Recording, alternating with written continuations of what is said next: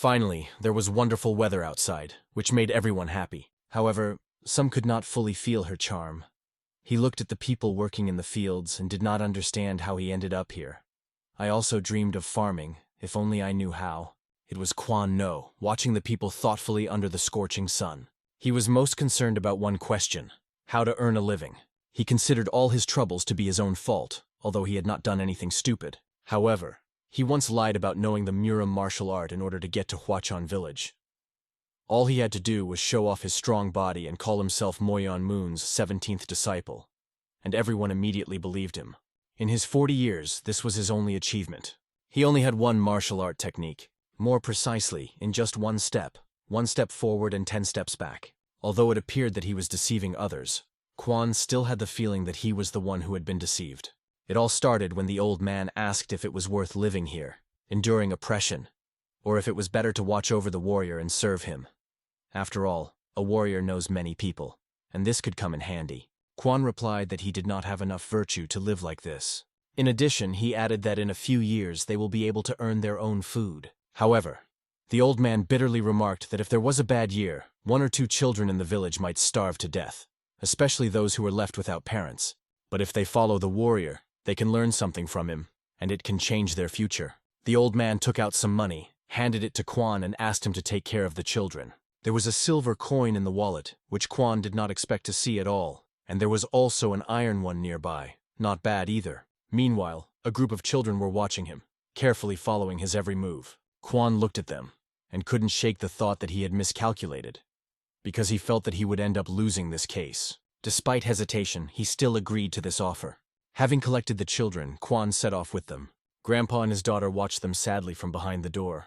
She asked her father if he had given this hermit too much. The reason we wander in search of food is because we know our place and live by moral principles.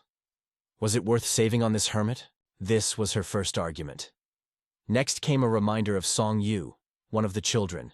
It only needs to be looked after for 5 more years, and then it will be able to bring benefits on its own. Quan led the children through a picturesque area where mountains harmoniously combined with thick green trees. They walked between the trees, and among the little ones could be heard grumbling bellies. The sun's rays gently fell on Quan No's face, breaking through the branches. In the same way, the sun lit up the children's faces, passing through the dense green cover of the trees. Quan kept turning around to make sure the kids were keeping up with him. But suddenly, when Quan turned back and then looked forward again, he saw something unexpected.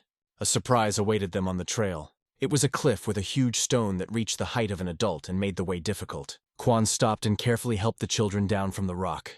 Behind the stone, a river awaited them, to which they approached to wash. A girl with purple hair diligently washed her hands in cool water. All the children were very friendly and willing to help each other. Among them, Quan singled out the biggest guy who looked strong and reliable. His name was Seong Yu. Already on the way, night fell, and the group stopped to light a small fire. The girl asked Quan how much more was left to go. 1 more night and we'll be there, Quan replied with a yawn. In the light of the flickering fire, the children fell asleep, leaning against it. After some time, a new home was waiting for them, where they were going. The next night they slept already in this house, where Quan had brought them with him. Looking at the children, Quan understood that no matter where they went, they would have to live on bread for the first time. Quan was very upset because he could not afford to taste the traditional Chinese wine that he had so longed to try. He decided to spend the money on food, because the children needed to gain weight and look healthy. Quan found 3 chickens and cooked them for the children. The children's cheeks were covered with delight when they saw such a treat. The children were looking at the bowl and at him, but Quan asked them not to look, but just to eat. They were stunned. For the first time in their lives there was so much meat in front of them. Quan reassured them with a wave of his hand and insisted that they enjoy their meal. The children began to eat enthusiastically. The taste was so wonderful that they felt as if they could eat it forever. The meat literally melted in the mouth, giving real pleasure. Quan smiled as he watched their happiness and how they enjoyed every bite. At the same time, he cooked rice, which could spoil soon. He boiled some of the rice and kept the rest for better storage for the following days. When King Yama asks me what good I have done in my life, I will be able to answer what it is, Quan thought. Thus he cooked food, believing that he was creating good karma for himself. The rice balls were already ready to be served. The children carefully savored them, but at the same time did not forget to have fun. Quan watched them carefully and noticed that they were gaining weight little by little every day. After eating, they went to the river again to bathe. Meanwhile, Quan found corn to diversify their diet. The children were extremely happy about this treat, but even with the joy of eating, they did not stop playing. Quan's mind constantly revolved around the 3 days, the only 3 days that haunted him. Night had already fallen on the village, and everyone gathered in one room, preparing for sleep. Grandpa told them a story about a tiger that ate children. These scary stories, which were also told by Quan, scared the children quite a bit. At the end of the story, the tiger was eating everyone, and Quan, seeing their fear, asked them to go to bed soon. After listening to the scary tale, the children immediately hid under the covers. Meanwhile, Quan thought about how he could last a few more days under these conditions. He took care of the children as much as he could. However, in these few days, more food had to be found. Covering the children better, he continued to think only about how to take care of them. The night ended, and in the morning Quan gathered the children to talk. He explained to them that they needed to find a place where they would live. He also reassured them by saying that people may seem rude or hot-tempered, but deep down, they are good. And over time, they can become their family. He was looking at Seong Yu intently as he spoke, as if pondering something important. Quan came up with a plan. He wanted to get Seong Yu to work as a blacksmith. Although the boy is still a child, he already has a strong body and great perseverance, so he only needs to be taught a little. Incheon Quan planned to send to San Hyangru. He couldn't let a woman hurt herself just because she didn't get what she was promised by Dolok. Quan, the smartest of the children, decided to send him to the cafeteria, because he would definitely not go hungry there. Quan sincerely wanted the children to live well, but he understood that it would be difficult for him to take care of them alone. Therefore, he asked them to follow him, although the children did not understand at all where they were going. He led them to a hill overlooking a large village. As they descended, they heard the loud sound of a hammer hitting iron. Quan headed for the forge. At this time, the blacksmith was busy with his work. He was forging another product. The blacksmith's name was Chan, and upon approaching him, Quan greeted him. Chan looked away from his work for a moment, turned his head and looked at him. "How are you doing? Is everything okay?" Quan asked. But Chan, without even answering the question, immediately declared that he did not need workers. Quan did not give up and began to convince the blacksmith, assuring him that the boy was very intelligent and emphasized that he had reason to think so. However, Chan replied curtly, "There is no work for two here. Just get out of here." However, Quan was not going to back down so easily. Even when Chan returned to his work, Quan persisted. He begged the blacksmith to at least listen to him. The children had many questions in their heads because they did not understand what was happening. Chan reiterated that there was no work for them, but Quan did not back down. He led Seong Yu to the blacksmith and asked the boy to say hello to his potential mentor. Chan cast a critical glance at the boy, noting that he was only 8 years old, and his body was not yet strong enough for such a job. Quan insisted, claiming that in a few years of study, he would turn out to be a skillful and useful student. Koval began to look at the boy from the other side. Quan kept talking about Seong Yu's positive traits. He begged Chan to give the boy a chance, to believe in him and teach him the trade. If he is raised properly, he will become not only a good assistant, but also a friend, Quan said. In addition, he emphasized that he could only trust Seong Yu with Chan. When Quan saw the agreement on the blacksmith's face, he turned to the boy, explaining that Chan was now his mentor, and asked him to obey him. Seong Yu had tears in his eyes because he didn't want to part with his grandfather. That'll be better for you, Quan said. It is true happiness to master a skill that will allow you to earn a living. Little Seong Yu, although he didn't want to, had to accept it. He ran over to Quan and tugged on his sleeve, hoping he would change his mind. But Quan had to let go of that sleeve. It cannot be said that he himself sought it, especially when he heard the boy's words. "Grandpa, don't leave me." Seong Yu begged again and again, promising to be obedient and do whatever he was told. But Quan calmly explained that he was not leaving him, but was only trying to show him how to survive in this world. After that, he turned to the other children, asking them to move on. Sun stayed where he was, sobbing and still begging not to be left. The boy promised that he would eat very little, even once every 2 days, and kept begging, adding, "Please." Quan repeated that he was not leaving him, and tried to reassure him by telling him about the blacksmith. He explained that Chan was the best blacksmith in the entire county, and now Seong Yu would be able to learn from him. But the boy could not calm down, choking on tears, and even declared that he was ready to eat only once every 3 days. Eventually, Quan couldn't take it anymore and walked over to Seong Yu, hugging him. This moment touched everyone, and the chain reaction worked. Each of the children began to cry. Grandfather just shook his head in confusion, trying to find the right words. Another little one ran up to him, grabbed his clothes, and began to promise that they would be obedient and could even eat very little. John, a cute girl, also grabbed his sleeve, trying to hold him back, but Quan explained to them again and again that he was not leaving them. He asked to understand that if they stayed with him, they would starve. His only desire was to give them a chance to live full and happy lives, avoiding what he himself had gone through. However, in the end, he gave up. His hands fell limply, and he too began to cry. John moved closer to comfort him. In tears, she asked him not to cry and promised that she would take care of him when he grew up. The children did not want him to leave them. Their attachment to him was too strong, but Quan knew that their lives would be difficult with him. In winter, they could be left without heat, covered only with straw bedding. In the end, he could not stand the pressure from the children and agreed to return, deciding, "We'll figure something out." It was deep night outside. In a small house, the children slept, huddled together in a single room.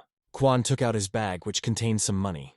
This money was given to him by Chan, who liked Seong Yu, with the condition that when the boy grew up, Quan would send him to study as a blacksmith. Quan then walked over to the corner where there was a large box. In that box was a casket, which he carefully took out. Looking inside, one could see how much longer he and the children could last. In the box were all his savings, enough to buy a small field and live out the rest of his life in peace. Under the dim candlelight, holding the box in his hands, Quan thought about many things. He chastised himself for bringing the children here without any plan or preparation. Thoughts gnawed at him. He should have backed down for their own good, but instead, he only made things worse by taking 2 more children. But sighing, he decided that the past will remain in the past, and now it is necessary to save as much as possible. The night could not last forever, and the first rays of the sun had already begun to appear over the horizon. Quan entered the room and spoke quietly to the children. He woke them up, explaining that a new morning had dawned. It was time to get up, and the older children began to wake up the youngest. Seong Yu asked Bach not to wake him up, reminding him that the teacher always said that little ones need more sleep. The youngest stayed to sleep, and the rest of the children began to make their beds. Having finished their morning chores, they went outside. Everyone bowed to Quan there. Someone called him grandfather, and someone called him teacher. The youngest always called him grandfather, but Bok explained to him that now he should only be called teacher. The little one bowed again, and this time called him teacher. After that, Quan suggested that the class begin. They started with morning exercises. As part of the charge, they practiced their shots. Everyone moved in sync, repeating after their teacher. Quan showed every movement clearly. He punched the air, demonstrating the technique in detail, and asked the children to do the same. Lining up in a row, the children repeated the right kick, exactly copying the teacher. Some people found it easy, while others had to make more efforts. At this point, Quan wondered if he should rank them in order of seniority for a better result. It was difficult to decide. Ram is older, but Seong Yu does much better, and given his character, the choice is obvious. After finishing his thoughts, Quan asked the children to rest. They sat down, and as their teacher taught them, took a short breath and a long breath. Quan reminded them that even in difficult times, one must breathe easy, endure, and carry on. He divided the students as follows: Soman, first; Ram, second; Incheon, third; Sim, fourth. Bok became the 5th student, Anwoo became the 6th student, and Songjung became the 7th student. Quan decided that this was the best way to organize the group. Junior student Seo Yul received special attention as the youngest of them all. Meanwhile, food was already on the table, a fragrant hot porridge that Quan had prepared. He invited the children to the table, and they happily sat down to eat. A moment, and the first bowl was already empty, so quickly everything disappeared. Quan, seeing this, only opened his eyes wide in surprise. Noticing the children's appetite, especially the youngest, he decided that more food should be given. If they are not fed enough, their muscles and bones will not grow. This thought led him to the idea of finding a job. Maybe traders need a bodyguard? However, he realized that he was already old and had not worked for a long time. Quan's thoughts were interrupted by Seong Yu, who turned to him. Seong Yu asked Quan not to appoint him as a senior student. He explained that Ram is older than him, and Incheon is his age, so it seems wrong. I divided students not by age, but by abilities. He placed the others in order of seniority.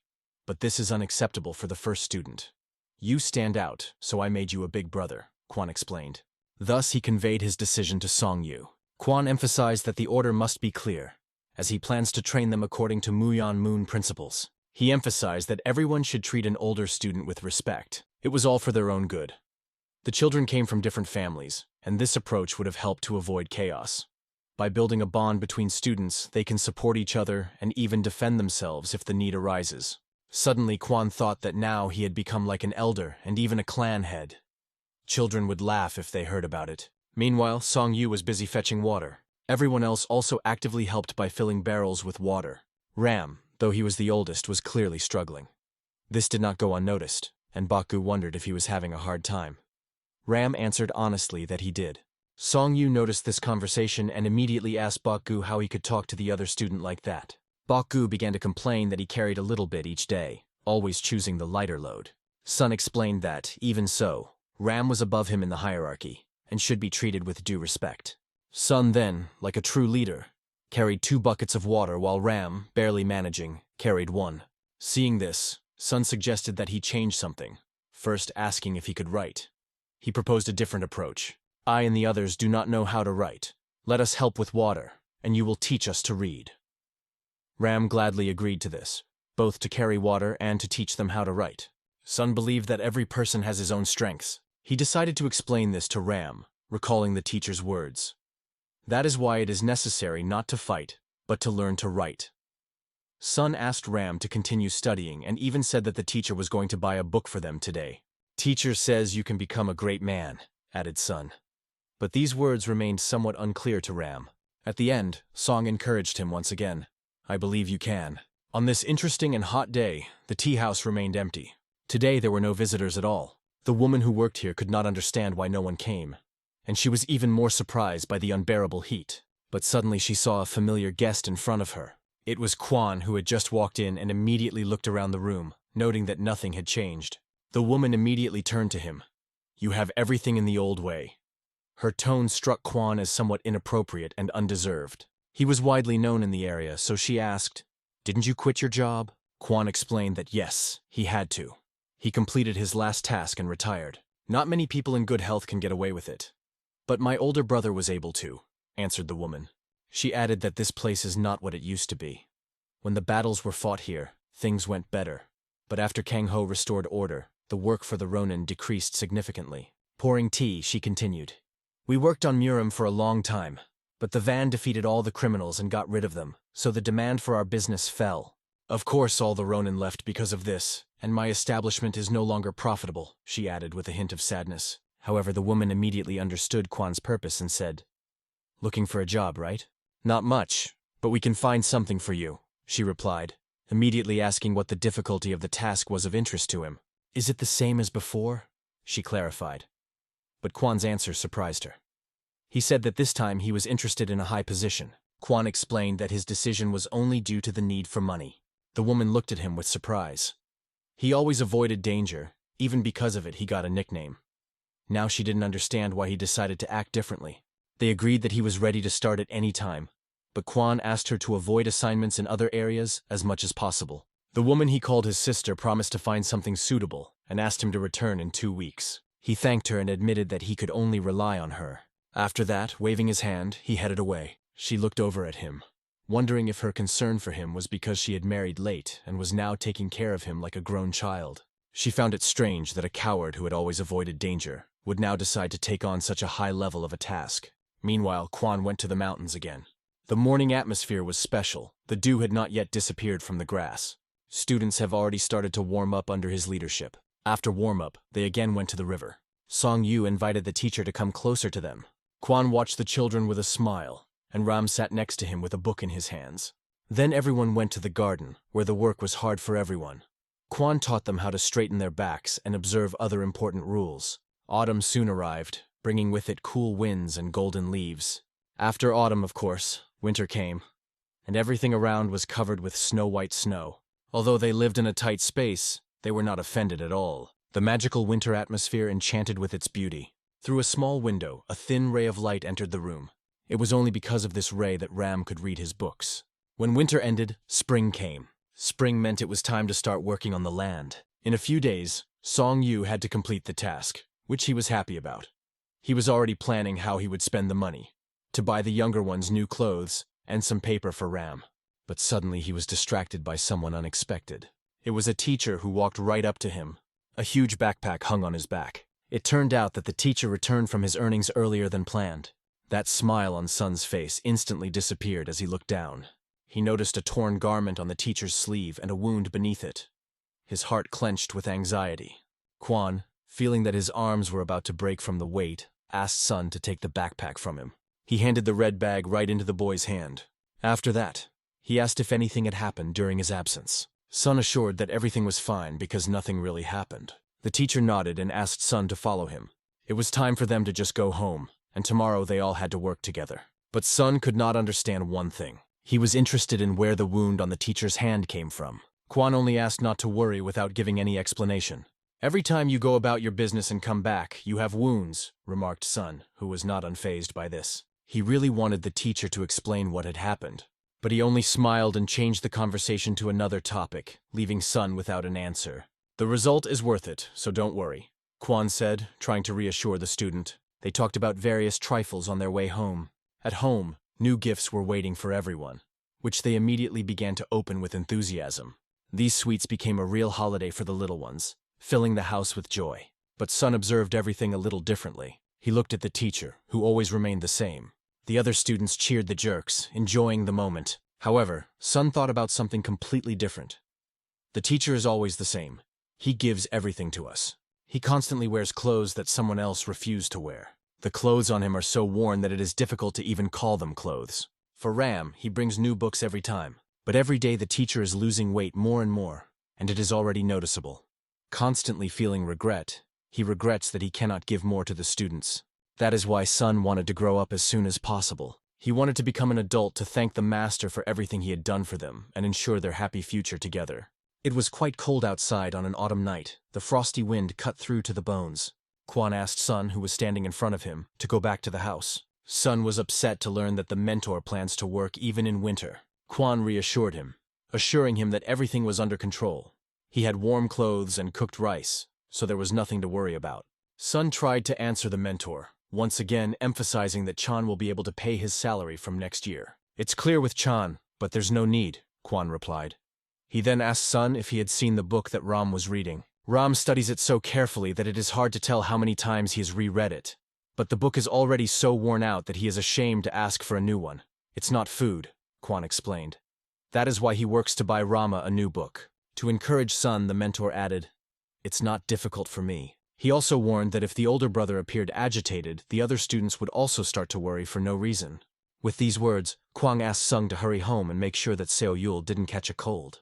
Once again, Sun saw his mentor wave to him and leave for work.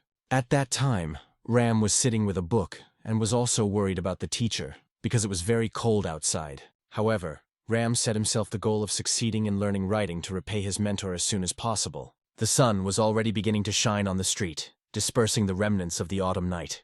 The students sat and practiced breathing exercises as Quan taught them. When Bongu asked the youngest if he also had a stomachache today, he nodded and replied, "Yes, it does." But when Bon offered to tell his older brother about it, the little one began to beg not to do it, because calling a doctor is very expensive. Bon reassured him by explaining that he was the smallest, and it was the elder's problem, not his. The little one admitted that he likes it when his stomach is warm. After these words, Bon decided that it would be so, but asked the little one to tell if the pain repeated even a little. At this time, Seong Yu addressed everyone, stressing that they needed to concentrate on their training. These words came as a shock to the students, because they did not expect such a reminder. But Sun couldn't get rid of his thoughts about why the teacher hadn't come back yet, because it was already late. In addition, the food in the house began to run out, which made the situation even more difficult. Sun decided to tell his brothers about the rumors he had heard among the woodcutters. Now there is a period of barbarian attacks. The disciples were very surprised to hear this. When they learned more, they were even more frightened, because barbarians are known for their ruthlessness. They do not distinguish between old people, women, or children. They kill and rob everyone equally. Sun warned that without their teacher by their side, they needed to be extra careful and protect each other. He ordered Incheon and Seoyul to always stay at home. Sun himself, along with Bon, took responsibility for the water and firewood, even though it was difficult. Baku kept wondering what the other student would do in this situation. His words attracted everyone's attention. But Sun made it clear that Ram has to attend Satan where he is being taught to write, and he just doesn't have time for other things. Ram, however, offered to join them himself, but Sun refused, reminding them that his main goal was to teach them all to read. "Missing at least one class can set you back a year in your studies," said Sun. His decision was final. "No, this cannot be allowed."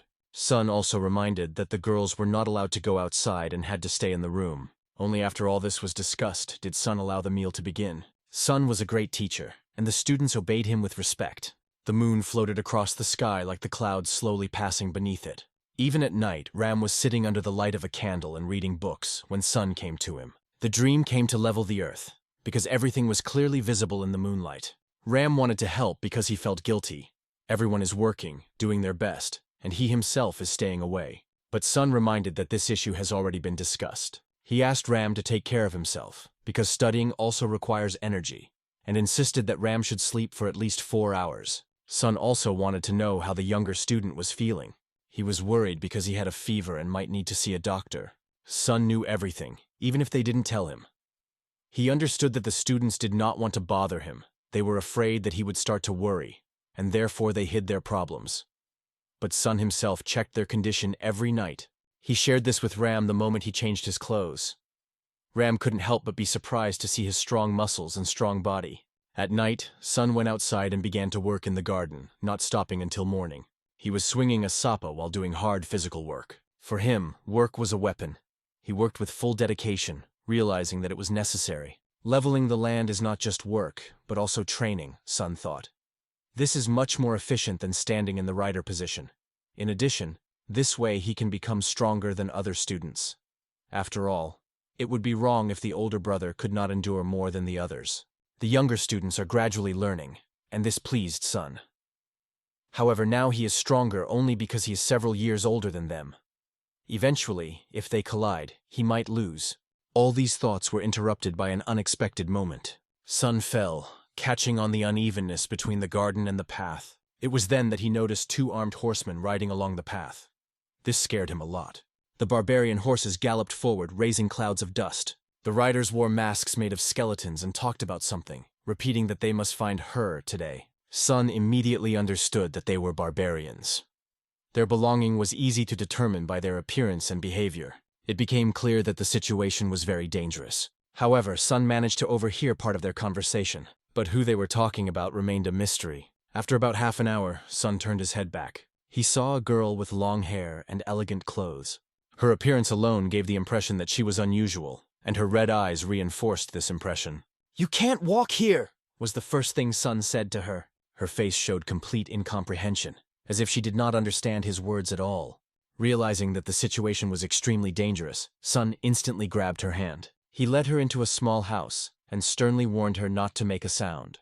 Sun also emphasized that under no circumstances should you go outside. After that, he returned to the garden and started working again. It wasn't long before Sun saw the same threat again. The barbarians were now charging straight towards him, causing him great anxiety. One of them noticed the boy and immediately turned his attention to him. Driving closer, they asked Sun if he had seen a woman here. Sun, visibly frightened, replied that he had not seen anyone. The barbarians began to talk among themselves, discussing that there was no other way here and expressing their displeasure. One of them suggested that this woman was incredibly beautiful. As soon as the conversation turned to the girl, the barbarians became more aggressive and their mouths almost drooled. One of them threatened Sun, saying he would beat him up if he was found to be lying, and asked again if anyone had passed by. "There was no one here," replied Sun, overcome with fear. He even started stuttering from excitement, but suddenly he saw a hand approaching him. It was a strong slap. His frail body could not withstand the blow, and he fell to the ground. One of the barbarians, suspecting that the boy was hiding something, threatened to kill him if he lied. "I really didn't see anything. I'm not lying," Sun begged. But these words did not stop the barbarian. He continued to kick the boy while his companions only laughed, enjoying the scene. At the same moment, the girl was standing in the small house where the dream had hidden her, and through the crack in the door she saw everything that was happening. She watched the boy being brutally beaten and couldn't take her eyes away. After the beating, the men decided that Sun really didn't see anything, or was so stupid that he didn't even realize if someone was passing by. They decided to go on further searches as soon as possible. At the same time, they said that the boy was lucky today, because if they had more time, they would have beaten the soul out of him. Sun's body lay on the ground, shaking with pain and fear. Suddenly, someone's shadow appeared above him. It was a girl who approached him. There was only one thing in her mind.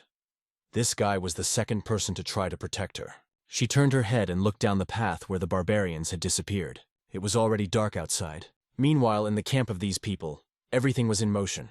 The barbarians lined up, and one of them was kneeling in front of the others. He was punished for trying to curry favor with the captain. Others shouted at him that he should just sit and be quiet. The captain, holding a cup of sake in his hand, accused the man on his knees of having wasted the whole day because of him, and added ominously that he only drank sake and nothing else. The man, beaten and barely holding on, tried to justify himself. He said it was impossible and insisted that they had kept a close eye on the girl. But she had disappeared. During his excuse, he suddenly turned his head in the direction of the exit from their camp.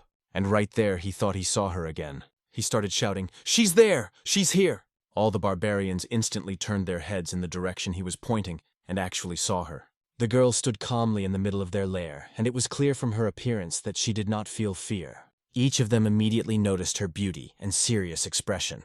She walked straight to the center of the camp with as much confidence as if it was her place. "And where did such a beauty come from here?" asked the commander, alarmed, with saliva on his lips. The girl came closer and turned to him.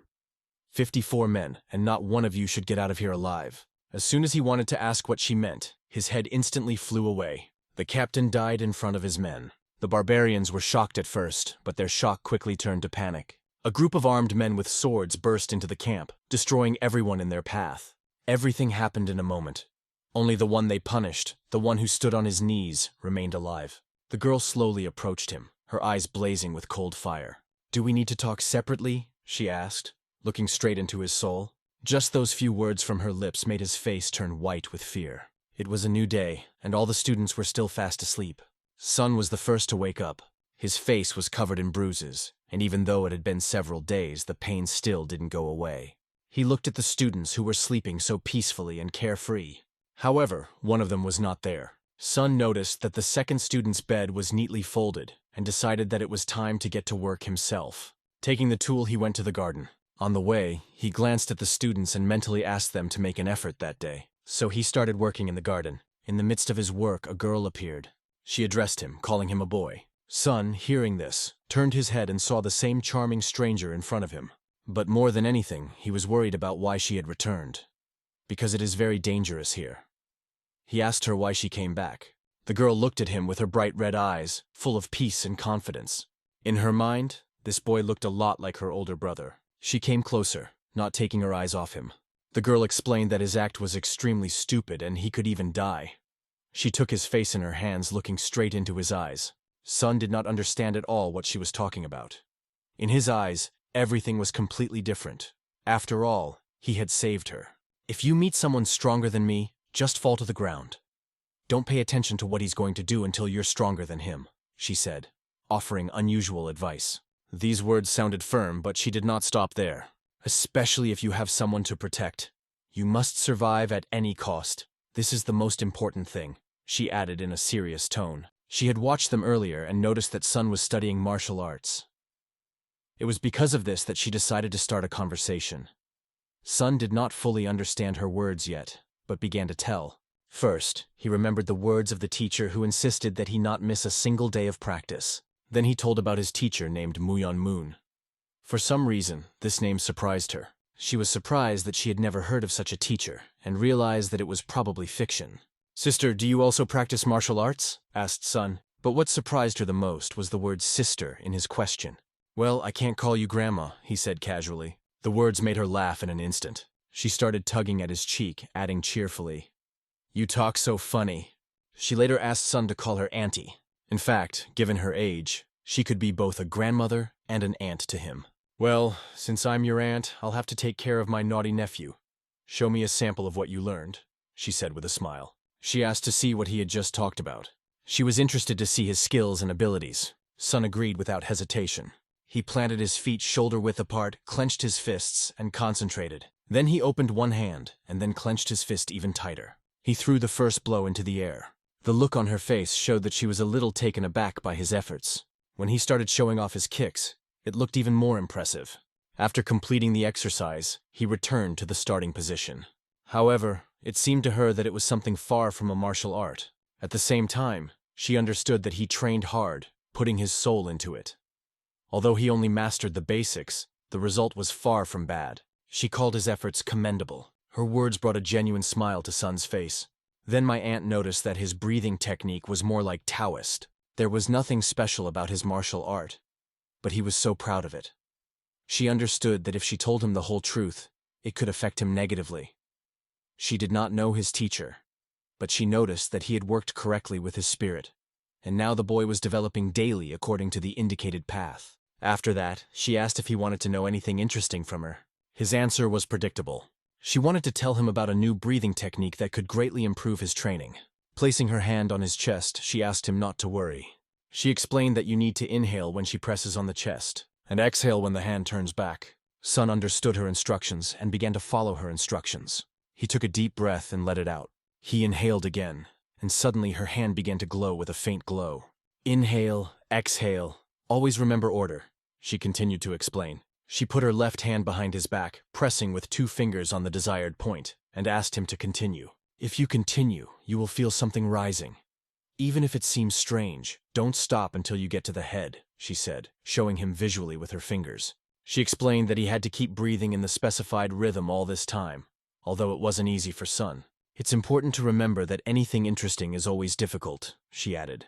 At the same time, she emphasized that mastering this technique will bring incredible results, and decided to show what it is capable of. She put her hand out in front of her.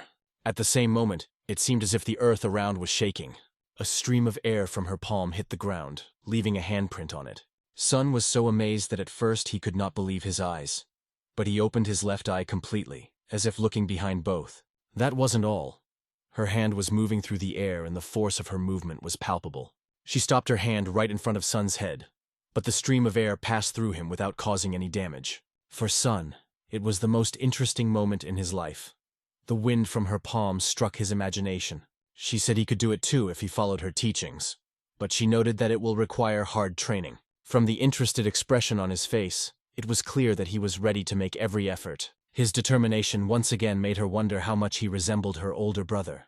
After that, she agreed to teach Sun a few more techniques that he could use in his training. You need to carefully monitor your breathing and concentrate it in one place, the aunt reminded. She brought her hands together in front of her. Energy began to form in her hands and the light flickered. From this energy, she created a ball and stretched her hand forward. Then she let go of the bullet and it flew in front of her, causing a loud explosion. A cloud of dust flew in all directions. Sun saw this for the first time in his life and was shocked to the core. Aunt demonstrated the breathing and movement technique, and it looked so impressive that Sun even exhaled reflexively. She immediately asked him to try to do the same and began to help him with the movements. However, she cautioned that no one should be shown this until he learns to use the technique easily and confidently. They began to move in sync, following the rhythm. And remember, mismanaging talent can lead to anger, she said, stressing the importance of control. Sun listened to her carefully and promised to practice until it became natural. However, he became interested in the name of this martial art. She replied that he didn't have a name, because she created it herself, given the situation he was in. At the same time, she added that the name is not important. But it's cool! The teacher sometimes told us stories about the heroes. Their techniques were called, for example, the Heavenly Dragon, or the 18 Truth Strike. It just sounded amazing, said Sun enthusiastically. Upon hearing this, the aunt agreed with Sun and added, the name of the technique is a way to describe its essence. This technique can be called murder, she said. To Sun, these words were shocking, even more than anything he had heard before. If you use this technique, you have to either kill the opponent or make him unable to resist anymore, she explained. This is the only way you can guarantee your safety. This means that before using it, you need to think 3 times and not be afraid of anything else, she added seriously. Sun listened carefully and agreed with his aunt. She once again reminded that under no circumstances should you tell others about this technique. But Sun asked if this also applies to his students, if it would be possible to tell them. The aunt sternly repeated, to no one. She explained that she just wanted to repay a debt, not raise a killer. And if he breaks his promise, she will cut off his hand. She asked if he understood that his aunt never lied. However, he could share the breathing technique. She gave permission for this. It seemed to her that this was not enough to thank him. So she took out the ring and gave it to Sun, saying, if the situation becomes critical, you can sell it at the biggest shop in the village. It will help. Sun began to wave his hands away, declaring that it was not necessary at all. But the aunt took his hand, put the ring on his palm and explained, when adults give something, you just have to accept it. She once again asked Sun to do his best to learn what she taught him. She did this because she understood what his fate could be without this knowledge. Looking at him, her last thought was that she wished she could see him again. But suddenly Sun lost sight of her. She suddenly disappeared, leaving him standing alone. The ring she gave him remained in his hand. After that, Sun went to his brothers and sisters. Ram learned to write by drawing symbols on the ground with a stick. He showed these symbols to others, explaining their meaning. Everyone has flaws. And knowing their own, they need to be corrected immediately, he said. These were the words he asked everyone to remember and learn for today. However, the second brother loudly declared that he did not understand why teach something that he would never use. Sun immediately explained to him, "There is a big difference between not knowing and not using something. For example, with writing, you can know but not write. Or you can simply not know how, and these are completely different things." He asked his brother to stop being capricious, to which he quickly agreed. Ram, watching the fifth brother, decided to approach him to talk. Ram helped his brother by holding his hand along with the stick he was writing with and guiding it. He asked Bok-gu to repeat his movements calmly and carefully. Ram wrote the name Bok-gu on the ground and asked if he knew what it meant. "There is power in words, and letters are a way of expressing it," he explained. "Your parents, Kang Bok-gu, knew about it. They gave you a name in the hope that you would receive the 9 blessings. Learning hieroglyphs is difficult, and because of this, many people do not know them.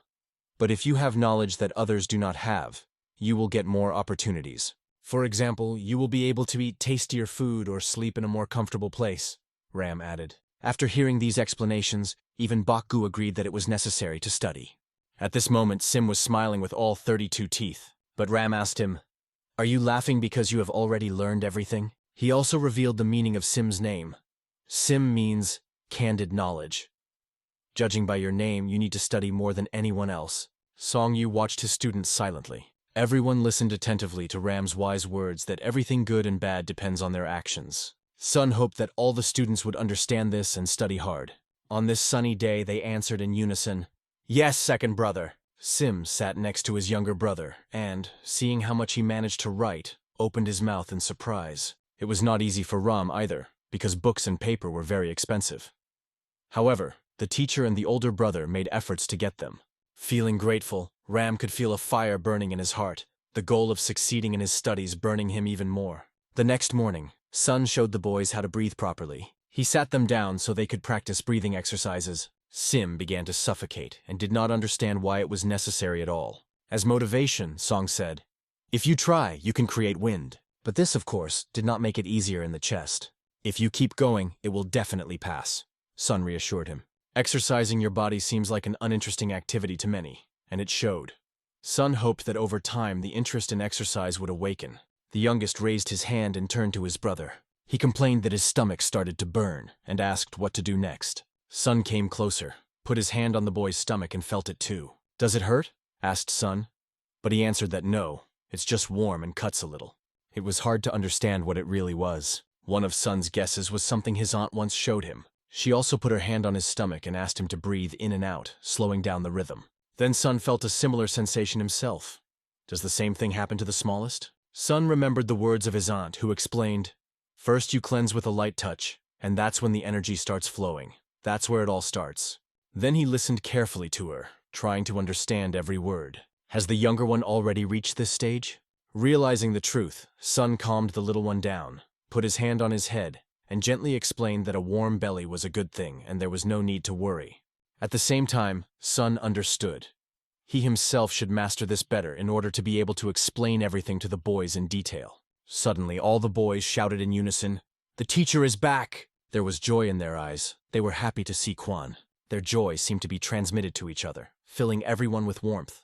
And they were very happy, because Quan had brought 3 chickens with him. Someone hugged the teacher, someone enjoyed the meat, but everyone without exception was infinitely happy. Soon the chickens were already being cooked in the cauldron along with the rice. And just as quickly, everyone began to put food on themselves. The mentor turned his gaze to Yul. He explained to her that she needed to eat the most to regain her strength. However, the 5th brother could not understand why there were only 2 carcasses on the table. Didn't Quan bring 3? It was explained to him that 1 portion would be taken by the 2nd brother, but he began to resent that this was unfair. There were 8 of them, and only 2 chickens. Sim tried to explain that the other brother was not feeling well and always shared his food with others, but Bach objected, noting that he does not work in the fields, does not help around the house, and only reads books. Even the girl asked him to stop the quarrel. Seong Yu held out his thigh to Bach, encouraging him to just eat and not worry. But Bach lowered his head and said quietly, "I didn't say I wanted to take a part from my older brother. I just thought it wasn't fair."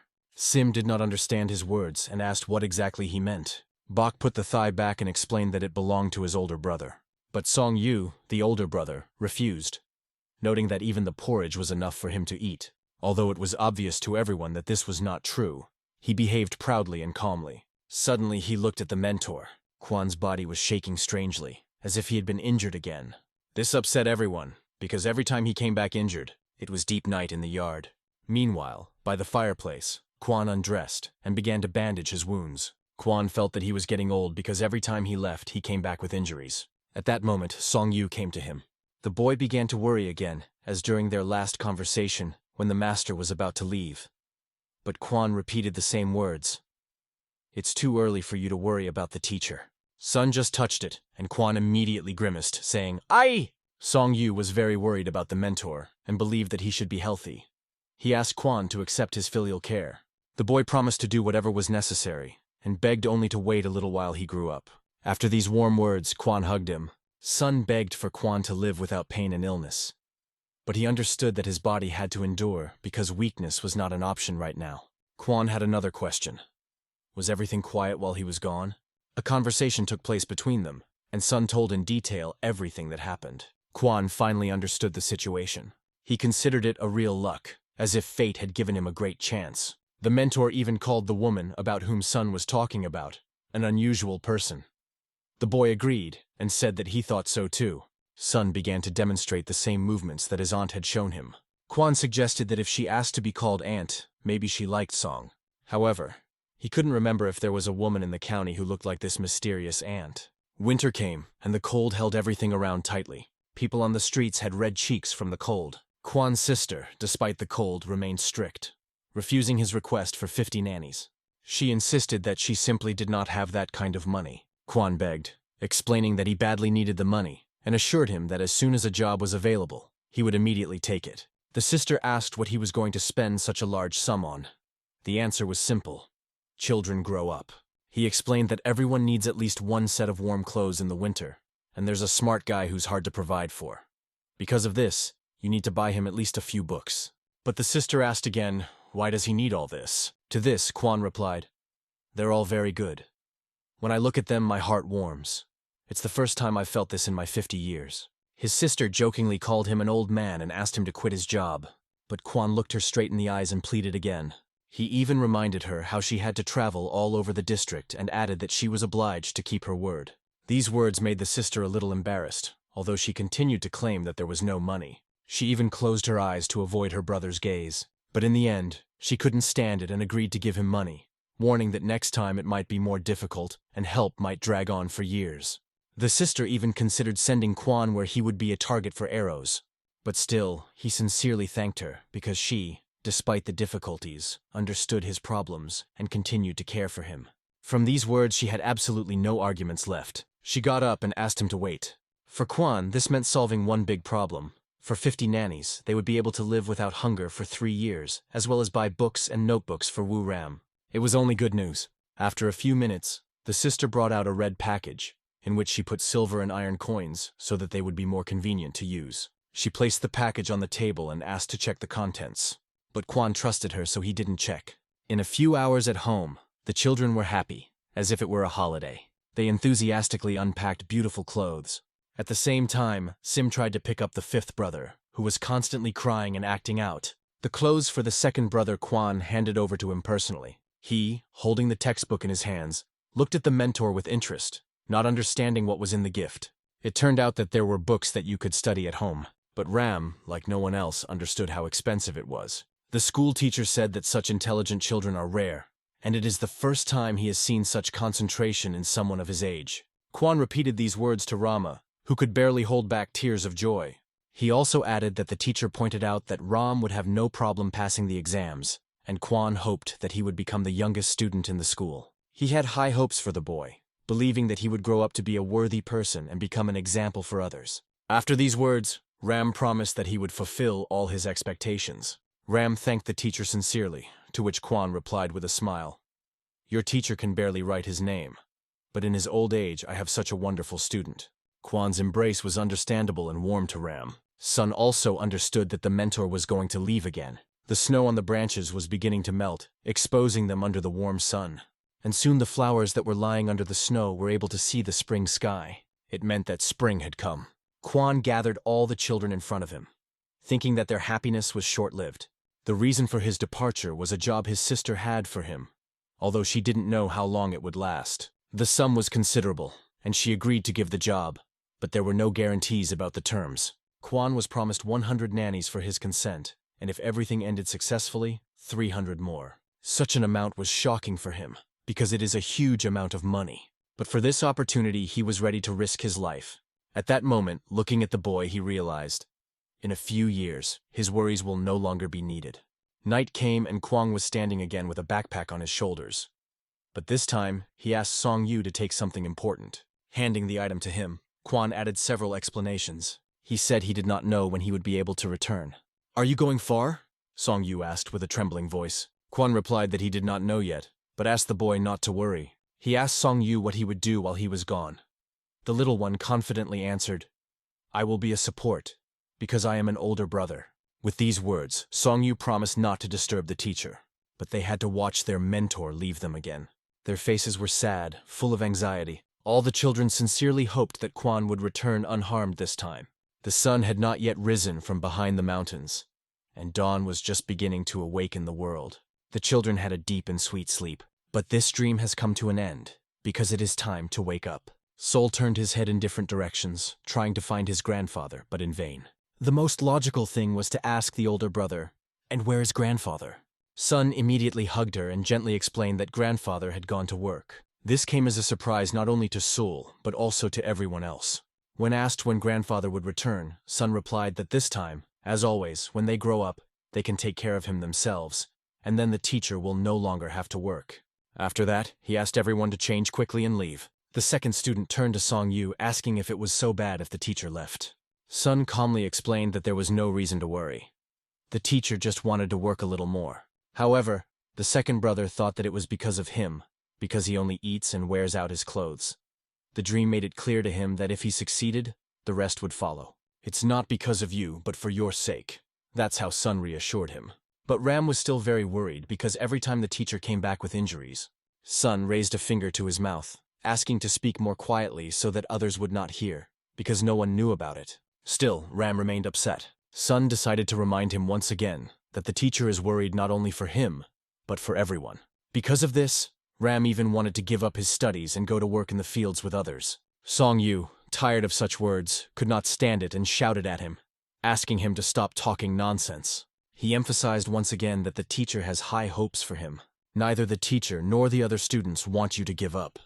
That's exactly how Sun explained to him. He added that a real man, if he has goals, should go towards them and not be distracted by trifles. Ram could not answer these words. At that moment, Incheon came in the door and supported her brother, saying that he was right.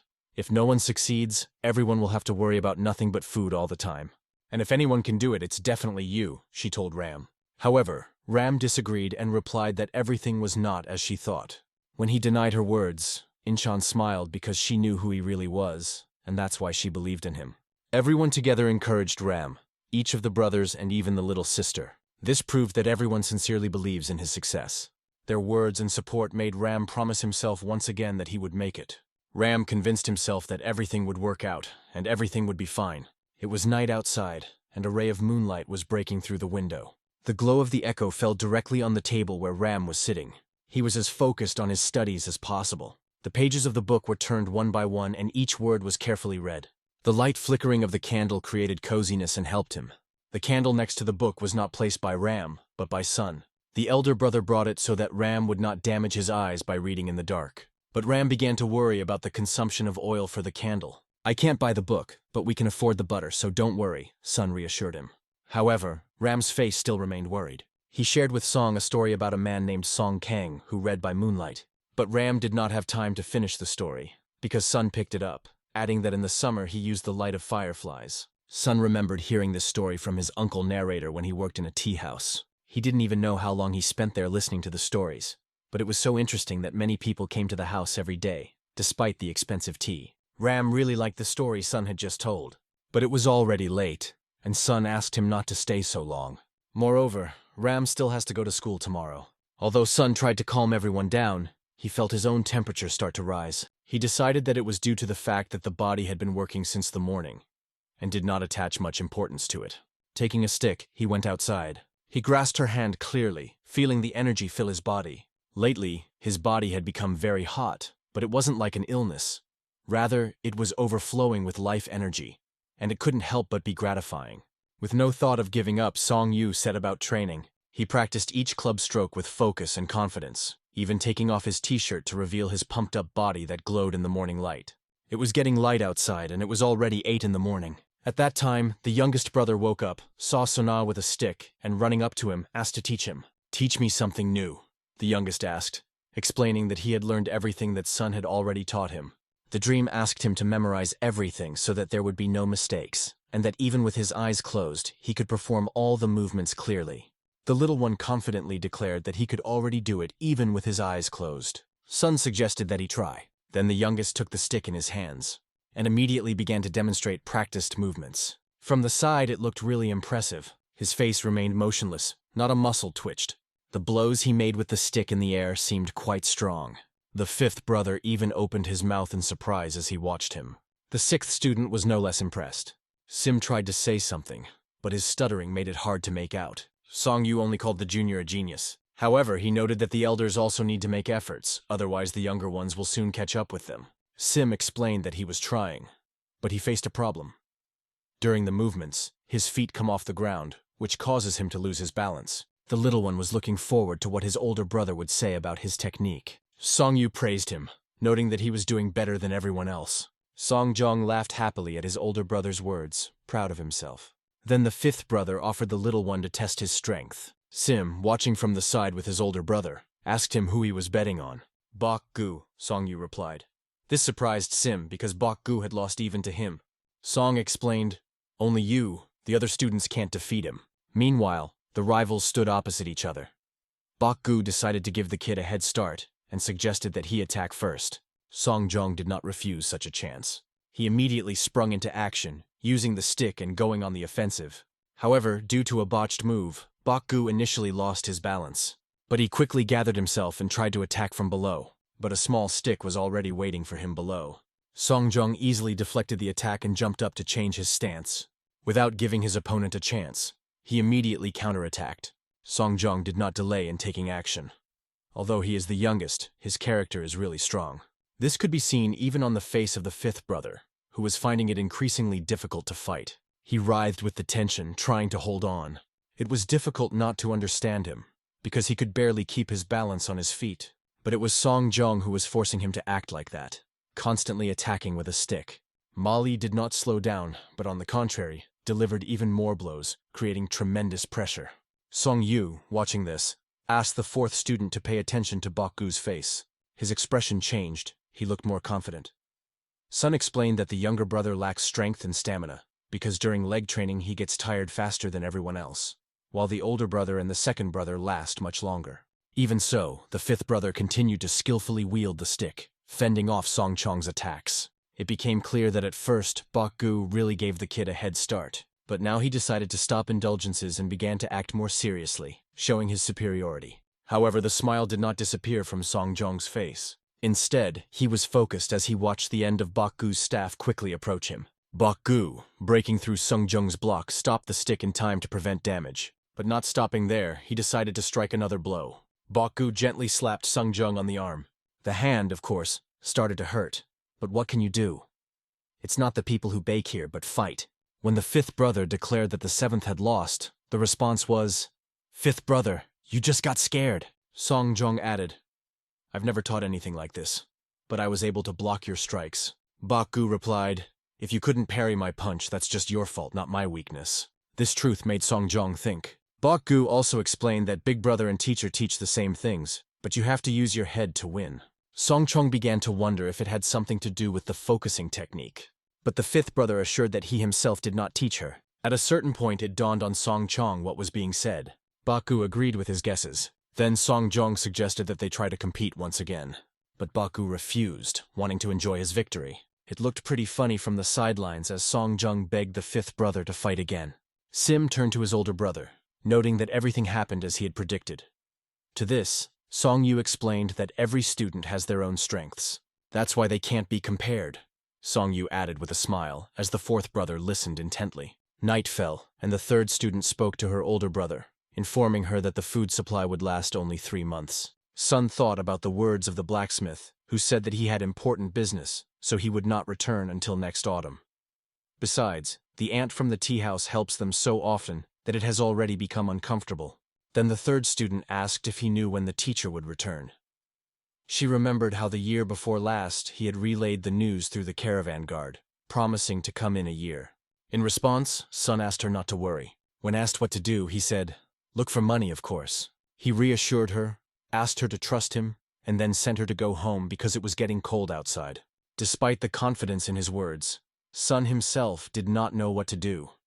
He only hoped that he could ensure a peaceful life this year, because the medicine for the youngest, Seong Yu, was very expensive. He needed to think things through carefully, because if they had to eat badly, he would feel guilty. Sun just looked at the starry sky and thought, maybe you should find a job. But even adults now found it difficult to find her.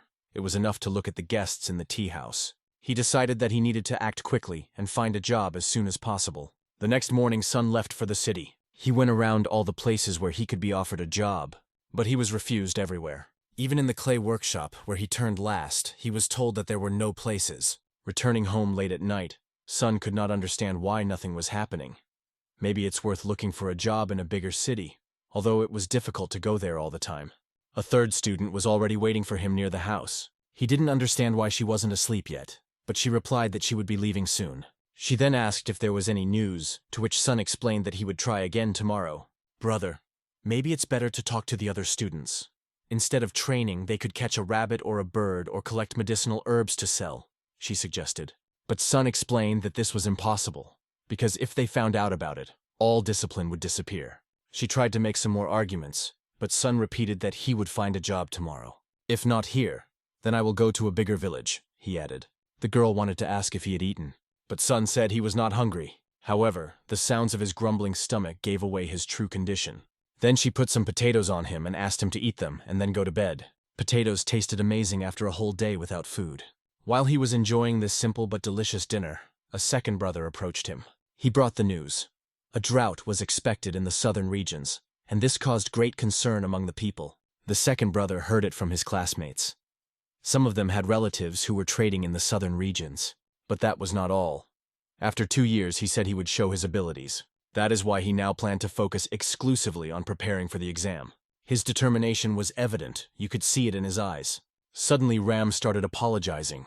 Then he asked him not to worry about him and assured him that he would only think about the exam and successfully pass it in 2 years. Sun sincerely believed in Ram with all his heart. Ram got up and bowed before him. However, it was clear that preparing for the exam would require a lot of money, at least to get to the exam hall. Sun thought about how to find these funds, and suddenly an idea came into his head. He remembered his aunt who once gave him something important. That something was a magic ring. Sun took it out and looked at it carefully. It seemed wrong to him to sell what his benefactor had given him, but the aunt said that it can be done in case of extreme need. Now Sun decided to find the biggest store where he could sell this ring profitably. After that, Sun went to the store. The merchant sat dusting off his wares, wondering why there had been no visitors for several months. Just at that moment, a boy came to him. The man carefully looked at the guest. It was Seong Yu who had come to sell something. But the merchant immediately said that this is not a place for children. However, when his eyes fell on the ring, he froze, speechless. The merchant held out his hand and Sun put the ring on it. It was clear that this was an unusual thing, and it was even difficult to determine what technique was used in its creation. Sun was only interested in one thing: how much money he could get for it. The merchant turned and said, "It's not uncommon, but the work is good. I'll give you 1 babysitter." But Sun knew that the stone on the ring was very valuable, and he urgently needed money. The merchant in turn had his arguments, and Sun had to agree. The man held out a document with the terms of the sales contract. Sun put his thumb up, confirming the deal. The merchant stood with his back to Sun, a sly smile on his face. The merchant took out 1 nanny, and Sun was surprised to see that it was silver. "Did you think I was going to give you gold?" asked the merchant with an even more sly smile. "You think I'm so stupid if I live in the village?" You should give me a golden nanny, Sun insisted. But the merchant only called the boy's words nonsense. When Sun asked for the ring back, the merchant held up the signed contract and showed it. Sun tried to argue, but his arguments were weak. The merchant easily countered, "The contract doesn't say anything about gold." Then Sun called him a fraud. The merchant calmly replied, "Stop yelling. Come to think of it, where did you get that ring? 1 silver nanny is enough to last you a few months if you save." Sun once again insisted that the merchant return the ring. But a man with an unpleasant smile that only annoyed Sun called someone from behind and declared, "There's some madman running around here." 2 big men came out of the door. One of them was blindfolded, like a pirate, and the other was even bigger and bald. Sun, already furious to the brim, literally burned with indignation at this situation. The freak, as the shopkeeper should now be called, pointed a finger at Sun and ordered him thrown out of the store, calling him a puppy. "And don't forget to beat him half to death," he added. The eyes of the 2 thugs lit up with enthusiasm. However, one has only one eye. Bald approached Sun, grabbed him by the cheeks, and asked with a smile, "Where are you, crybaby? Who got such audacity?" Sun slapped his hand away sharply. "Hey guys, I think he needs to be taught to be afraid of the elders," the bald man said, preparing to strike. He swung his huge fist, ready to strike. Sun looked surprised at first as he looked at the fist flying towards him, but he quickly reacted. At the moment when the blow was already close, Sun dodged and saved himself. And then, to everyone's surprise, he repelled the attack, set up a footstool, and knocked the bald man off his feet. The freak opened his mouth wide, watching in shock at what had happened. One-Eyed also stared at his one eye, not believing what he saw. He decided to take revenge for his bald partner. But he didn't have time to throw a right hook, as a left blow from Sun flew towards him. It seems that luck turned away from the one-eyed man this time. Sun was a little confused, because this was the first fight in his life. He couldn't figure out if he should continue, but the shine of the enemy's bald head and his growl spoke for themselves. This growl seemed almost animalistic. The bald man chose his own fate when he rushed at the boy again. This time he managed to deliver a powerful blow that caused Sun to bleed from his mouth. But who said that Sun would not find the strength to answer? He struck back and then grabbed the bald man by the shoulders. Grabbing him, Sun swung his leg back sharply and hit his knee right in the chest. The bald man received a strong blow in the breathing area, after which blood also gushed from his mouth. At this moment, Song thought, "What if he dies?" The freak definitely did not expect such a turn. 2 of his bodyguards, mercenaries, or simply scum, were now lying at his feet, and now all 3 were trembling. There was only one thought in Sun's head. If he didn't get the money, the students would be hungry the day after tomorrow. Hearing the words "spare," Zrinya, Sun stretched out his hand. The freak begged to spare his life, assuring him that Sun could take whatever he wanted. "I'm not the first to climb up with my fists. It's you who baited your thugs. I'm taking my ring and 1 silver nanny," answered Sun calmly. The merchant, standing on his knees, fussily agreed and handed over everything the boy demanded. He was lucky that this young man was so kind. Sun, taking his own, went home. On the way, he wondered if he had done something wrong, but something made him suddenly turn around. Among the trees, he saw a flicker. They were masked people, but Sun immediately knew who they were. They stopped right in front of him, 3 against 1. Sun could hear them discussing him. "The body is already an adult, but still a child. Let's deal with it quickly. It's time to refresh ourselves, and we're standing here." One of them came closer and asked, "What? You can be a bandit so young?" He couldn't stand the dream. He lowered his head, but he raised it again, and his appearance changed dramatically. His eyes began to glow red. He shouted loudly, and energy boiled around him. "Call me a thug. I'll show you who I really am," Sun stated firmly, preparing for battle. Sun used the technique his aunt showed him, gathering all his energy in his hands. Then he directed it directly to the face of one of the bandits, realizing that the consequences could not be avoided. His hand stopped at his opponent's face, ready to attack, but at this moment, he remembered his aunt's words. "If you use your hand, you must either kill the opponent or make him unable to resist." The bandit did not understand what it was, but he felt something disturbing. Due to the fact that Sun was unable to complete the attack, the thug took the opportunity to counterattack. He punched Sun first and then kicked him, knocking him off his feet. Sun spat blood for the 2nd time that day, feeling great pain. The bandits brutally beat him, leaving him lying on the ground, continuing to call him a bandit and accuse him of stealing money. Sun lay motionless until the moon peeked out from behind the clouds. Only then did he manage to regain consciousness and slowly get up to go home. Every step hurt him, and he held his hand to his ribs. Every cough was accompanied by a lump of blood flying out of his mouth. Suddenly, he felt dizzy and almost lost consciousness. In the end, he just fell to the ground, left lying there, unable to move any further. Sun gradually opened his eyes and saw his younger brothers and sisters in front of him. They were all standing over him, and their faces showed how much they were worried. They waited impatiently for their older brother to finally wake up. Sun woke up with weak moans. He tried to get up, but the third nurse asked him to lie back down and told him that he had slept for 3 whole days. "How could this happen?" he asked in surprise. "I should be asking you," replied the sister. "You were lying on a deserted road. If the other brother hadn't come home late and found you, disaster could have happened." Sun realized that he passed out before reaching home. He explained that he simply fell while descending the mountain. "At first, I thought everything was fine, but I hit it pretty hard." After that, he asked everyone to stop worrying and return to their work. As they began to part ways, Sun asked his sister to hold back. His important question was about the food. How much is left? His sister assured him that everything was fine, because the fourth brother had brought some. When asked where he got it from, the sister answered by asking, "Do you know that grandfather who lives in the mountains and collects medicinal herbs?" She added that grandfather also hunts. The fourth brother often saw him during training and asked if he needed an assistant. The old man agreed. After these words, Sun's eyes filled with hope that now they would have food. The sister continued the story, adding that all the students understand the situation perfectly. After that, Sun asked her to leave, saying that he needed to think about something. Without further questions, she left, leaving him alone. Lying alone in the room, Sun called himself an idiot, berating himself for not taking decisive action. If he didn't do anything, the students would go hungry, and that was what he feared the most. He hesitated, waiting for the teacher to return, but he was already in despair, not knowing what to do next. After a while, he went outside, but his thoughts did not leave him. What will happen if students only eat porridge? Then they will not have enough strength for training.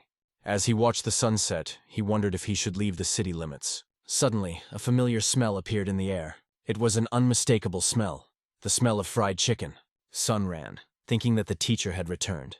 But it turned out not to be so. The students were roasting chicken on the street. Seeing their older brother, they were very happy. As he approached them, Sung Jung asked, "Has the teacher returned?" It turned out that they simply decided to cook the chicken themselves. The students, of course, were waiting for the older brother, but he was surprised and did not understand where the chicken came from.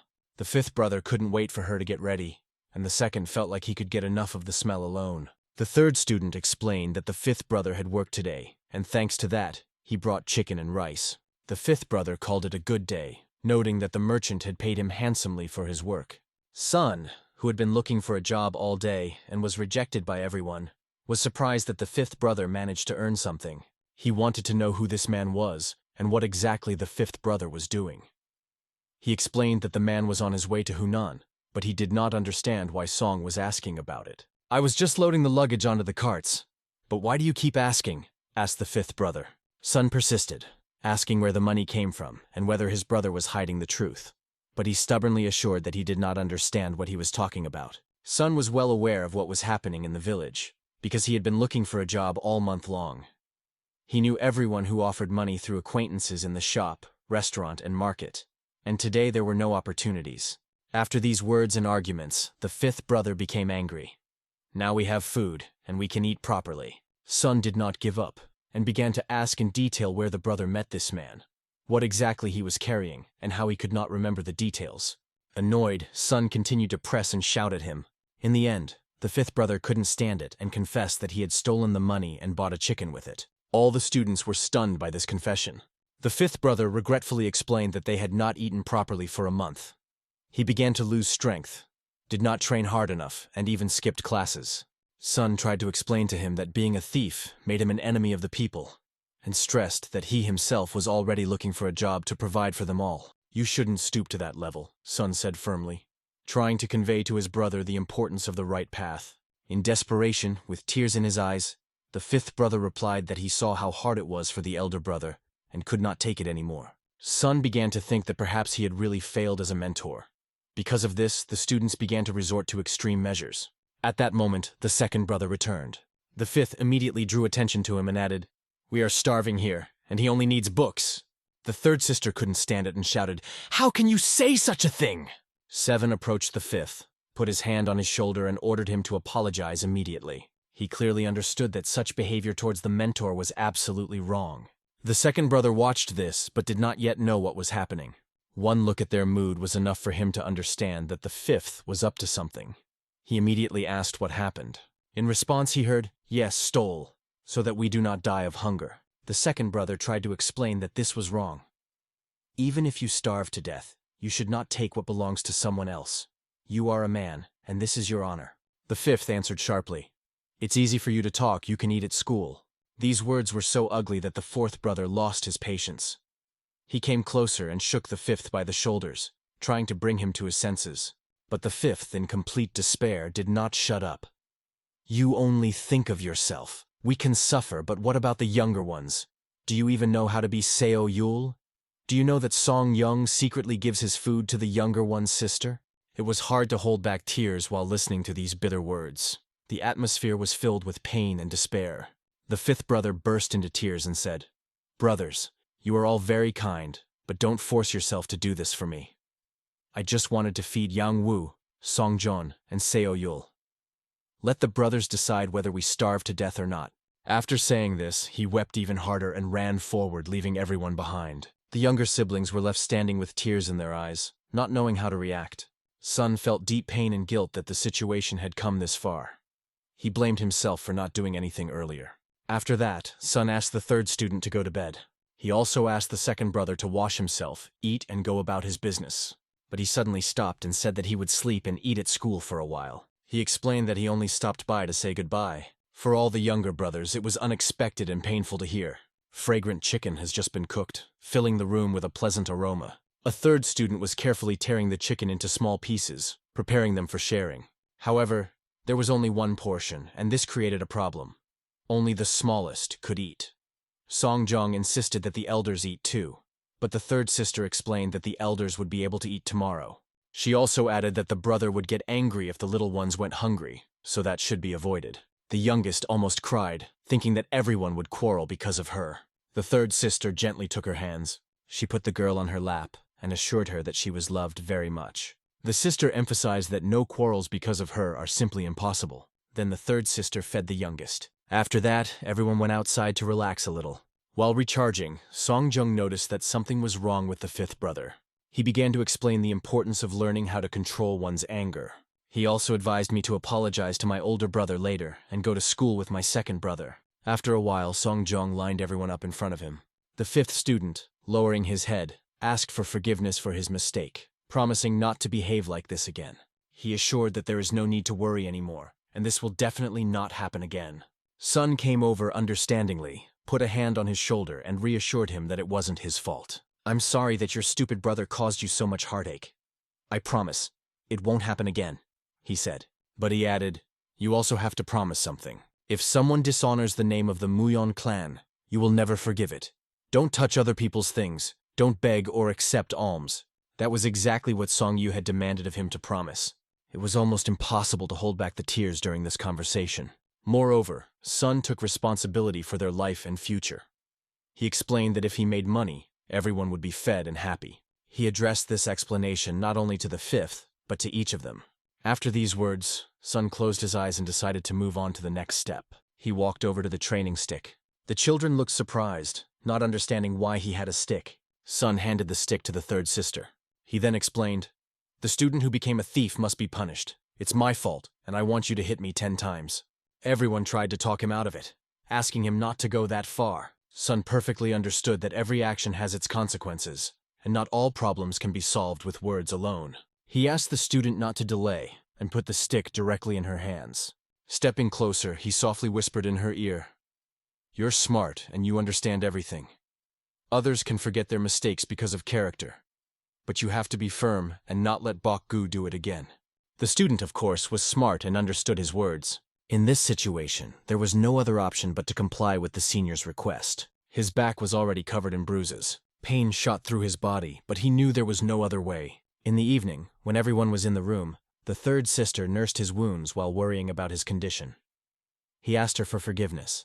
However, he explained that he could not find a better way. It was an important lesson, and after what they saw, no one dared to steal again. Sun, having no greed in his character, only wanted to have the right to be called brother, keeping the promise given to the teacher. Suddenly, the sister remembered the other brother and said that sometimes she agreed with Baku's words. Sun calmly replied that the second brother should focus on his studies, even under such difficult conditions, and follow his own path. Not everyone is capable of doing this. But the second brother is the smartest among us, and he has a clear plan that he will definitely implement, Sun added. At that moment, the door began to slowly open. Who is it? Sun asked suspiciously. Song guessed that it could be Seong Yu's youngest student, but the third nurse immediately turned his face forward, reminding her that she was applying the medicine to his back.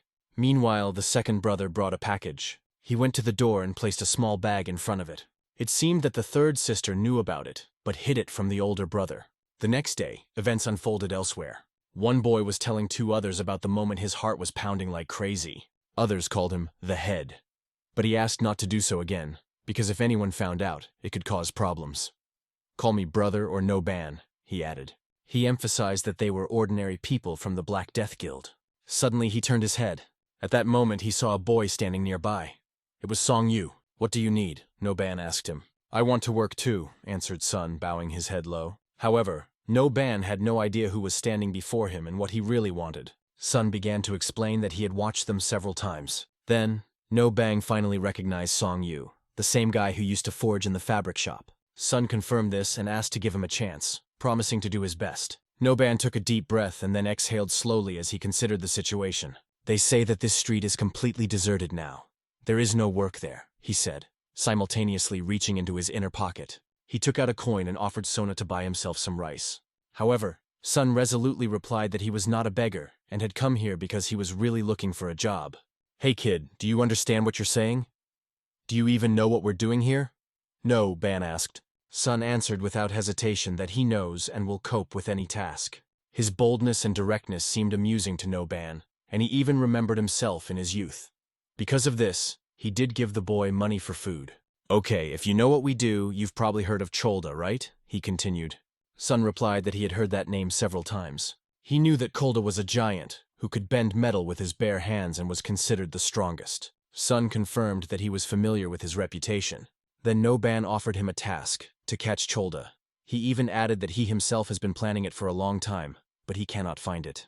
If you can handle it, I will take you in. No Ban set a condition.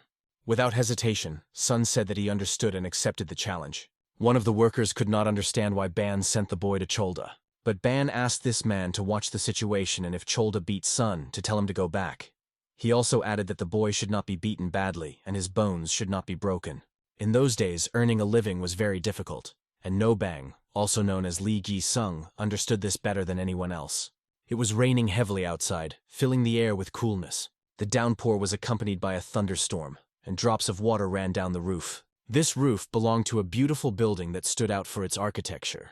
In the great hall, Kang-un, the air was filled with the scent of incense. In front of this place stood a woman, an aunt, who looked thoughtful. She didn't know if the man named Myung she was thinking about was okay. His image constantly appeared in her memory, always with a smile on his face. She hoped he was happy with that woman. And after his death, that woman didn't live long either. Standing before the cross, she said that she forgave him. At that moment, Seong Yu's face appeared before her eyes, full of memories. She thought wistfully that if she married him, their son would look just like this. Now she decided to take care of this issue. The woman turned her head and saw people kneeling and bowing to her. Having gone outside, she asked only those who had business with her to stay, and invited others to come inside. Among those present kneeling was Byung-wang, her right hand. He addressed her as the head, talking about an important matter. After that, he told her all the details of the situation. As a result, she burst out laughing when she realized he was just observing the situation. But he began to explain that soon they would be able to get back what they had lost. To her, he was the smartest of them all, and she believed he would succeed. She asked if he was going to send security, because this thing belonged to the previous chapter, and it was necessary to return it. However, the woman knew that it would not be possible to return this thing just like that. The power of the man who possessed it far exceeded theirs, even if he refused to participate in Muramu's affairs in the Central Plains. Its goal is complete destruction. Her right hand immediately began to assure them that they would find him first. She closed her eyes and asked him to stop explaining, stressing that if they were going to fight him, safety would come first. She could not allow her followers to suffer. The woman added, "If you think it's necessary, great. I think it's interesting and I'm ready to figure it out on my own." He begged her not to do it herself. What worried him most was that she might question their commitment. Again and again he bowed before her, crawling on his knees. Suddenly she extended her hand in his direction and activated a mind suppression technique. This technique, called Heaven and Earth, was so perfect that he could not even raise his head. After using the technique, she agreed to take back her words. However, she put forward a condition. If they want her to stay, they need to find one child. She spoke about meeting this child and about the ring she gave him.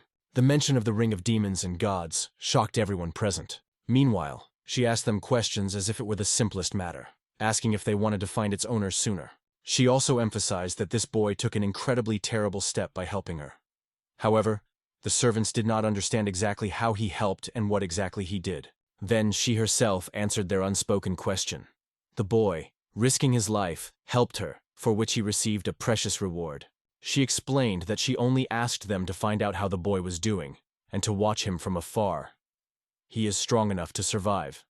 And when he grows up and understands how the world works, they must bring him here to retrieve the ornament.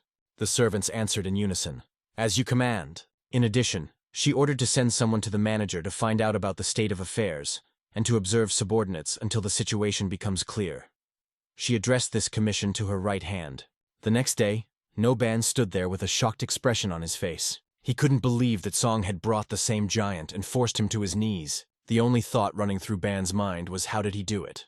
After that, Sun took the giant outside, where he showed him the old man. Right there, he ordered the boy to beat the old man. Sun was shocked by what he heard and couldn't believe it was true. Bug explained, if you borrowed money, you have to pay it back. But this old man didn't, and he needs to be punished. Sun tried to argue, but Bug was adamant. Bug explained that the old man had borrowed money to buy medicine for his granddaughter. But if you can't return it, you shouldn't have taken it, he said. Then he added, if you don't want to beat the old man, you can beat his granddaughter. Isn't there another task? Asked Sun.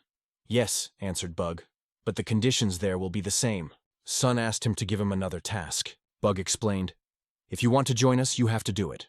There will be another task later, but it's not there yet. Sun clearly stated that he did not want to do this task, and he would rather rob people like them. Bug thought about what to say to him. Then he just laughed. With a smile, he offered Sun some food. At that moment, Bug suddenly said the word father. He addressed the old man whom he had just proposed to beat, calling him his father.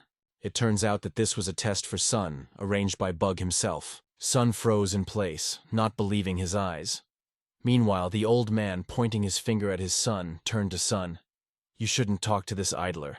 Unexpectedly for everyone, Sun bowed and said, yes, father. After that, the old man asked Sun to sit down and wait for the bowl of food. Then the old man turned to Bag, saying, if you have already decided to die, then it is better to do it yourself and not drag innocent people with you. So, after that, they got to know each other better. Bug asked Sun how old he was. He replied that he was 18. I like you, but our organization does not accept people younger than 20, Bag said. Sun admitted that he does not know the exact date of his birth. Despite his confidence, Sun's face looked even younger. His body might seem more mature, but his face raised doubts. Everyone could see that he was still quite young, but Sun insisted that he was 20. Bug only warned him to remember these 20 years, especially if he ever finds himself in a critical situation, and warned him not to talk, because then Bug himself would suffer. Bug then admitted that he was wrong in his assessment of Sun, and having said the main thing, accepted him into the organization. Sun was delighted. Meanwhile, Baga's father brought food, placed a bowl of ramen on the table, and warned Sun to eat well but stay away from that idleness. Sun looked at the food and couldn't believe that such a simple thing could be in front of him. After that, everyone sat down to eat. Bug, meanwhile, wanted to know one more thing, if Sun was an orphan.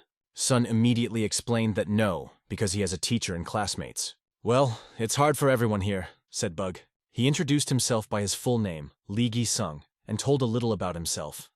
I live by the rule, you get exactly as much as you give. Sun listened intently and agreed with every word he heard from Lee Gi-sung. They exchanged friendly smiles.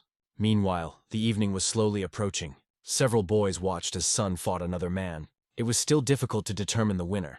It was clear from both fighters that they were having a hard time. The dream caused surprise among those present. They recognized him as the guy who had come last time, and wondered why he was here again. Isn't he from another district? After what he saw, Lee Gi-sung concluded that his first judgments were correct. Seong Yu is still too weak and may not even fully understand where he is.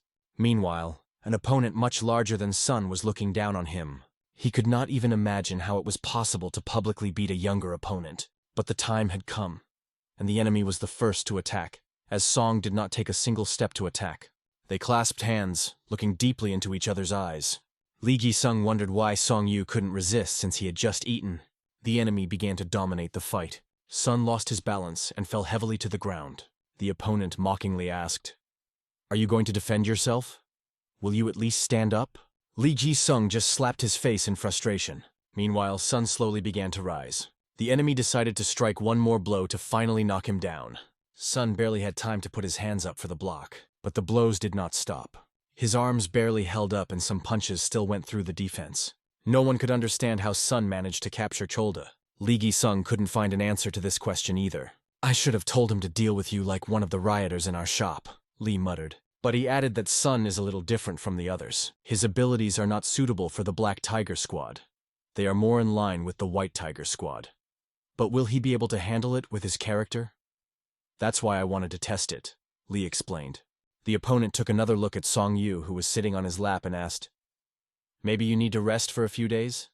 Did I go too far?" Lee replied that everything was fine and helped Sun up himself to take him to rest. To cheer Sun up a bit, Lee promised to treat him to something delicious later. The opponent who was fighting Sun offered to send him to the Red Tigers, where he might be able to ask for help from the Grand Master. Lee Gi-sung replied, "It goes against the hierarchy.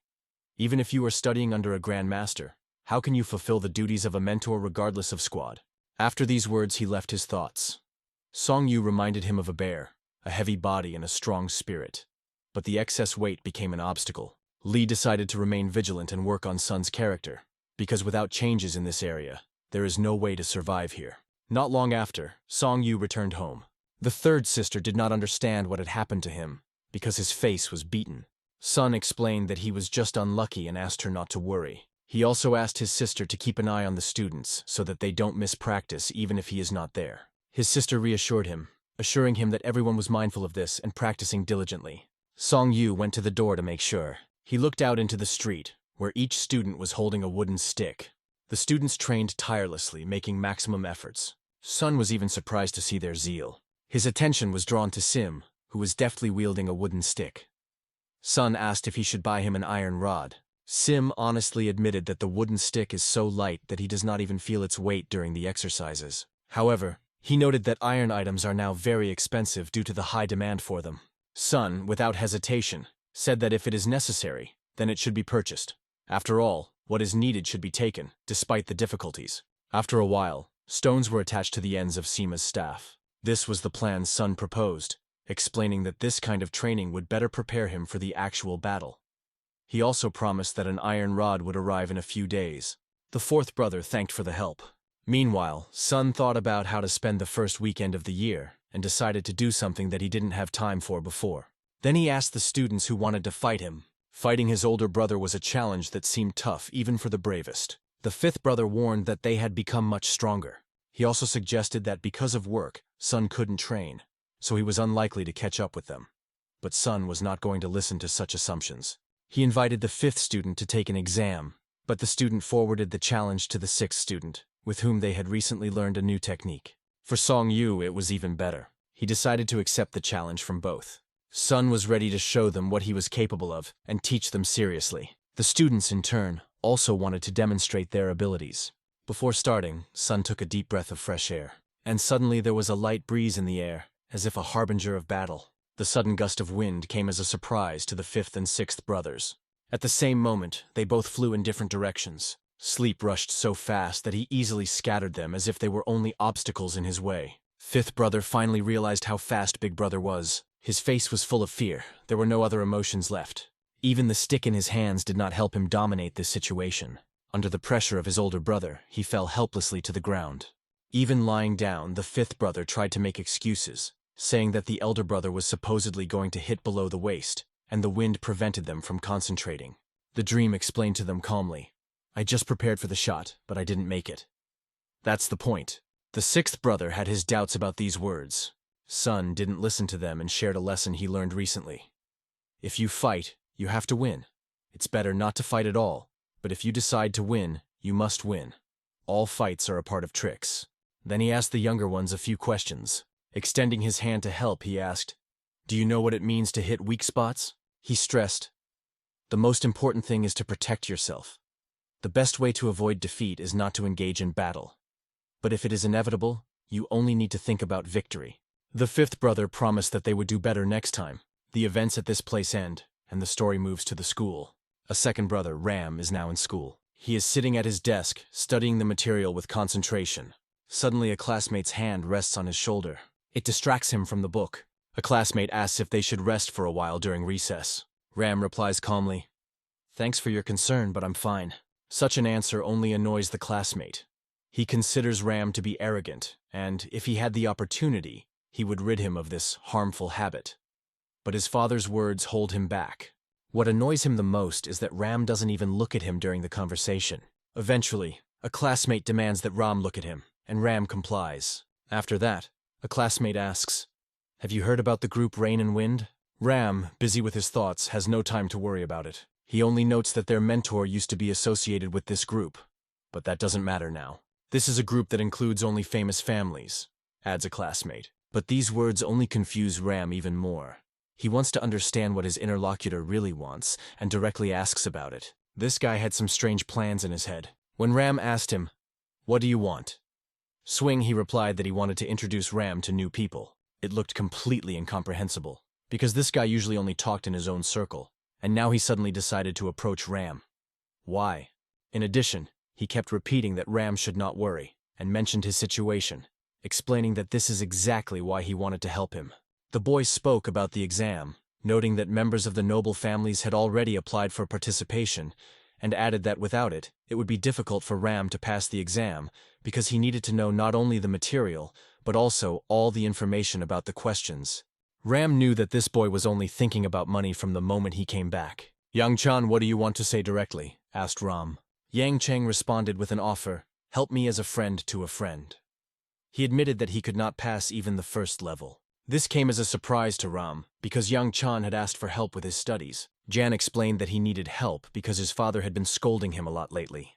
Ram advised him to go back to his seat and just read the book. He also promised to make a plan for him, for which Yang Chang thanked him sincerely. Yang Chan had only one thing in mind: to pass the exam by any means. He was looking for any way out, and since the adults were constantly talking about Ram's abilities, he seemed to be the best option.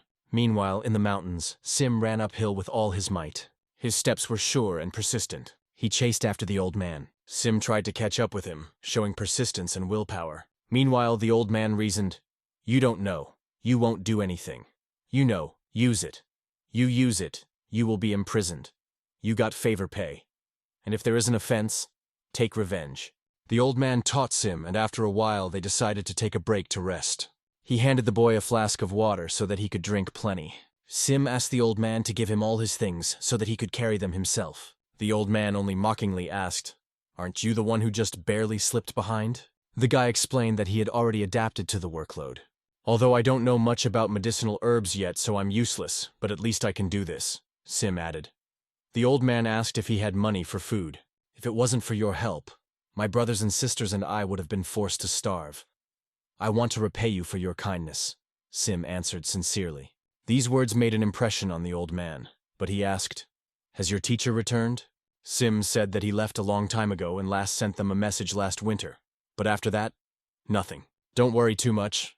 No news is good news too," the old man reassured him. Sim added that the older brothers and sisters were also trying to think like that, but in his opinion, it was better for the teacher to come back as soon as possible. Listening to this story, the old man thought, he did not know who Sim's teacher was, but he was jealous of him. Who is this person who gave you such a good foundation, but taught you nothing else? He then asked if Sim was skipping practice. "If I go for a walk, Big Brother will definitely scold me," Sim replied, referring to a well-known argument. The old man added with a smile, "Strengthening the foundations is good, but apart from jabbing and swinging, you know nothing. Does your elder brother know more?" he asked, looking ironically at the boy. Sim called himself a little silly, but talked about his older brother and his teaching methods. He emphasized that it was impressive, and even the other students didn't have the strength to even touch their older brother during training. It was amazing to the old man to see how friendly they were. He was especially surprised by the reaction of Sim, who was angry, thinking that the old man wanted to insult his older brother.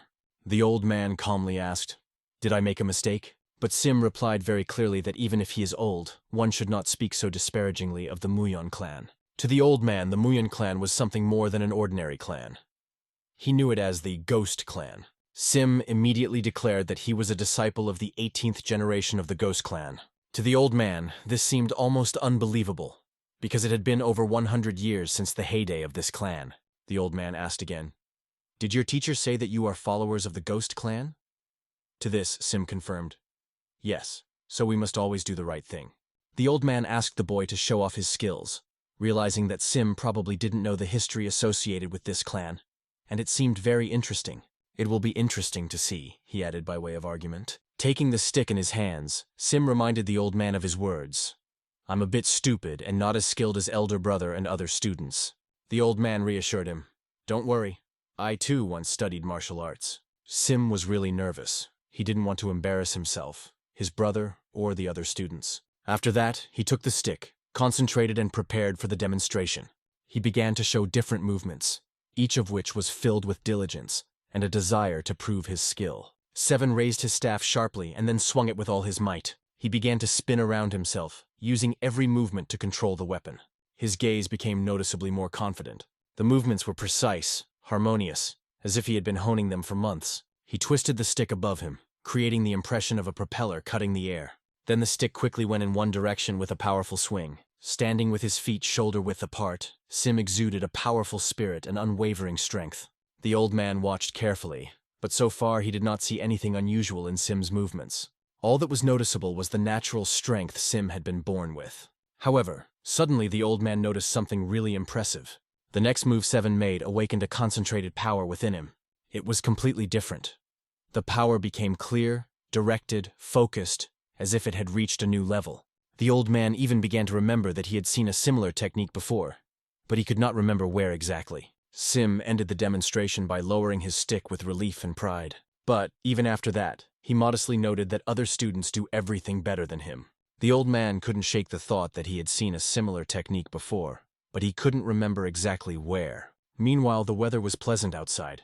The other two students were walking along a narrow path among the mountains and dense thickets of trees. There was a cave on their way. It was the same place where the fifth brother had brought the sixth. Sixth had no idea what this place was, but soon heard an explanation. The fifth brother said that this was his secret place, which he told only him, and asked not to share the information with others. To the question why, he replied, "Even rabbits have several burrows. Everyone must have at least one secret place." The sixth brother called him a little strange, but the fifth just smiled, saying that he considered himself enterprising. He remembered that dangerous people used to live in this area. This band of brigands was called the Bone Clan, and the fifth had prepared the place even then in case of danger. For the sixth, these ideas looked very original. The fifth explained, "If this place is never needed, it will remain a good memory of those times, and I will let others use it." The sixth brother agreed to all the ideas of the fifth, saying that he thought so too. They decided to quickly examine everything and tell their elder brother about it. After that, they started building something out of sticks. It looked like some kind of frame. They took 2 sticks in their hands and began to discuss the elder brother, his defense, and concluded that he was indeed very strong. But they also understood that in this situation, no mistakes can be made, because even one can expose them. Therefore, we decided to avoid mistakes, because if you think only about protection, it will not work. They imagined an older brother who was considered invincible. Because of this, the two of them began to practice their strokes. One of them was moving to the left, while the other was beating down. They repeated these blows hundreds of times, bringing them to automaticity. Each time they visualized their older brother in front of them as a rival. At the same time, their older brother, Seong Yu, also found himself in a similar situation. He held a staff in his hands and was dressed in black combat clothing. There he demonstrated his skills. If you could call it that, it was more of a stickmaster class. He was watched by representatives of the Black Guild, before whom he demonstrated his skills. Sun demonstrated his skills so masterfully that it looked extremely beautiful. Even Li Gi-sung watched him with admiration. To everyone present, Sun was a man who became more dangerous and skillful every day. An audience member asked Li Zhong when the other newcomers would be joining them. Li Zhong immediately remarked, "Watch your tongue. If the rookies are training so hard, you should work harder too. That phrase was clearly aimed at Sun. At this point, Sun stopped, turned to them and explained that he would like to try something. He asked if any of them were willing to help him, but was met with silence. The older brother quickly found an excuse, saying that he had business to attend to. Seeing that no one was willing to help, Sun decided to continue training on his own. He was sure that additional efforts would bring results. If you work hard, something will definitely work out, he thought, setting himself up. You just have to take it as an opportunity, and something new is bound to open up. Looking at the sun and thinking about it, his motivation only grew. Maybe someday I'll find my place under this sky. At this time, the sound of a hammer hitting metal echoed in the air, creating a sense of the beginning of something important. After the work of the hammer, the metal gradually turned into a sickle. This sickle was made by the blacksmith Quan. The hot metal was carefully dipped into cold water to set the mold. One day, Sun came to the forge. After a short conversation, Quan asked him if there was any news about the teacher. Sun replied that he had heard that the teacher was fine, but he still continued to worry. Quan assured him not to worry. Maybe you know something? Asked Sun.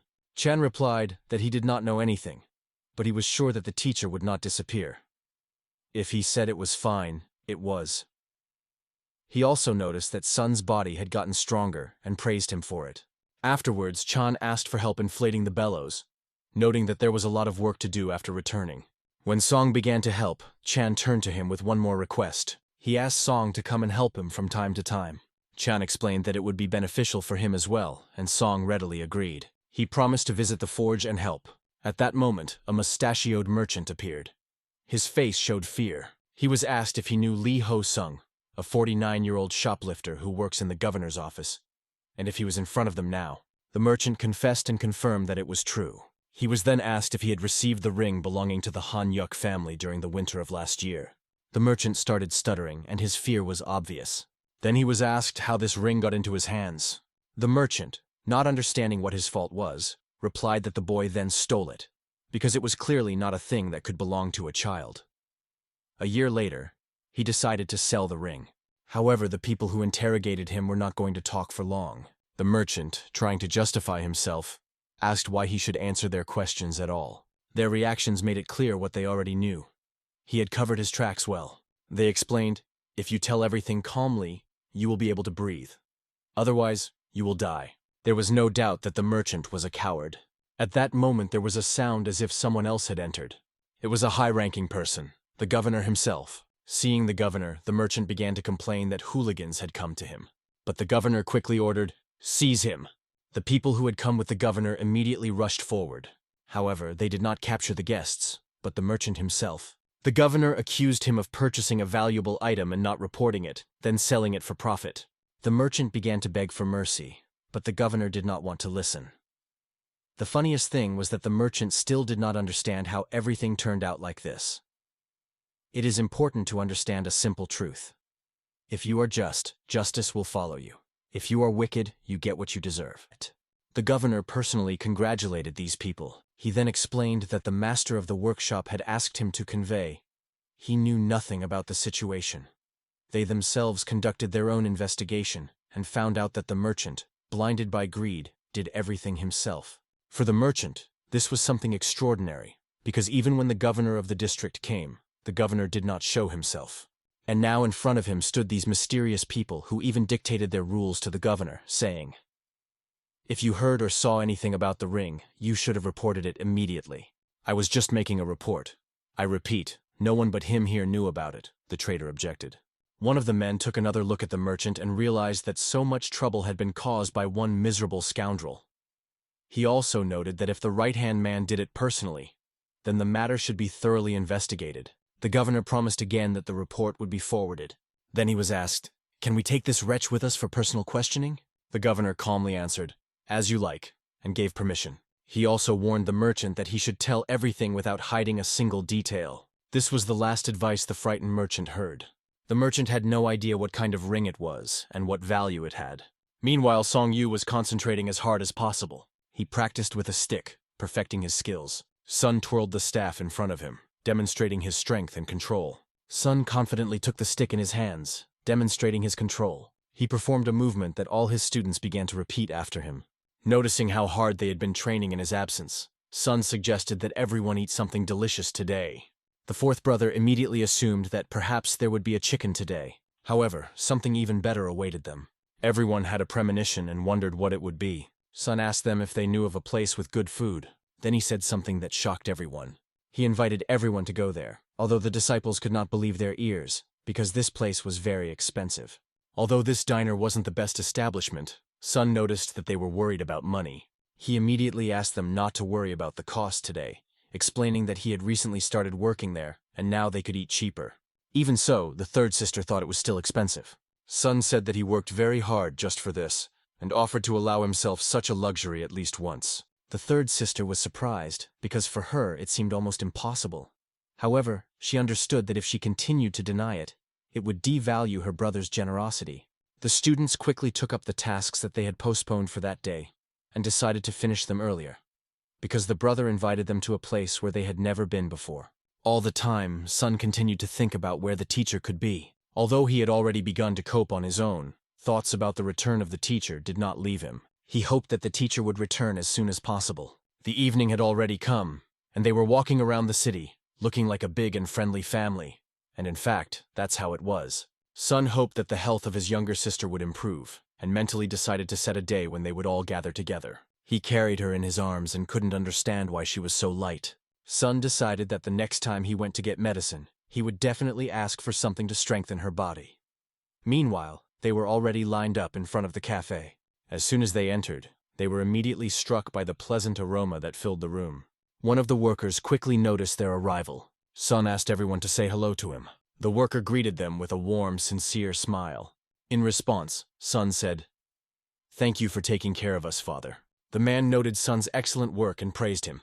Then he asked them to wait a little, promising to bring food as soon as everything was ready. After that, everyone went to the table to sit down. The third sister looked incredibly charming. Her blue eyes could make you fall in love at first sight. She immediately attracted attention. The men in the hall began to cast interested glances at her. Meanwhile, the boys had already sat down at the table. The third sister immediately noticed the grandeur of this place, which was truly impressive in its size. Song said that Lee had sent him here and made him work hard. He himself wanted them to stop sitting in similar nooks and crannies, and someday be able to pay for the opportunity to take a seat on the upper floor. Delicious dishes were brought in a few minutes. The youngest asked his older brother to try first. Son picked up his chopsticks and carefully selected a piece of meat. He put the meat in his mouth and concentrated on savoring its taste. After that, everyone else, like hungry wolves, pounced on the food. Son regretfully thought that it would be nice if the other brother was with them too. The third sister offered to get some food for him, but Son asked that a separate portion be sent to him. In this way, everyone was able to enjoy the meal together. Knowing that the other brother would also get a share, Son began to carefully observe the men in the hall. It was clear from their faces that they were not looking away from the third sister. At this moment, another worker approached Seong Yu. He warned that they had better leave quickly, because people from the Rain and Wind group were heading to the facility. Usually, these naughty boys look for adventure in the houses of debauchery in the evenings, and it is not known what brought them here. There were very bad rumors about them. Son understood everything and agreed with the warning. He asked his brothers to finish eating quickly, because with the arrival of guests, the mood might deteriorate. Soon the bowls on the table were emptied. Son asked everyone if they had had enough. The youngest, Seong Yu, replied that her stomach was about to burst. To this, Son promised her that next time they would taste something even tastier. The girl was amazed because she could not believe that there is something tastier than this. At this moment, all the people in the hall stood up to greet someone. As it turned out, it was Ram's classmate Yang Chan. The newly arrived boys came in very pompously, attracting attention to themselves. Yang Chan was smiling slyly, as if he had already planned something bad. Yang at this moment thought about what to do next, because he had received a strict order to join Son in his group. He asked his men not to say too much. He added that there are people here who just come to eat, and you shouldn't attract too much attention. Seeing them enter, Song motions for his siblings to leave. The third sister agreed without hesitation. They got up from the table, noting that the food was tasty, but no better than the chicken the third sister was making. The older brother confirmed, "The food you cook is the most delicious." The fifth brother added, "Next time we'll buy some carcasses and ask you to cook them." The beauty of the third sister was so enchanting that it cannot be expressed in words. Her appearance caught Yang's eye, who couldn't even remember if there had ever been such a beautiful girl in their district. The boys were simply speechless. They watched her without taking their eyes off. For a moment, Yang suddenly shouted after her. His hand almost touched her hair. He was about to grab her, but his intentions remained unknown. Sun reacted in a flash, shoving Yan aside, getting his sister out of harm's way. After that, he asked Jan, "What do you need, young man?" Yang, a little confused, asked, "Is this girl with you?" Sun silently looked straight into his eyes without saying a word. To Yan, his gaze seemed like that of an angry bear. The tension lasted a whole minute in complete silence. Yang finally decided to introduce himself. "My name is Yang Chan. Have you heard of me?" But Song, ignoring this, repeated his question. "What do you need?" "What's the matter?" Jan answered lightly. "Oh well, it's a beautiful night. I was just going to suggest we go up to the second floor and eat." To this, Sun calmly replied, "We have already eaten." However, Yang abruptly changed his tone, stating, "I'm not interested in your opinion. I wanted to hear what the girl had to say." He also expressed outrage that there are people in the area who do not know him. His friends began to fuss, explaining to the girl that Yan is their close friend and heir to a wealthy family. They also gave their names, but Yang cut them off, rudely telling them to shut up. Yang was sure that no one would dare to refuse his offer. He and his friends waited for the girl's answer with smiles. The girl, not paying attention to the situation, simply asked her older brother to go home as soon as possible because Seong Yu already wanted to sleep. However, Yang and his friends began to fuss, believing that no one could refuse their offer. All the brothers looked at Yan, their eyes filled with cold determination, and it was at this moment that Ram appeared. His appearance was completely unexpected for everyone. Ram immediately turned to the fifth student, asking why they were here. He replied that they had come here together, and added that the elder brother had said that Ram was very busy and could not see them. Ram immediately apologized to them. Then he looked away. He asked for forgiveness from his older brother, explaining that he had urgent business. The older brother answered with understanding that there was no need to apologize, because he saw no fault in it. However, Ram insisted and still wanted to know what they were doing here.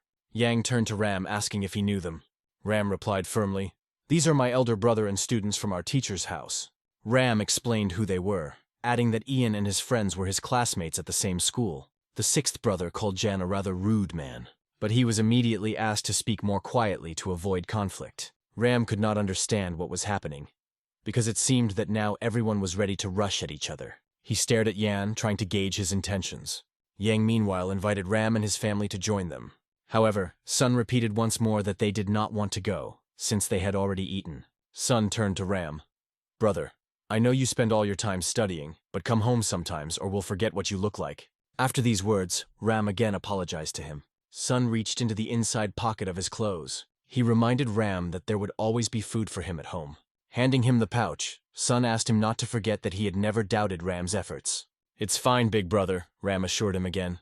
Sun asked Ram not to worry about money. Finally, Ram promised that he would definitely visit them for a while today. After that, Sun prepared to leave. He and his brothers and sisters left the institution and headed home. Yang was left wondering, what's wrong with this guy? Meanwhile, when everyone finished eating, Ram was coming down the stairs. To his classmates, he seemed impudent. They thought they had gone to great lengths to please him, but Yang explained soberly, "There's nothing you can do about it now. We're not in that position." This annoyed them, because they could not influence the situation in any way. "We have to wait. If he fails the exam, everything will change. Besides, as the teacher says, there's no telling if he'll even pass the first level, let alone the second." Their goal was one, to extinguish the fire in his eyes. Yang said, "None of that matters. We'll see how it goes, but that girl will definitely be mine." After these words, one of the comrades shouted at Yan. However, Yang reassured him, "She is lower than me in status, so it is not proper to marry her. It is better to make her a concubine." His comrades supported him, noting that they would have done the same. At that moment, Yan set himself the goal of making her his. Meanwhile, another scene. Food was served in front of Seong Yu and Lee Gi-sung. It was the same ramen made by their father, Lee. They were sitting at the table when Lee noticed something.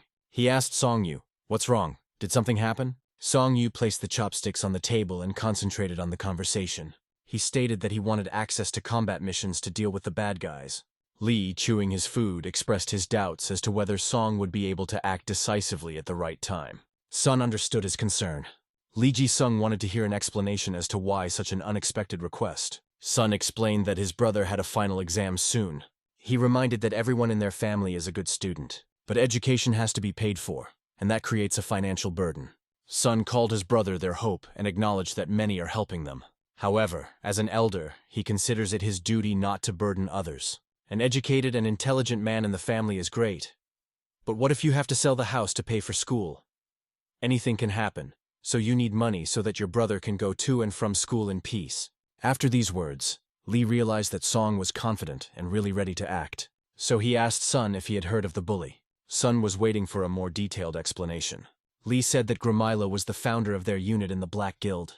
It was raining heavily outside, and the man was standing right under it, as if he didn't notice it at all. He didn't care about the weather. It seemed that this endless downpour could not even bother him. The water ran down his pumped-up body, and he calmly said, "Get out." Suddenly, as if from the shadows, people began to appear.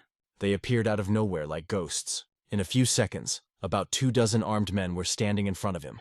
However, he only smiled when he saw them. One of them turned to him. "You need to know the measure. The higher you climb, the more painful it is to fall. But don't get too upset." To this, the man calmly replied, "I never get upset at all." He advised them to remember these words. His confidence was written all over his face. She made it clear that he had no reason to be upset here and now. There was a heavy downpour on the street, and many human corpses were lying on the ground. The blonde man, who had done all this with his own hands, asked not to blame them for the fact that they turned out to be weaker than him. Some time passed. The man sat calmly on the porch and was lost in his thoughts. But suddenly something happened that instantly caught his attention. A stout black man entered the yard who exuded greatness. Seeing this man, the blonde immediately fell at his feet and wondered what such a person had forgotten in their hinterland.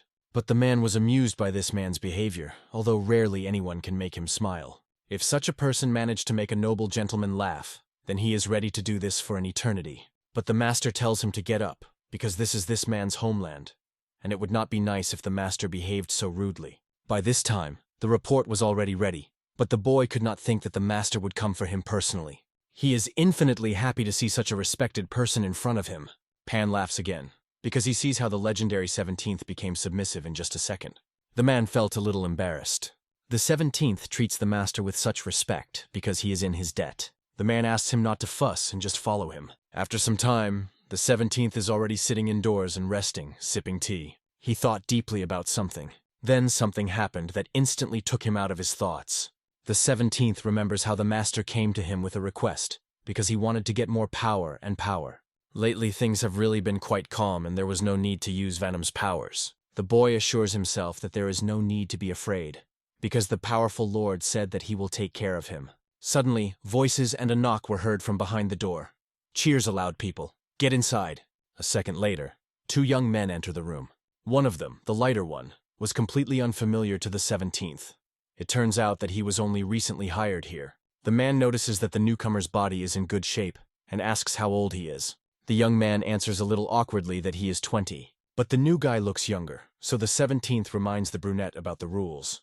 But he promises that he wouldn't bring just anyone. After a second, the man gets down to business and asks why they came to see him. It turns out that the guys just came to say hello. But the 17th does not believe, because he thinks that they would never come just like that. Soon, the man sighs and pulls out a small blue bag from a drawer to give to the boy. At the same time, he explains what should have been said directly. Ji-sung accepted this bag with a smile and said that 17th is like an older brother to him. The blonde man warned that Gi-sung might have to do something important to him in the near future. The guy immediately concentrates and thinks that something has happened. But the man will tell them later when he gathers everyone. But in the meantime, he advises them to exercise and take care of their health. Meanwhile, in the forge, work is in full swing. The blacksmith makes another tool. 2 young guys with fire and inspiration in their eyes watch his every move. But the man, even without their questions, says that it is not possible to do so, because it is still too early for them. They argue and say that they practice hard, but with real weapons they could master the skills faster. The blacksmith asks Seong Yu never to make such requests to him. The boy insists that they need help, because without it they will not be able to move on. But the man assures that if they learn to handle wooden weapons correctly, it will also be easier with real ones. Even after a little argument, the blacksmith refused his apprentices because they were not yet old enough to do so, but they do not give up and promise that they will be very careful. A second later, the uncle loudly hits his product with a hammer. He does not have the strength to argue with them because the students are too persistent and stubborn, but he warns that the weapons will differ only in weight. The blonde was very happy about such an opportunity. After some time, the blacksmith and the novice sat outside and rested while having lunch. The boy asked if the students had come to his uncle and apologized for causing him inconvenience, but there is nothing like that because they just want to benefit. Koval says that he already promised to help them, and this makes the boy even more embarrassed. The new weapon is absolutely identical to the old one, they differ only in weight. But the guy is still embarrassed because he understands that iron is not free at all. Blacksmith says not to worry about it because he used the leftovers for this anyway. The boy still looks very upset, and the uncle asks how he feels, and if he has improved his own skills. Unfortunately, the young man made almost no progress, but he is glad at least that it did not get worse. He could probably find another job, but it's unlikely to be anything good, so he's glad the Vanham clan accepted him. But he is worried that if the second disciple joins the service, he may become an obstacle. The guy needs some time to come to his senses. After a second, the uncle stood up and said that they should start work. He didn't understand why Bach and Anwu did that. Meanwhile, young people have already finished their work. They had 2 weapons ready, but they seemed to be quite imperfect. Uncle said he would sharpen the swords only when they learned how to handle them. The students just looked at each other in fear. Meanwhile, the rookie and Gi-sung were walking down the street. The newcomer asks if the older brother communicated with someone on the other side. Most of the trading district is not related to the clan, but they should communicate. Most of it is quite a lot, but if possible, it is better to avoid it. There are many more contacts with that top. They have a very good relationship with Jinan. Also, his younger sister San Tang-ju was the head of the martial arts clan in Honam. All the money belonging to their superiors needs protection. The boy was very surprised when his older brother said that he was purring harder. Ji-sung mentions that Seong Yu needed the money and tells them that they have a big deal coming up soon. Therefore, starting tomorrow, Seong Yu will be practicing at the training base instead of working. The next day came. All the men at the training base were engaged in training. Seong Yu skillfully stood on his hands. The other men who were in the training hall turned to the newcomer and asked what his name was. A second later, Seong Yu immediately stood up and introduced himself. The man asks if he wants to join them. They have only recently arrived, so they are not yet familiar and do not know his techniques. The others don't understand why Chapter Sok is calling the boy to them because he is still very young. The man said that the entire Black Tiger squad should stick together. It brought a smile to the faces of others. The head did not understand that they had strange looks and why they were laughing. Another man says that he would like to see his older brother, because he has been so tired in the last few months that he does not seem to be in the best shape. The boy thinks that something interesting is waiting for them soon, because all the mercenaries of the Black Tiger have gathered here. The head wants to help the young man with training. The older brother has a nickname, Legs of Steel, so if the boy does not cope with him, then he will not be able to train for a long time. And so soon, they started sparring to practice. Chapter Sok was ready to attack. A smile appeared on his lips, and then, after a moment, he delivers a lightning strike to the boy's leg. Unbearable pain permeates this poor boy. Seong Yu felt his hard blow on her. All his shots were incredible, but he also noticed that something was wrong with the enemy. The man was nervous. Was it difficult for him? The enemy continued to throw blows while our hero tried to block them or dodge them. It was necessary to come up with a plan of action, because if everything continued, the enemy would simply break his bones. Then, after a second, the boy rushed forward. The chief thought he just wanted to knock him off his feet. Meanwhile, our hero was getting closer with each step. And so, the head sock delivered a strong kick, but the boy was able to take it. Seong Yu was not going to back down because he still had a step left. Everyone with whom the head fought before tried to surpass him, but no one managed to do this, although they attacked again and again. The head cannot help but notice that the boy has been training hard for the past few days. The boy, meanwhile, gets hit hard, but Seong Yu is not going to back down. It turns out, on the contrary, he is going to ram. The man, realizing this, tensed up and concentrated. After a second, the young man rushes to the head and hooks his hands in a lock behind his back. Seong Yu used all his strength to restrain his opponent. It seems that the head definitely did not expect this. Those present expected this, because Seong Yu always surprises his opponents with his new skills. A second later, the protagonist gathered all his strength into a fist and tore the opponent off the ground, which he clearly did not expect. And then, after a second, the young man put it on the ground. When the fight was over, the boy asked if everything was okay with the head. Our hero held out a hand to head Soku to help him up. Meanwhile, in another corner of the city, Song Jong was also training. The boy carefully and diligently practices each movement, and after a while he accumulates energy in his hands. Seo Yul watches all this with great admiration. She is proud of her little brother. The girl really likes that when Sung Jung moves his hands, a breeze is created. A second later, the boy continues to do this, but now directs the wind in a certain direction. Seong Yu explains that he can't create wind, so far he can only blow it. Although the young man is younger than his second brother, he is confident that he will be able to achieve success earlier. Seong Yu is a little worried about his little brother because he had a stomachache before when he created the wind. Fortunately, there is no such problem now. There's no pain at all, so the boy can devote more time and attention to training. The day passed quickly. The sun hid behind the horizon and the sky was covered with stars. Gi-sung put a bag in front of the new guy, but he only awkwardly looked at the bag, then at him. Soon, he thanked the elder. Seong Yu's life is at stake. Seong Yu must have warned his students that he would be gone for a minimum of 3 months and a maximum of 6 months. It immediately became clear that this task is very serious. Therefore, it will take a long time. But the reward for the task will be appropriate. Seong Yu will be able to get another pouch after completing. Had to have dinner to gain strength. After a while, Seong Yu came into the courtyard. Students were just leaving the room. The second student was very happy to see his older brother. Seong Yu is surprised that he is still awake. Our hero offers to treat his student with food because he was probably hungry. The student was surprised that today they would be just the two of them, without other students. The elder ordered a lot of food for the student, because he looked very pale and tired, and to be in shape you need to eat well. But the young man denies and says that he eats well. However, our hero insists that the student should eat something fatter. Our hero wants to have a quiet dinner with the student. He had already fed the other students. The boy thanks the elder again. Soon, the mentor offers him to drink 1 glass at a time. They will drink only 1 each, because you can't drink a lot. The city streets were almost empty. They eat calmly, but after a while the second student asks what happened. Then, the older brother puts the same bag on the table, but the boy does not understand what it is. This is money for the boy's education. The elder is very sorry that he cannot save the student from having to think about expenses. The second student promises to pass all the exams, but the mentor asks not to overwork. Many do not make them even after several attempts, but the young man still promises that he will do everything the first time. Meanwhile, the man sat surrounded by 2 beautiful women and ate. He asked the 2 men who entered the room what they knew. He urgently wants to know where the girl lives. When the floors tell about this, he orders them to bring the girl to him. The man could not hide his curiosity and asked why he needed it. The man, like an animal, smiles and does not understand what these questions are about. If he wants to make a girl his concubine, why not just ask? No one will refuse the son of an official. But if everything were so simple, the man would not ask for help. He mentions one guy who, in his opinion, humiliated him and he can't even punish him. But everything was not so simple. There was a small problem. The older brother of this girl works in the restaurant where he was. The owners of this restaurant are soldiers of the Banam Detachment, which is known to be a well-known unit of the Black Tiger.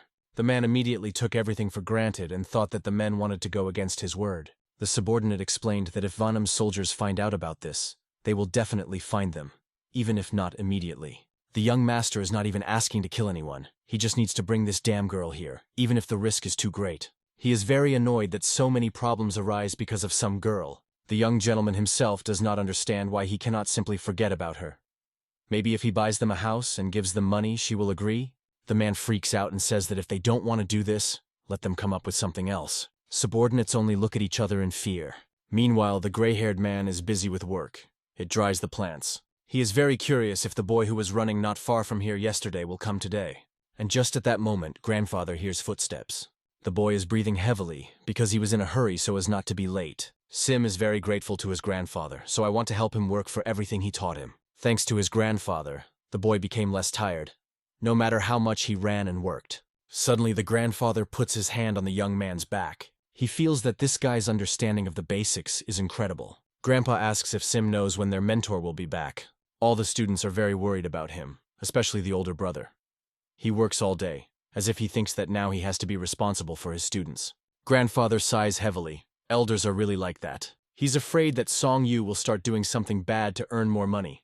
The student has already grown up and can also go to work, but only for pennies. A second later, Grandpa tells them that they probably won't be able to see each other for a while. Something has happened, so grandfather has to leave early tomorrow morning. If the student's older brother had been at home, he would have asked permission to take Sim with him. But the boy doubts this, because without him it would be even more difficult for the elder. The grandfather is proud of the young man's answer. So the mentor and older brother brought him up decently. The gray-haired man does not know if he will ever return, but asks the boy not to forget his advice. A desperate young man promises that he will definitely find his grandfather when he grows up. After a second, he falls to his knees in front of him. and thanks for all the advice and help. In the future, he will definitely take care of his mentor and grandfather. The gray-haired man wants to try to finish all the affairs quickly and return. He sincerely hopes that it won't take long. He asks the boy not to forget to take care of himself. 7 promises. Night came. The young man returns home. He looks at the sky and notices that there are many stars again today. No matter how much he wants to go with his grandfather, he cannot leave his family. Suddenly he notices someone on the side and realizes that it is his older brother. Student 4 tries to find out why he comes so late, but the elder brother is not going to talk about it and says that everything is fine. They are going home. As soon as the boy enters the house, all the students joyfully welcome him. The student holds a bag of money in his hands, and I ask where he got it from. The elder will calmly explain that this is a deposit. The student is incredibly worried about his teacher. The girl does not want him to go. Maybe if he gives the money back, he won't have to go anywhere. Seong Yu assures them that it's not as dangerous as it seems. Our hero offers the students to build a new house when he returns, because this one has become too small for the older children. During his absence, our hero makes these 2 the main ones, and asks them to take care of the others. Seong Yu should be especially taken care of because she has been getting worse lately. You have to go and buy all the necessary medicines. He asks Chisim that even if the second disciple comes back and the mentor is still gone, don't leave the third disciple alone. He promises to fulfill all his requests. Without their help, he would not have dared to even think about such a thing. So he is very grateful to his students. A beautiful landscape opens before the eyes of people climbing the mountain. Although the road is flat and the slope is not steep, it is still difficult to walk for some reason. The main character breathes heavily from fatigue, but still continues on his way. Finally, the group takes a break. Everyone falls to the ground, drinks water, and rests. The man understands that our hero wants to show himself from the best side, but there is no need to distance himself from others. The elder reminds that this is not a training or a game at all, but a real task, and one he definitely won't manage. Besides, he has disciples for whom he must go back. Enemies also have something to fight for, so you have to be careful. Now they are on the edge of a knife, and only those who are confident in themselves and their choice will be able to return. Our hero explains that he is just a little worried, but in general, everything is normal. Soon, they start their journey again. Everyone in the team calls him the youngest because of his age. Everyone encourages the boy and says that they will not let him die. The evening is coming. Finally, our heroes met their enemies. The fight was very difficult and brutal. Many were wounded. They carried the wounded on their shoulders because they did not have the strength to even walk. They are just ordinary scouts. How did the enemies know about them? Seong Yu carries a wounded man on his back. He is offered to carry it in turn, but he refuses. It turns out that the wounded man was stabbed directly in the stomach. It turns out that he was slapped more than once. He blames him because it was because of him that they were noticed. But he defends himself. It was just a trap, and the enemies were already waiting for them. Instead of wasting energy on useless chatter, it is better to take an extra step and continue running. The elder was very ashamed that he could not protect the younger, and now he carries him on his back. The younger one praised the older one for his endurance, and told him to hold on a little longer. The wounded man asks to drop him. If he gets tired, Seong Yu will get tired and die, and everything will be because of him. But the young man asks a logical question. If the older brother was carrying the younger one on his back now, would he be able to quit? Another warrior shouts again and tells everyone to shut up. Now they have to make an important decision. Usually conflicts are resolved by the top, but now everything has changed. The realization came that this is a real war. The warrior asks, "Has the youngest ever killed?" Our hero has never had such an experience. It is always difficult, even if the person is ruthless. If Seong Yu continues to fight like before, he will surely die. They hope they can just avoid the fight. Suddenly the young man stops abruptly. But it wasn't because he was tired at all. There was someone ahead. After a few seconds, a wounded squad came out of the forest. They were all very happy to see their commander. They were glad to see that they were alive. Slowly, they approached each other. One of them thinks that the boss made a mistake after all. The commander says that their squad was also badly hurt. They went through a lot. Then he asks the wounded man on Seong Yu's back if his stomach is okay. But the man feels severe pain all over his body, feeling as if something is stuck in the stomach. The commander understands that the first priority is to choose a side before everything goes wrong here. It's too late to regret. They are warriors, so they have no right to just stand and wait for death. We must fight. The commander tries his best to cheer up his soldiers. Soon the enemies again caught up with our heroes and were about to attack. Very soon, a real battle began between the men. They really fought not for life, but for death. The enemy sneaked up on the man and was ready to kill him. But fortunately, a friend ran up in time and covered him. It was Quan, the commander of the Black Tiger. The commander encouraged his soldiers and called for battle. Let them give their lives, but protect their comrades. The man deftly swung his weapon and defeated the enemies one by one. Soon, there were very few enemies left, and the commander asked his son not to give him a ride. Our hero also takes an active part in this struggle. The boy is very scared because he did not expect this. He let fear get the better of him, and for that he is very ashamed. Working in a team requires constant attention, and everyone understands this. But even so, it is impossible to monitor absolutely everything. Something happened that the main character was simply not ready for. Something he couldn't handle. Fortunately, the enemy missed a bit and cut off only the boy's tail instead of his head. He was covered by a faithful comrade who pushed the enemy. It was necessary to urgently retreat to the others. The enemies came closer and surrounded them, enclosing them in a circle. At that moment, Seong Yu understood a lot, and something strange awakened in him. The young man was ready to put all his strength into this battle. Some time passed after the battle, and night fell. The soldiers were sitting around the fire. They held their knives over the fire to cauterize the wounds. There were many wounded among them. Causing wounds is very painful. Unbearable pain covered the whole body and made me tremble. It was very painful. The enemies really did a lot of damage to them. Most likely, they are also mercenaries or someone else. First, you need to go back, and then think about it. Then, they began to discuss the two of them. The younger one, who without any hesitation rushed at the enemies.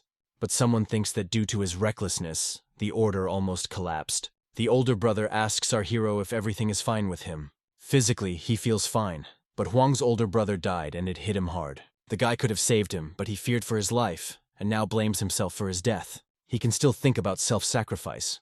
But in such duels, such thoughts hurt more than any sword. The broken boy promises that this will not happen again. After a while, he says a little more cheerfully that he will not repeat his mistake. After a short rest and healing of wounds, the group returns back. Seong Yu definitely feels that something has changed in him. Aunt was right. He remembers her words that everything takes its time. She said that the young man will definitely understand when it happens, and for now you just have to keep training and not doubt yourself. Thoughts appeared in my head that this time had come right now.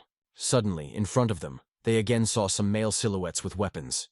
It became obvious that they were enemies. The commander shouted loudly to his soldiers to go straight at them and not to doubt anything. And so, after a second, the soldiers desperately rushed forward, not thinking about their own lives. There was a grueling, merciless battle between them, where every move was crucial. Each blow was accompanied by new victims, turning the battlefield into an arena of pain. Seong Yu gave 100%, giving his last strength to win. He struck without mercy, destroying the enemy without a shadow of a doubt. Each of his movements ended in a fatal finale for the enemy. But suddenly, he notices a new enemy nearby who was preparing to attack. The opponent, jumping on Seong Yu with the words, "Die," logically, is himself instantly defeated.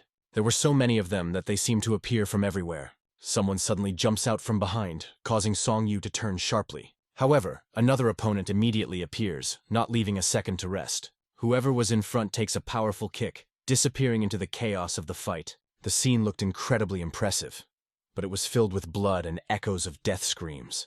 It is at this moment that Seong Yu begins to suspect something. Kang Ho's technique seemed harsh, even cruel, but it had its own secret. It was difficult to understand her, but even more difficult to underestimate her.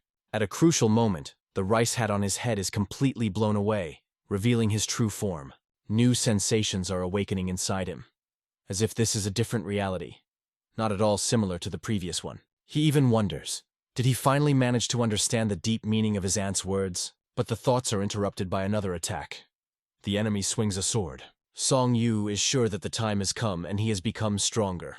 But it turns out to be only an illusion, a deception created by his consciousness. Sometimes we become captives of our own illusions, believing in something that does not exist. Can one be called a true master who brags about his development? After all, true perfection never declares itself out loud. Before you even take a deep breath, the sharp blade of the enemy's sword is already piercing your heart. To achieve true mastery, you must always strive for something greater, surpassing yourself. If you don't act now, you risk losing everything, even your life. Otherwise, you will become just another victim in the hands of the enemy. But Seong Yu does not succumb to fear. He chooses a different path. It was a sickening, eerie feeling that he couldn't find the words to explain. But even in this state, he defeated the enemy, holding the blade of the sword with his bare hands. It was at this moment that a thought dawned on him. One must fight, no matter what. He realized that he had to fight to become stronger and better. It may be difficult, but the path to victory requires sacrifices. He constantly reminded himself, I must live. I must survive.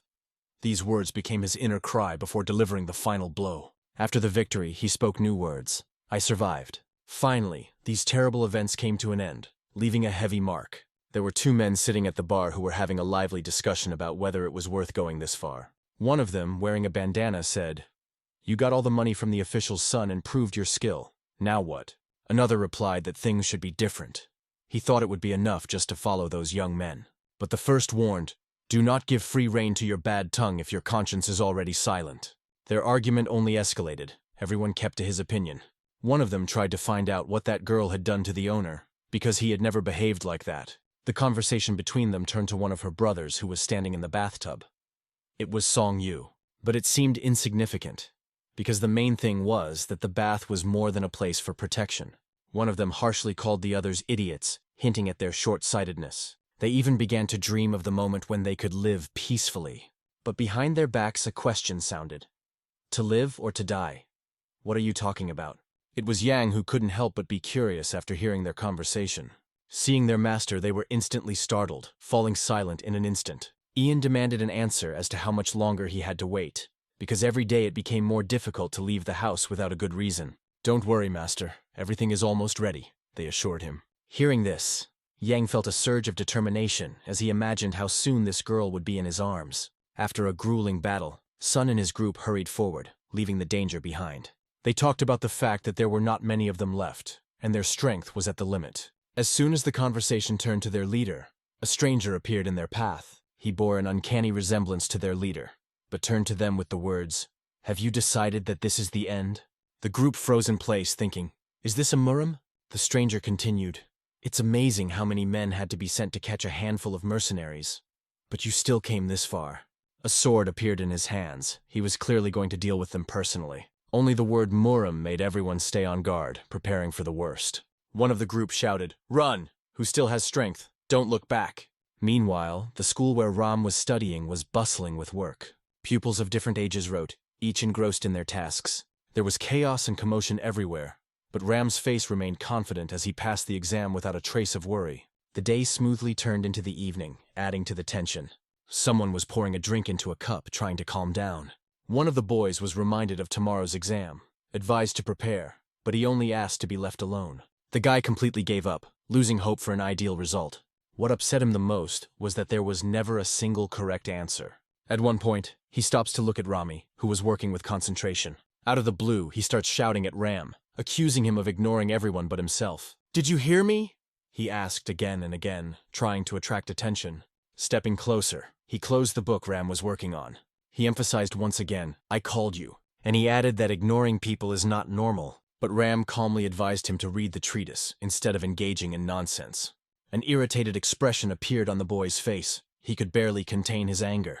In response, Ram explained, I wrote everything I knew. All the topics were discussed in class. Didn't you listen? After these words, the boy called Ram his rival. But Ram calmly replied, Opponents must be equal. Do you think we are equal? This enraged the boy, who grabbed Ram by his clothes and angrily hissed, Shut your mouth!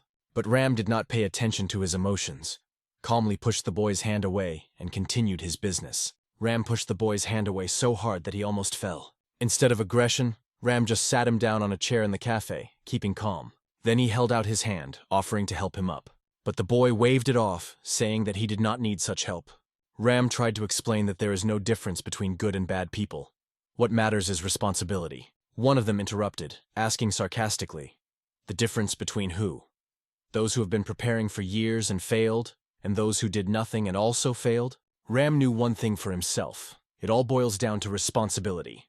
None of them took their studies seriously. How can this be called a competition? He thought. Meanwhile, other events were taking place near the cave. The fifth and sixth brothers were smiling, rejoicing at their new find. In their hands was a knife. Heavy, although not quite sharpened, but perfectly suitable for training. They were satisfied because the hard work with the wooden swords had taught them skill, and with this knife, they could achieve more. One of the brothers even suggested that it would be worth trying to find another such knife, if lucky. The other reacted with fear, fearing that the older brother would scold them. However, both agreed. Even so, It was a great find and opportunity. Meanwhile, the seventh crawled on his knees to a rare flower, as if to the most valuable treasure. He carefully tore up the ground around him without damaging it. When he finally got the flower, his gaze lingered on its unearthly beauty. The excitement was so strong that it took his breath away. He was most happy that he managed to find this unique plant. His cry of joy was so loud that it echoed far in the mountains. All this because of how rare and valuable this flower was. Her roots were of great value to him, especially because it was necessary to buy new clothes for the youngest sister. In addition, he needed to purchase weapons for the fifth and sixth brothers, and maybe find something useful for the fourth student, who also had her own needs. These thoughts brought him joy, and he set out for home with a sense of duty fulfilled.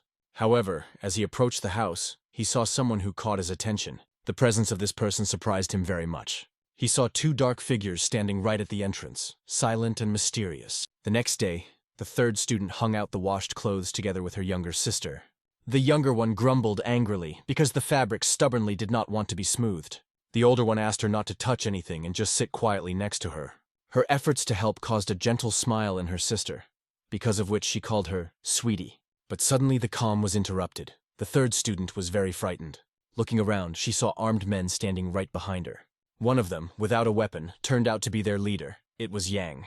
His only desire was to see this girl who captured his thoughts. She, full of fear, asked, "Who are you?" At that moment, men looked at her as if she were an unearthly beauty. She was truly charming, far too beautiful for the little asshole that others thought was their head. Sol was completely frightened and hid behind Tretya, who was trying to calm her down. The third student once again turned to the men with the question, "Who are you?" They were clearly debating whether they should act immediately or leave her alone. Eventually, they explained that their host was the son of an influential official and asked her to come with them. But instead of consent, they heard a firm answer, "I will not go anywhere." Yan sharply ordered his men not to resist and to seize the girl. They immediately moved towards her, leaving no time to escape. The situation became increasingly dire. Above all this tense chaos in the sky, the moon shone, adding to the drama. The one-eyed enemy smiled wryly. "Nice try, but you can't die just like that." He noticed a boy approaching him, and behind him were several more fighters. However, the boy was alone against everyone, ready for an unequal battle. His skill with the sword was mesmerizing. Every movement was perfect. Suddenly, a huge mace flew at him like a thunderbolt. But the boy stopped her with one precise blow of the sword, directing the force in the right direction. He instantly realized that this man was their leader, feeling his incredible power. But before he could do anything, the one eye expertly slipped through his defenses. Seong Yu rushed forward, sword in hand, full of determination. His confidence and calmness on his face contrasted with the danger of the situation. But suddenly his sword split in two, leaving him vulnerable. But this sword did not belong to anyone, but to Sun himself. He even asked ironically, "Can't you take your eyes off me?" Immediately after these words, he rushed into the attack, not giving the opponent a chance to think. A powerful blow to the chest caused Sun to cough up blood, feeling the true power of the enemy. One-Eyed saw two more fighters rushing towards him, determined. However, he simply let them pass him by as if they posed no threat. Just as they were passing, he delivered the fatal blow, spotting three more approaching. Their weapons crossed in the air, but that didn't stop him. He jumped high up, preparing the next powerful blow. Swinging, he rushed down like lightning. Only a moment, and two lives disappeared from this world. It seemed that there were no obstacles in front of him. Everything was under his control. He even praised the enemies. "Not too bad, although I didn't expect much from you," he said, holding his sword to the head of one of them. "Didn't you miss me? It's time to end this as soon as possible," he continued coldly. But suddenly he turned his head sharply. Something alarmed him. He saw a heavy stick flying towards him. His reaction was lightning quick. He had time to dodge and react. However, the stick suddenly changed its trajectory, but he intercepted it again with his sword. He felt pressure, first in his hand and then in his whole body. It was something new and incomprehensible for him. It made him tense up. It turned out to be Seong Yu, who made him wonder, who is this guy? The thing is that Sun is used to constant tension, but he has not yet encountered such a force. It was extremely difficult to face such an opponent. Even the enemy recognized that the boy had considerable strength. They met in battle. Sun had a stick in his hands, and the opponent had a sharp sword. There was only one question: who is better at handling his weapon? It was possible to determine this only through a tough fight. Sun immediately felt the speed of the enemy, realizing that he also belonged to the Murim. One wrong move and the sharp blade bites right into his shoulder. The sword pierces through Sun's shoulder, leaving a gash. But suddenly the one-eyed man sees something he did not expect at all. Sun grabbed the sword with his bare hands and tried to pull it out. He pulled the sword from his shoulder with his own hands, despite the pain. Suddenly, Sun delivers a powerful headbutt right into the opponent's forehead. This blow was stronger than any other that the enemy could imagine. But that was just the beginning of the surprises that Sun had in store for him. The technique that his aunt gave him was called death, a technique that leaves no chance for survival. But it is important to remember, this technique must be carried out to the end, otherwise it is useless. The red glow that appeared in Sun's hands was the last thing his opponent saw. This was followed by a lightning-quick hand strike, and in the next moment, the head of the one-eyed opponent flies off the body and flies so far that it will be almost impossible to find it. At the same moment, another man appeared next to him, who had remained unnoticed until now. Sun paid no attention to him. His thoughts were only focused on the fact that he had just mastered the technique of death. Those standing behind him were shocked. They could not believe what they had just seen. But the power he displayed took away all his resources. He couldn't stand it and fell to the ground. Outside, everything was bathed in golden-orange sunset light. At that moment, the third sister took up a stick in her hands, trying to protect herself. Her opponents were confident that they could capture her without much effort. But suddenly they began to ask themselves, "What the hell is this?" A girl with a stick was standing in front of them, but they couldn't do anything against her. They understood very well. If they do not complete the task, they will face complete collapse. Ian constantly reminded his men not to stop and to continue their work. After his words, they rushed at the girl again, full of confidence in their abilities. The two men decided that together they could defeat her, and even broke her stick, which she used to defend herself. This staff was her only weapon, but now she was defenseless. One of them mockingly said, "I would have come with us voluntarily. I wouldn't have had to mutilate you." Little Sol, crying, ran up behind one of the men, grabbed him by the waist and begged him to let her sister go. But this scumbag slapped her roughly, ignoring her tears. The girl fell to the ground like a small broken flower. The third sister tried to do something to protect her, but in vain. She was also stopped. She was hit in the stomach and fell to her knees in pain. Suddenly there was an angry shout. "What the hell are you doing?" It was the seventh who immediately rushed at the enemies without thinking. Seeing them do horrible things to his sisters, he charged at them in a rage. He ran with all his might, determined to take revenge. He didn't care if the enemies had swords or other weapons. He was ready to fight to the end. The seventh rushed to attack with bare hands, not thinking about the danger. At this moment, his anger knew no bounds. It consumed him completely. When he was enraged, his power increased several times over, making him a real threat. One of the men tried to counterattack, but to no avail. He simply fell before he could do anything. The seventh shouted, "Remove your hands!" swinging his voice booming with the force of thunder. He was ready to kill them all right here and now without feeling any pity. But suddenly an inexplicable force appeared, which fell on his neck like a thunderbolt. She squeezed him, not letting him breathe. Seventh fell to the ground, feeling his strength leave his body. In front of him, he saw a blunt axe driven into a log, like a symbol of his powerlessness. His eyes burned with the desire to cut down his enemies on the spot. He wanted to tear them to pieces without leaving a single one alive. Meanwhile, the sky was surprisingly clear, a strange contrast to the bloody scene. Quan was looking up at the sky, but something under his feet caught his attention. It was an incredible number of dead fighters, a real battlefield. The ground was covered with the dead, a reminder of the importance of strategizing rather than rushing headlong into battle. But something else caught his attention again. Words. "He's here, it's definitely him." These words made Quan listen even more carefully. Sun, having rested well, began to open his eyes. His comrades helped him up. As soon as he regained consciousness, he immediately asked what had happened, because he did not remember anything.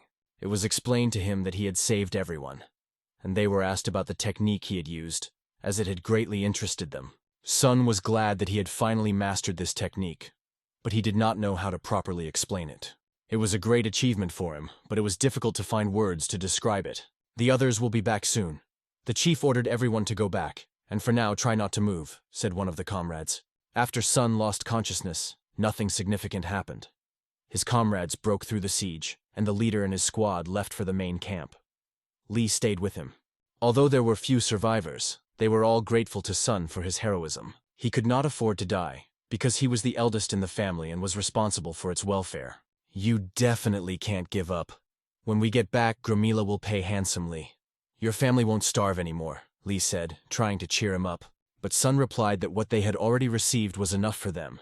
The main thing was to buy medicine for the youngest, and they would survive the rest. At the same time, his thoughts began to turn to something else. His body was aching, but inside he felt a strange and pleasant energy. This energy seemed to fill him from the inside, giving him strength. Despite the fatigue and pain, he felt much better. Lee patted his head gently and said, "Rest, you'll be back in your warm bed soon." Lee still couldn't figure out exactly what Sun had done with that Murim, and he was aware that he didn't know everything about this boy. At this time, Quan doubted whether he could handle what was happening. He had never risked his life in such dangerous situations before. However, he decided not to discuss it, believing that this was his only chance for success, and believed in his own strength. Suddenly he saw silhouettes appear above the heads of the fighters, as if they had appeared from nowhere. Before his eyes, a fierce battle began right here, on the spot. Blood flew in different directions, staining everything around. Quan realized that he needed to get out of here as soon as possible while he still had the chance. But suddenly he noticed people in red clothes on the right side. Menacing words rang out. "Song Chun-won, striking sword, I will kill you. Farewell to life." At this moment, Quan only wanted to save himself to have a chance at a reward. But something made him stop and open his eyes wide. The sudden sound made him cover his ears with his hands to drown out the terrible noise. "Hearing is good," echoed the loud words, but they only grew louder. "But because of this rumor, you will all die now." The voice rang out so loudly that the ground seemed to crack. Quan, hiding behind a tree, saw every fighter on that battlefield cover their ears trying to escape the deafening scream. The battlefield unfolded before Quan, a shocking picture that looked extremely clear. It was clear what would happen to the man who was at the center of events. At this moment, a loud voice echoed above the field. "Where are you, dead man? Song Chun-won, striking sword. Come out, I want to greet you in person." Suddenly, the one who was holding himself confidently before fell to his knees. His eyes clearly read fear, which completely absorbed him. Izzy Shinma, the one who had once proclaimed himself to be one of the strongest in the seventh gathering, was now broken. His throat felt like it was going to burst if it didn't stop. The powerful voice spoke again. "You think your life belongs to you? You're just a small insect that can easily be squashed if it gets bored." All this man wanted at that moment was to simply die to get rid of this horror. Quan understood that if Shinma didn't do something now, his life would be lost. But to rebel against this man was to obey him for the rest of your days. Suddenly, Shinma decided to stand up, making a choice. Before each hero, his words sounded like a sentence. "Give up your life." He thought, he has only one life. Is he ready to give it away? But in the end he submitted, saying that from now on his life belonged to this man. However, even in this decision, he wanted to see if he was able to prove his power. "Unlike the others, I am willing to risk my life for you, master." "Just command," Shinma said, showing his devotion. The scene looked as strange as possible. Would he really do whatever this man said? Shinma added, "I wish all the heroes would stay alive. My life is a small price to pay for that. I will do anything for you to spare them." Quan, watching this, saw something extraordinary, the Ich technique and Sharon technique. It seemed that Song Chun-won had decided to create a real hell on earth for them. If you think about it, this is life, the way it is. There is simply no other way to describe it. They are not butterflies that fly to the fire, but knowing that they will not last, they still stay without trying to escape. Obviously, most of them will simply die like moths, burning up in the flames. Quan, hiding behind a tree, understood this very clearly. "You're a worthless insect. You think you can keep the balance in the world by just leaving it?" rang out a mocking voice. The one who was kneeling called himself a servant and said he had no right to argue. But from the outside, it seemed that he gave up what he wanted too easily, which only worsened the situation. A hand reached out with a bag of everything that had been earned, ready to hand over to his master, Muno, until the end of days. Muno held out his hand, which had only 2 fingers left. The others had been cut off in the battle. But suddenly, between his hand and the other's hand, something sharp, like lightning, flies. This became a real surprise, and Muno loudly exclaimed, "Who dares to interfere with the Great One?" Several people appeared on the stage and challenged his words. They said, "If you call yourself great, any worm can do the same." Kwang knew who it was, Dongjung and the 5 people with him. It's rare to meet a devil not from hell, and that's why Dongjung wanted to bring him back. Then he turned to the kneeling one, urging him not to be afraid. "Give it to us." Not just like that, of course, especially since there were 3 of them. But he was ready to give everything to one, as if that would solve the issue for everyone. The man's face flashed with mixed emotions, uncertainty, fear, and determination. Muno almost lost his mind when he saw how this brat dared to bargain right in front of his eyes. "Who wants to challenge me?" Muno asked, his voice thundering over the field. The consequences will be terrible, he warned, looking at those present. For some, these words sounded like a sentence, for others, like a chance, albeit a dangerous one. Everyone expected something extraordinary to happen now. The trio of powerful warriors were clearly preparing for action, and the old trickster seemed to want to take advantage of the situation. Quan recognized the old man as a hunchback with a huge iron club known as the Chilson Monster. It was obvious. There would be no fight. Quan understood that he had to find a way to get out of this trap. So many ancestors had gathered, and the man knew he had no right to be greedy. He raised the bag in his hand and asked, "Who will get it? Whoever takes it will be obliged. If everyone agrees, he'll just leave it on the ground." The bag became a goal for everyone present. Everyone wanted to get it. The hook was the first to act. It abruptly began its movement towards the bag. The weasel straightened up, and the hook flew straight to the target. It was a masterful hook that grabbed the pouch instantly, but the old man with his massive club did not allow the bag to be easily seized. Muno also tried to fight back using his powers. The line was already broken, and only the hook remained attached to the bag. Muno used his energy to control him, trying to keep the situation under his control. Don noticed a strength in Muno he hadn't seen before, and it alarmed him. But in the end, he decided that he didn't care. He would continue to fight for the bag. He again began to try to catch it with his fishing rod. However, the pouch continued to roll on the ground, avoiding any contact. The old man realized that it was time to use his club. He threw it behind his head, tensed his whole body, and prepared to strike. A powerful impact on the ground raised a cloud of dust into the air. Along with the dust, the bag also flew up, becoming even more out of reach.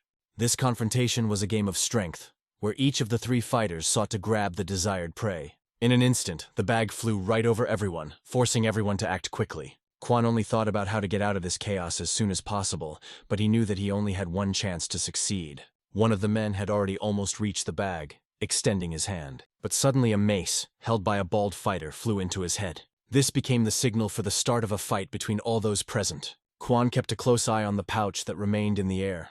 He saw it slowly go down, as if time had slowed down. The pouch finally fell to the ground, becoming available again.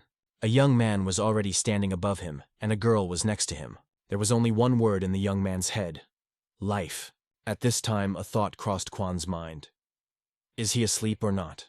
Gathering all his strength, Quan ran up and kicked the young man, knocking him out. Then he greeted, "Long time no see, Tae-chan," to which the boy, recognizing him, exclaimed in surprise, "Elder brother! What are you doing here?" The battle between the fourth brother and the scum who wanted to hurt his sister was fierce and merciless. He, armed with an axe, was ready to stop them at any cost. The boys quickly learned that there was no way to relax, especially when their leader was watching them. They threatened the seventh, saying, "If you don't back down, you'll die." But his eyes lost their normal color, taking on a creepy look that didn't resemble human eyes at all. Suddenly, he grabbed one of them by the waist and pulled him forward with all his might. With all the weight of his body, the seventh knocked him off his feet, showing his strength. The axe remained in his hands, ready for the next blow. He raised it high above his head, preparing for a decisive swing. But the second opponent quickly knocked him down with a kick. The seventh flew to the side and fell to the ground, choking on anger and powerlessness. All these events unfolded right in the middle of the yard. The unsympathetic scoundrels forced him to his feet, threatening another attack. But we didn't have to wait long. The seventh got up, holding a new axe. Gathering all his strength, he again rushed to the attack, carrying with him a decisive blow. The blow of the axe hit directly into the sword, which the freak had put up for protection. If it hadn't been for the sword, it seems he would have been lying dead by now. They quickly realized that this young man possessed unprecedented power. Blow after blow rained down on them from the sharpened axe that was made for chopping wood. But now it was a deadly weapon. Two opponents with swords against one with an axe. The fight looked completely unfair. This was quickly shown when the first sword strike caught Seven directly in the lower back. Street strike, thought the man, satisfied that he hit, but his joy instantly vanished when he saw Seven's gaze. That look said, "I'm going to kill you now," and he confirmed it not only with his look, but also with his actions. The seventh delivered a powerful blow with an axe directly to the enemy's shoulder. His determination and strength were unbreakable. But at that moment, another fifth brother appeared. "Is it another boy?" thought the freak, not hiding his anger.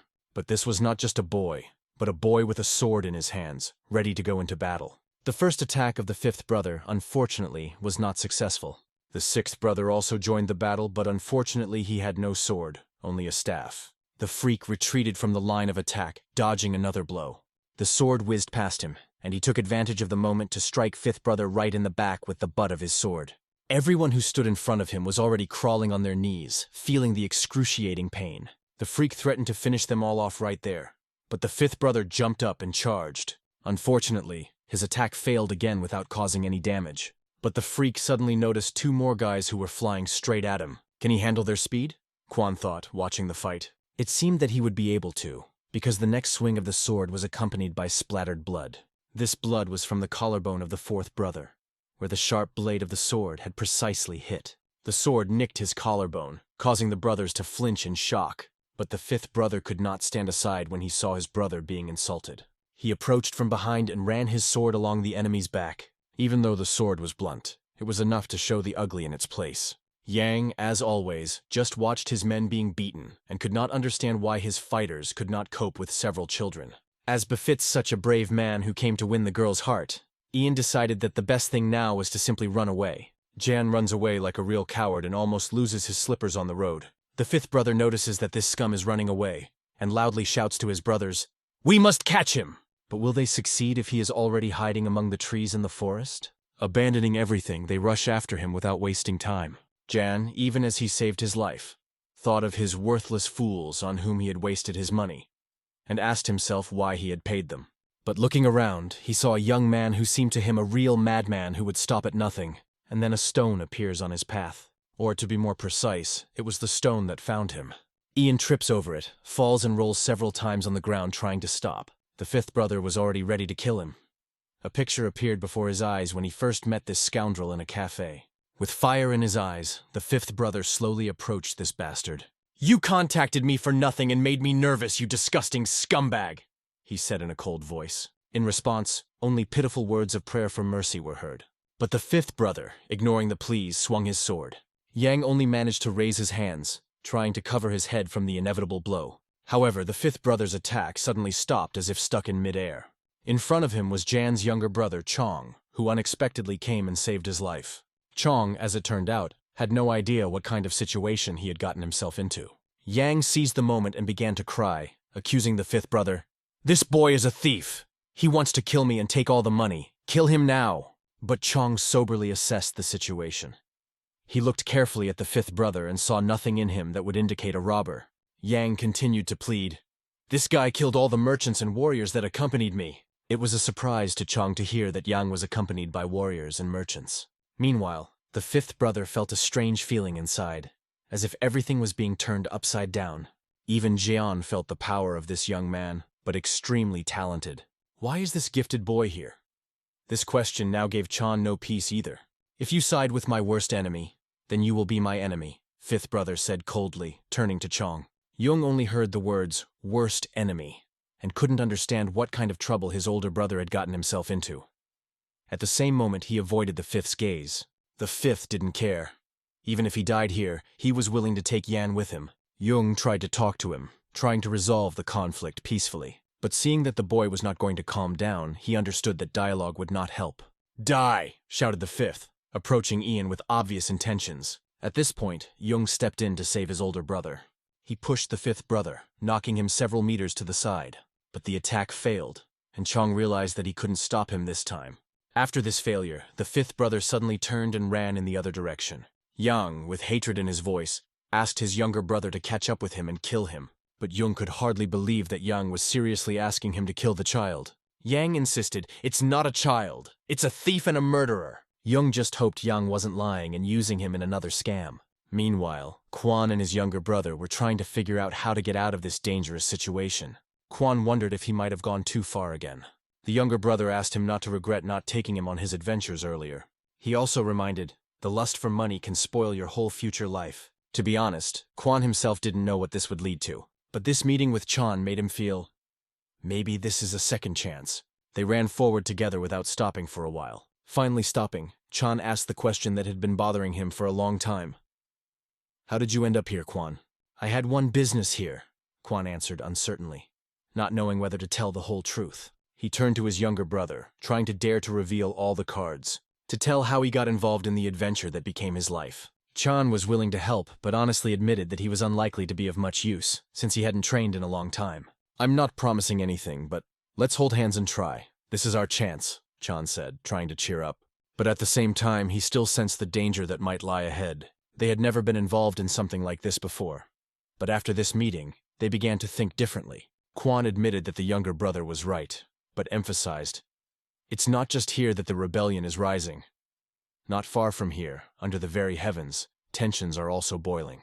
What he heard really shocked the younger brother, leaving him speechless.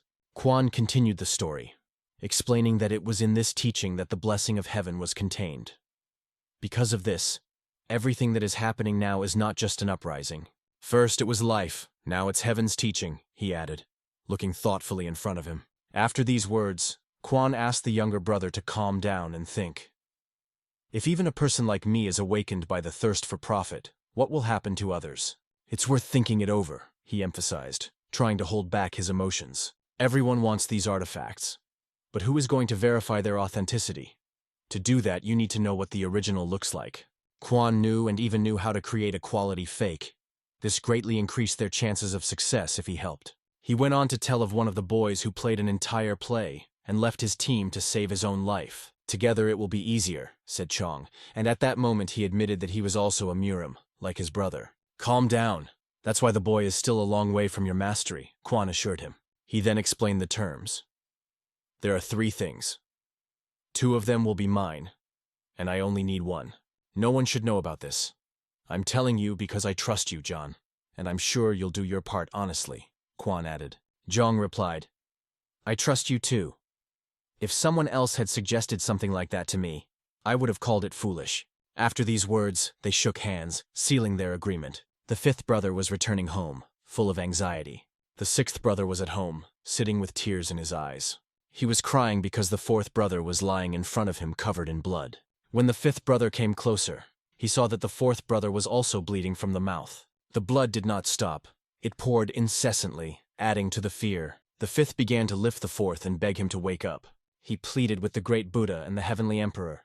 If you give my brother life, I will grow a peach orchard and build temples in your honor. Tears and snot flowed unceasingly, mixing with his cries. It's all because of these stupid bastards, he shouted, choking on tears. But he understood that he had to calm down, because now everyone depended on him.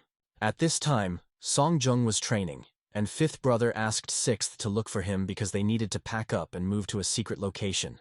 He also reassured the 6th brother, reminding them that they must stay strong and act quickly. Meanwhile, the fire destroyed everything in its path, leaving only ashes. For one of the men, it was important to find out who this guy was, who was able to create so much chaos. The reward is insignificant compared to our losses. Almost the entire Black Tiger is destroyed.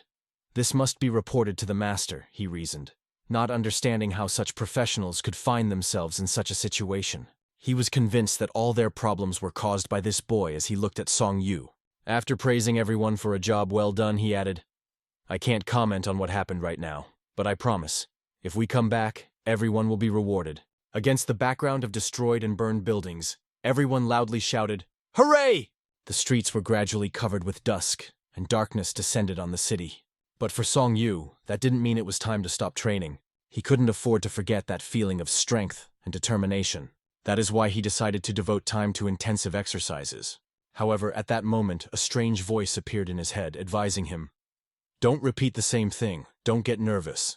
The voice was so unusual that Seong Yu even stopped, trying to figure out who it belonged to. Suddenly, a mysterious figure appeared in front of him. He could see her clearly in front of him, and it alarmed him. Quickly changing the direction of his staff, Seong Yu prepared to defend himself. The figure turned out to be an old grandfather who calmly asked, Why are you training here alone? But Seong Yu was more interested in who he was and whether he was one of their enemies. You are either very naive or too stubborn if you consider me your enemy. If I wanted to kill you, you would already be dead. Remember, watch carefully. Whether you fall to the bottom or rise to the sky, always be on the alert. Understood? After these words, Seong Yu pondered, trying to understand the meaning of what he heard. Sun understood that he was not an enemy, and asked if the old man had any business with him. The old man explained that he was just curious, so much so that he even put aside all his business to come here. He came here because of the people who were nearby and wanted to know if Sun also belonged to them. But after these words, Sun did not understand anything, and asked what exactly it was about. You'll probably get paid well. You did a great job. It wasn't just luck, though. You saved them. I saw it, said the old man. After that, he asked Sun where he learned his skills. The old man called his style a rather beautiful way of killing. He also added that he had traveled a lot and seen a lot, but he had never seen such smooth and graceful movements before. Sun finally understood that the old man was talking about the trick his aunt had taught him, but he insisted that he did nothing special and acted intuitively. After the next words of the old man, Sun finally understood that he was in front of an unusual person. He seems to be a smart guy, but you pretend to be a simpleton. The thought that this man was not an enemy did not leave Sun's head. However, he continued to insist that he was not interested in his suggestions or questions. The old man finally introduced himself, giving his name as Fu. Sun was about to go on, but the old man repeated his name once more, as if he wanted it to be remembered clearly. Haven't you heard of me? Fu asked, but Song didn't know anything about him except his name. At that moment, the old man was surprised when Song even repeated his name. Showing respect, Song bowed low before him and promised to greet him properly next time. Now that the conversation was over, Sun decided to move on. But suddenly he felt something strange. The changes taking place in his body remained a mystery to him. The old man repeated his name once more and warned, "If you turn away from me, you will lose your life." At that moment, the old man seemed to him a real monster. Fu revealed his purpose. He wanted to learn more about Sun's technique and who had taught it to him. However, Sun insisted that he could not reveal this. But the old man began to clarify. Was it a man or a woman? This question seemed very strange to Sun and made him suspicious. Fu's gaze read more than curiosity. It was almost obsession. Suddenly Fu said, "I heard your answer," although Song didn't answer. "You didn't say anything, but you answered anyway," the old man added, making Sun feel uneasy. Fu began to pace around Sun, peppering him with questions. "Why you? What's so special about you? There has to be a reason." He then directly asked Sun to come with him, warning that he would find out the truth under any circumstances. Fu continued, "I don't know what you did to get her attention or what binds you together. But it doesn't matter. I am ready to pay you hundreds of times more than you are getting now," the old man declared, not hiding his intentions. The dream asked, "What will need to be done?" To which Fu replied simply, "I don't care, the main thing is to kill." Zhong held his stick high above his head, trying to block the blow. He tried with all his might to restrain the attack, but suddenly the stick flies into pieces, leaving him defenseless. He had to act even faster. He deftly went behind the enemy's back. Quan realized he wasn't wrong when he said Zhong could handle it. His eyes never failed. Jung was once again convinced that he was indeed strong, and this gave him confidence. Now the pouch was in their hands. Quan handed it to Jung. "When you get down to the bottom, give me one of three things," Quan explained. But Jung wanted Quan to keep the pouch, thinking it would be safer. Their conversation was suddenly interrupted by something else. It was a big hunchback who, coming closer, called the situation quite strange. Quan understood that even his brother would not be able to stand up to the old master. "That slug gave up so easily. I would never give up life just like that," said the hunchback, looking at the dead man. He asked them to return what they had taken. Quan knew Hunchback to be very cunning, and understood that he wanted to get paid for it. It was impossible to give him the bag. Zhang asked Hunchback, "What do I get if I give it to you?" Quan was surprised by such a question, because he understood that even if they gave up the bag, they would still be killed in order to leave no witnesses. With that, Jung accepted the challenge and tossed the pouch back, right into Quan's hands. Quan realized that Jung was right, and now the only thing left to do was hope for someone's mercy or his own strength. In the house of two merchant families, two men were standing at the entrance, and a tense conversation was taking place inside. The two brothers were talking, and the younger one asked the older one, "When are you going to tell her about what happened 2 months ago?" Yang, the older brother, got angry, and it was written on his face, but the younger brother continued to insist, "I already know everything." The younger warned that he needed to tell his father about it before it turned into an even bigger problem. But Yang believed that even the death of a person no longer matters, because his people are also dead. So no one will tell about anything. Junior asked him not to say such things, as Yang's stupid fame was growing day by day, and if he hadn't intervened, Yang would have already paid for his sins. However, Yang remained ungrateful, replying sarcastically, "Go tell your father, of course, about your loser older brother." The younger man, despite everything, firmly stood his ground, demanding to tell the truth. Ian tried to get out of the way, answering slyly and touching on sensitive topics to change the subject of the conversation. He was even confused about who was older and who was younger, and said, "You don't even try to help your older brother. What do you think, if I die, all the money will go to you?" The conversation became increasingly tense, and each word only exacerbated the conflict between the brothers. All these words and excuses made the younger brother think, "What a bad character the elder has. And he still dares to call himself my younger brother?" Ian thought angrily. Suddenly Jan remembered that the younger man was supposed to have a meeting with some beauty today. Just thinking about it made him feel hot in his chest, and he realized that he had wasted the day on the wrong thing and the wrong thing. But suddenly someone stopped him. A boy was standing in front of him. It was Banggu, holding a sword in his hand. "It's time for payback," Banggu said, ready to kill Yang for his brother. A quick swing of the sword, and Yan's hand flies to the side. Ian screamed for help. But will there be someone here to help him? Banggu was ready to either kill Yang or die himself. Only revenge filled his mind, and he saw nothing else. Meanwhile, Seong Yu was returning home. But he saw only an empty building in front of him. There were no male or female students here. It seemed that not even a trace of their presence remained. Where are they all? He thought, and his heart was filled with blood from worries and fear. Dejected and filled with anxiety, Seong Yu set out for the city. Walking through the streets, he did not notice anyone on his way. Suddenly he pushed a bald big man standing in his way. He tried to say something but quickly changed his expression. The energy radiating around Seong Yu's body was undeniable and palpable. His cold gaze pierced through, leaving no room for objection. Seong Yu confidently approached the gate where the answer awaited. The two guards asked him to stop and not take a single step further. One of them even tried to ask about the purpose of his visit. But one look from Seong Yu was enough to make it clear that he was not going to answer. They tried to stop him by asking him to name himself, but to no avail. Seong Yu simply raised his foot and knocked the door open with one powerful kick. Then the guards realized that the enemy was in front of them and drew their weapons. One quick 360-degree swing of the stick, and both swords flew out of their hands. It was a shot in which Seong Yu showed his skill.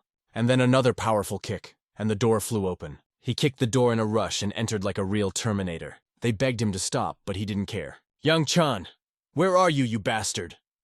This was the first thing that came out of his mouth. But suddenly a man came out and tried to stop him. He noted that dealing with an influential family is serious, and urged to observe the rules of propriety. Seong Yu calmly replied that he only came to find one person. The old man felt the destructive power in him, but he had no idea what clan he was from.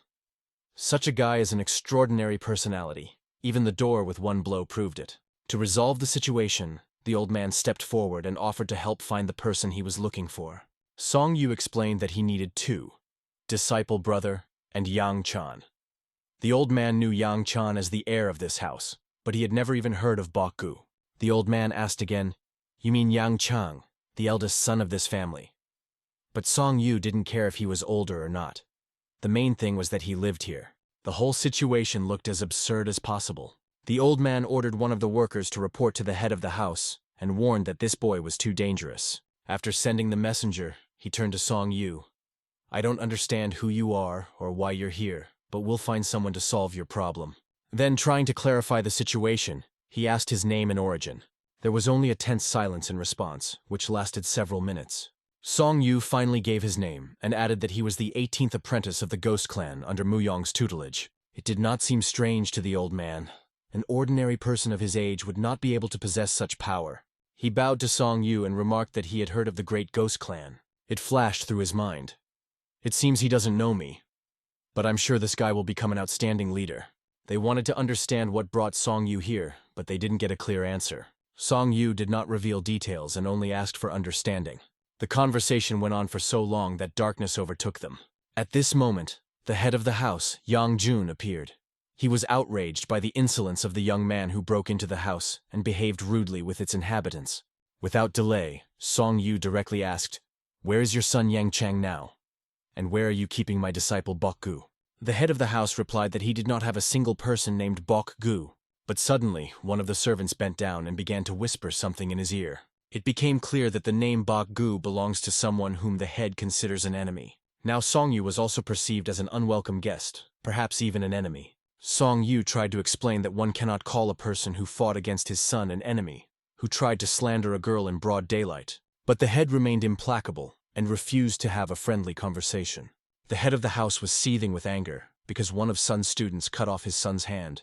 "And even if your vile disciple is unlucky, you still come here and demand that I give you a member of my family. Do I look like the kind of person who could do that?"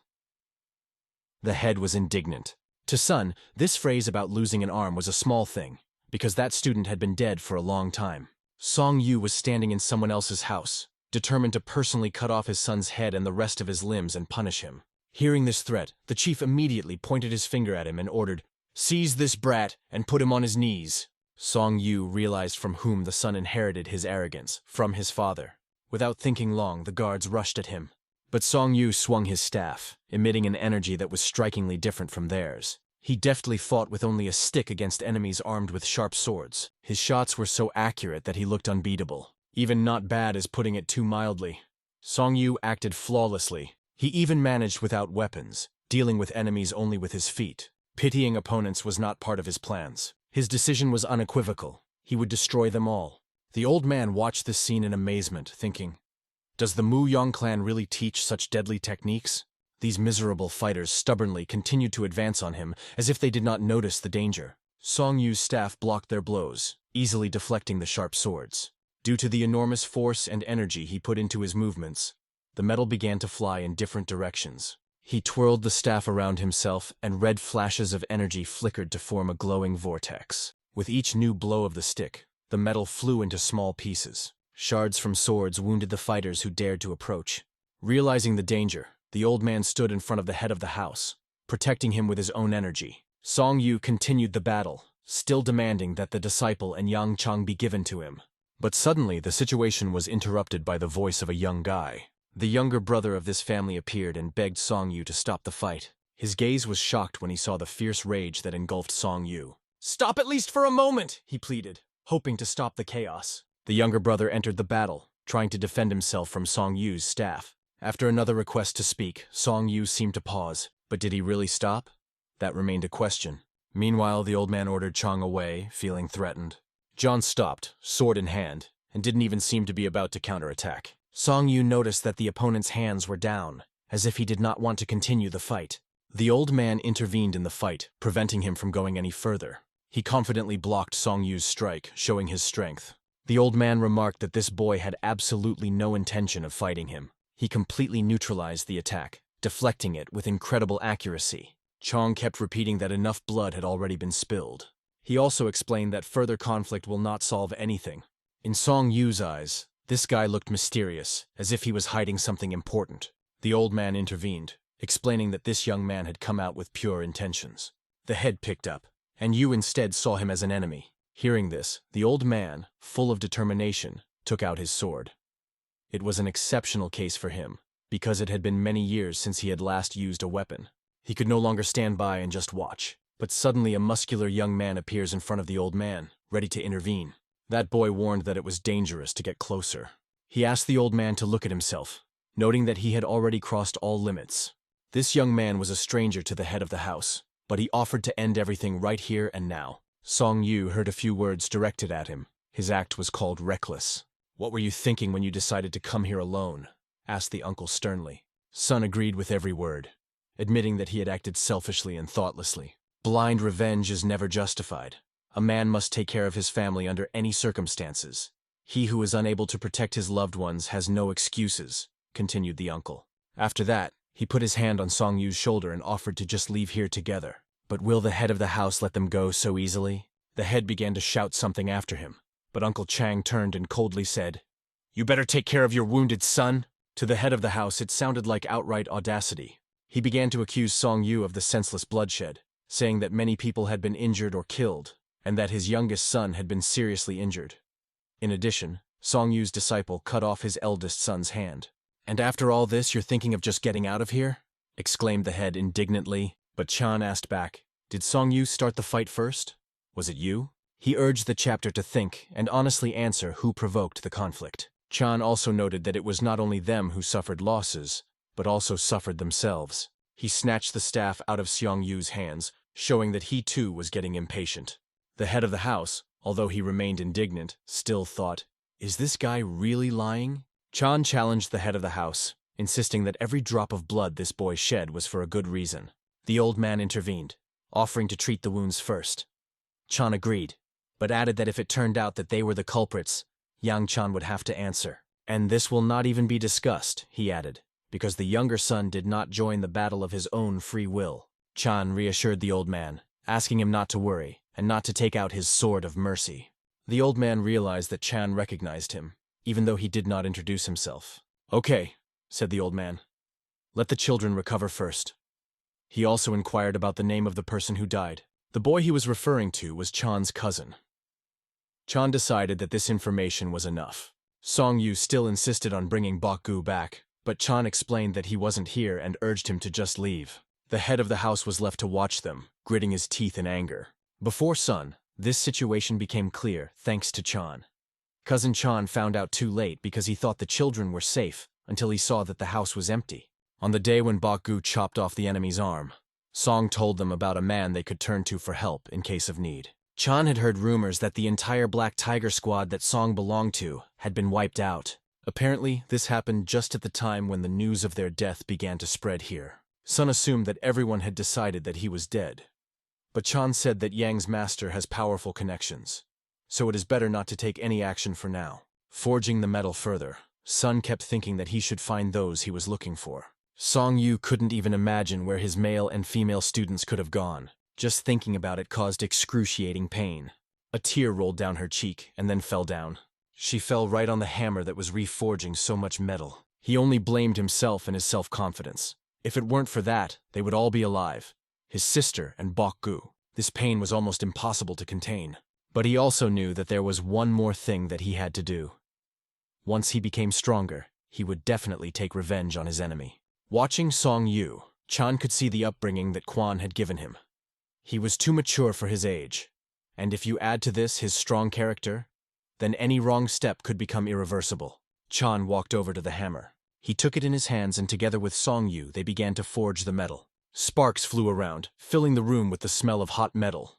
Meanwhile, their former home stood empty. Only under the house was a grave. It was the grave Seong Yu always returned to. The fourth student was buried here, before whom he constantly asked for forgiveness. When he came to the tomb, he thought he saw the spirit of the fourth disciple, who reproached him because he believed that he was guilty of everything. But Seong Yu himself considered himself to blame for everything that happened. His emotions overwhelmed him. He could not hold back the tears. And after the tears came devastation. However, the spirit of the fourth student did not want to see him with tears in his eyes. After talking to the grave, Seong Yu promised that when they met again, things would be different and moved on. Chong's face was covered in blood, and he was barely able to stay on his feet. Zdravilo held in his hands a huge mace, created for hunting the strongest, and he was sure that he had dealt a fatal blow. His only wish was for the enemy to suffer longer. Quan clutched the knife behind his back, aware that this might be the last fight, but there was nothing he could do now. However, he knew that he had to act, even if there was almost no chance of success. And suddenly a girl appeared. Quan was shocked when he realized that she was also a martial artist. Her technique was so refined it was mesmerizing. She possessed the power of the tree, and this energy looked magical. She used the branches to wrap around the arm of the giant, who was clearly not expecting this turn of events. When he swung his huge mace, it looked like he was waving a light twig. His rage seethed, and he sought to break the girl and fix her foolish boldness. He rushed towards her, ready to strike. His mace flew high above his head and instantly headed down, trying to crush the girl. But the girl stood calmly, as if observing something ordinary. Could Quan let this happen? Definitely not. He lunged forward to cover her with his body. Quan took a powerful blow from the mace directly to his back, but was able to jump back at the last moment, avoiding serious injury. He turned to the girl, urging her to act. "Wake up! You can't die here, we have to do something." Now they stood facing each other, Quan holding a knife and the giantess holding a giant mace. But the big man made a fatal mistake. He forgot about Quan's younger brother, Jian. Chong suddenly jumped, and with all his might knocked the giant off his feet with his shoulder. The tension increased even more. Every movement could become decisive. Wasting no time, the girl launched her attack using her technique. Meanwhile, Seong Yu trained by the tree, preparing for the upcoming battles. He struck the trunk with his stick, trying to make his energy more controlled. His body was enveloped in energy that he was trying to master and channel. With each blow, he repeated to himself, "I can do anything. I will achieve my goal." Chan appeared nearby and calmly said, "Even if there is a black streak in life, don't make it any darker. Techniques you can't control are no longer martial arts." Seong Yu admitted that without the support of his friends, he would have died hundreds of times long ago. But Chan noted that if Seong Yu continued to rely on uncontrollable power, his identity would only be a name. Seong Yu understood that his uncle was worried about him, but he also knew that if he gave up this power now, he would never be able to carry out his revenge. Quan insisted that during moments of battle, Seong Yu exudes a strange energy. He advised to learn to manage it wisely, because with his inner strength, even ordinary techniques can defeat enemies. It was hard to understand how it all came to this. After a pause, Quan asked if there was any news from the mentor. They concluded that the mentor was most likely fine. He was known for his strength and was far from being a weak person. Quan shared a story about his mentor's nickname, Hot Dog Back and Forth. It meant that after taking a step forward, he could take 10 steps back. This title, although it sounds strange, was not easy to get. It symbolized strength, skill, and confidence. Quan assured Seong Yu that there was no need to worry. The mentor would definitely return. Seong Yu believed every word he said without a doubt. At this moment, the mentor was fighting a fierce battle, competing with incredible strength. His younger brother Quan was barely able to control himself as he succumbed to the strain of battle. The mentor's blow was so strong that the giant's club shattered into pieces, and the giant himself fell to the ground. The older brother encouraged Quan, reminding him that he had already defeated such enemies once. His words of support were precise and motivating, giving confidence. But suddenly Quan began to lose strength in his legs and could no longer stand. After using such a powerful attack, he had absolutely no energy left. He fell to the ground, and time passed while he lay unconscious. When he finally came to, he realized that he had been looked after all this time. "It's going to be okay now," Quan said, trying to reassure Quan. He also said that he gave him a unique medicine, life. It's an extraordinary remedy, and Quan didn't even expect it to work so quickly. Quan admitted that he was going to give it to his children, but Quan explained that he himself had to be okay to take care of them first. Quan felt he should pass it on to his older brother, but the elder brother had a different opinion.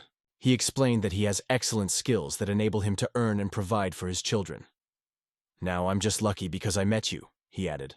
The younger brother did not understand how the elder ended up here and why he, having tied up with all this, returned again. But Quan explained that he changed his views to take care of them. They have only one life left. It is a sacred artifact. They were lucky, and it meant that everything would definitely work out. After training, Seong Yu went to eat ramen with his brother. Lee's face looked sad and deep in thought. Sun asked what happened. Lee heard Seong Yu's words that he, as an older brother, should take revenge, and it worried him. Song tried to reassure him not to worry, but Lee couldn't stay indifferent, especially considering that everything happened when they weren't around. During the conversation, Lee said the word us, which made Seong Yu think. Before, when they were children, together with the students and Seong Yu, they were really us. But now he was all alone. The weather outside was beautiful, as if it was made for important decisions. Quan worked with metal, but his thoughts were far from here. The head was filled with memories that did not give rest. He thought back to the day Quan first visited him. Then Quan brought Seong Yu and asked him to take him to work. These memories caused Quan a bitter pain. Now in his hands was a sword that he had created with his own hands, beautiful and perfect. He made this sword to act so that he would no longer be on the sidelines. He knew he couldn't let this boy die. As he swung his sword, he saw the glare of the sun shining on his blade. It really was a perfect weapon, crafted with skill. The attack power of this sword exceeded all expectations. The sword was meant to destroy the evil that lurked within this boy. This was Chan's true purpose, to help him free himself from his inner demons. At that moment, Seong Yu appeared to him, whom Quan himself had called. Quan said he did something important, and pointed to the stick, asking Seong Yu to take it and bring it. He warned that what he wants to explain is quite difficult to understand. He once again asked Sun if he was ready. Without a shadow of a doubt, Seong Yu answered, "Yes." They went to the mountains, where Seong Yu usually trained. He used a stick to beat on rocks, believing that this was the only way to achieve perfection when working with hard surfaces. Memories of previous moments of life also surfaced in his thoughts. He remembered Quan explaining important truths to him recently. "If a person stops breathing, will he die?" Quan asked. "And if he stops eating, he will also die?" he continued. Seong Yu agreed with all of his statements, replying, "Yes." But to the next question, "Should you consciously breathe when you're working in the sweat of your brow?" Seong Yu answered, "No." Quan understood that the boy was completely unaware of his actions. However, Seong Yu began to understand that all actions must be considered and deliberate. This was the first thing Quan wanted to convey to him. When Seong Yu asked about the friend, Quan asked a new question. "What's the difference between working in the forge and training?" Quan asked Sun to think the question carefully and weigh everything before giving an answer. Sun replied, "When I hit the hammer while working in the forge, I do it automatically. And when I train with a stick, I pay attention to the strength and precision of movements.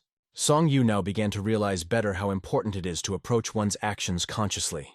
Quan suggested starting with the simple things. First, it was necessary to hone skills on familiar movements, but even this turned out to be quite a difficult task.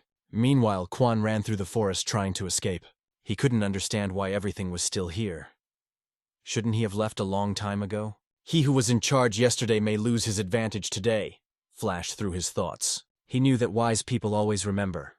The one who was on the horse today can fall off it tomorrow. And at that moment, Quan tripped over a stone and fell. His thoughts turned out to be prophetic. He was upset because at first he believed that he would be able to escape. He had a very valuable item in his pocket. It was a book he always kept with him. His head was full of thoughts that were difficult to organize.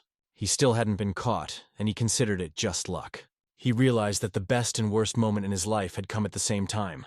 That was one of the reasons why he didn't give up. Only in this way could he return with his head held high, washing away the shame of the past. He had only one chance, a kind of unique opportunity that he had to use. The room was plunged into darkness, causing a sense of unease. The man was confused that a third-rate person who had been wandering around for 30 years, a worthless grandfather, was doing tasks for first-class mercenaries and was still alive. Someone was kneeling in front of him, explaining that this idler had caused them many problems. The man called himself Luna Shadow and claimed that he had never made a mistake before. But today he was wrong, and it made his master very upset. However, he was temporarily released. The master said that he would make a decision later, but for now, Luna Shadow could go. When Luna Shadow left the room, she seemed to be washed away by the water and disappeared without a trace. Many questions remained in the owner's mind about this old man, known as the Walker to and fro. He couldn't remember if he knew his name, but he felt that name kept running through his head. The weather was changing, and gradually autumn came. Later, it began to get colder, and the first snow began to fall from the sky. Snowflakes scattered in the air, creating a beautiful winter picture. Seong Yu continued his training without a single break, focusing on himself. He swung his stick hard, honing his skills. Suddenly, Grandpa Fu came up to him. At first sight, Fu noticed the improvement in his technique and praised him for the progress. Sun greeted him because they had not seen each other for a long time. Song was surprised to hear Fu's footsteps, though he admitted it was a coincidence as he was not yet experienced enough to detect such a master. But Sun explained that he only caught a slight noise that suggested the presence of his grandfather. After that, Fu admitted that he was not mistaken in him. Sun is indeed progressing. He remembered how he had been impressed with Sun's martial arts last time. So much so that he even started looking for more information about him. After learning that his business was nearby, Fu decided to pay a visit. Sun offered him a cup of tea. A cup of tea was ready in no time. Fu immediately moved on to the main question. Does Song want to find people? But he warned that he would have to pay a certain amount for this. Seong Yu didn't want to accept the offer the old man made to him beforehand, but he reminded that it was Sun who needed a favor, not himself. The old man spoke out of his own curiosity, which was unusual for him. He usually didn't act like that, and it added to the tension. Seong Yu seemed to have no choice but to agree and pay for the favor. The old man felt that the request was serious, and such a small favor could not go unrewarded. This request was so significant that, as the old man pointed out, one cup of tea would not pay here. Speaking in riddles, Fu finally said, "Okay, let's do it. But remember, your request is very important, and it is worth more than tea." The essence of the task was to convey one message. Not long after, Seong Yu left, clearly annoyed and overwhelmed by the complexity of the situation. And the main reason for the irritation was obvious. It was the message that the boy sitting on his back turned out to be. The boy wondered what it all meant, and looked quite calm. Meanwhile, old Fu added mysteriously, "They will all be destroyed. It turns out that this guy is the grandson of the High Witch, Moran himself, and his status was the key reason for this mission. Although Moran decided to conquer the peak, in fact, his nose is Seong Yu, who was clearly indignant at such a task. Some time passed, and night had already fallen on the street. A woman and a man walked leisurely under the house, talking. The boy, whose name was Ram, turned to the elder brother of the students. "It seems that a little more, and you will not have to endure any more terrible deprivations." The man in front asked Ram, "Do you understand why they chose you since you just got your degree?" Ram, having just passed his final exam and entering the fortress for the first time, could not understand this choice, and hoped that the headmaster would explain such nonsense. "Practical experience is always more valuable than dead knowledge," said the man, explaining the situation. It was this that made others see something more in him. The manager said that Ram is different from all the other graduates, and today it became finally evident. His story was as unique as he was. The manager hinted that Ram was able to overcome the difficulties of the past and learn wise lessons from them.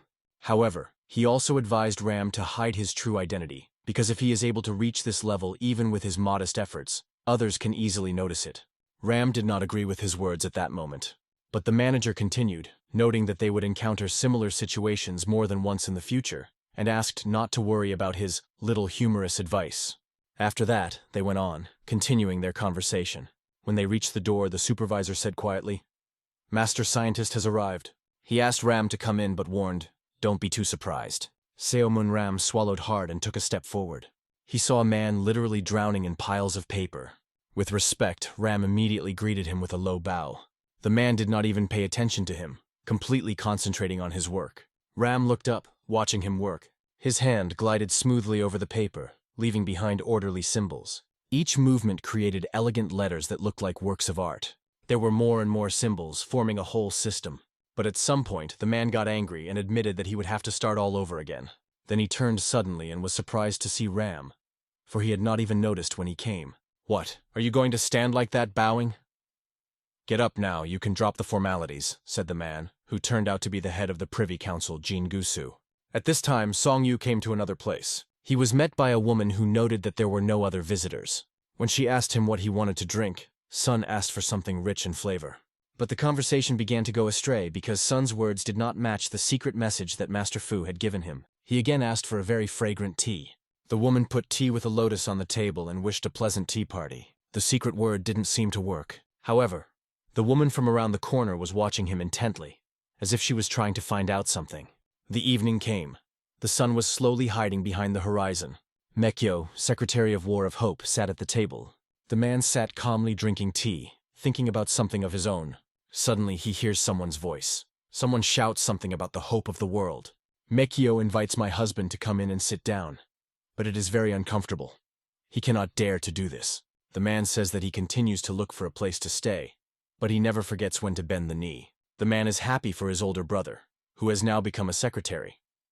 Mekyo says that the boy wished for something he didn't even dare to think about. Hearing about this, the gray-haired man tensed up a bit because he did not understand what exactly his elder brother was talking about. He is the head of the outer group and could not afford to remain in the dark as to whose energy it was. Mekyo comes to his senses. Did he dare to go against his head? After a second, the man falls to his knees and admits that he is very stupid, but asks to tell him everything. Mekyo does not believe that the bearded man knows nothing.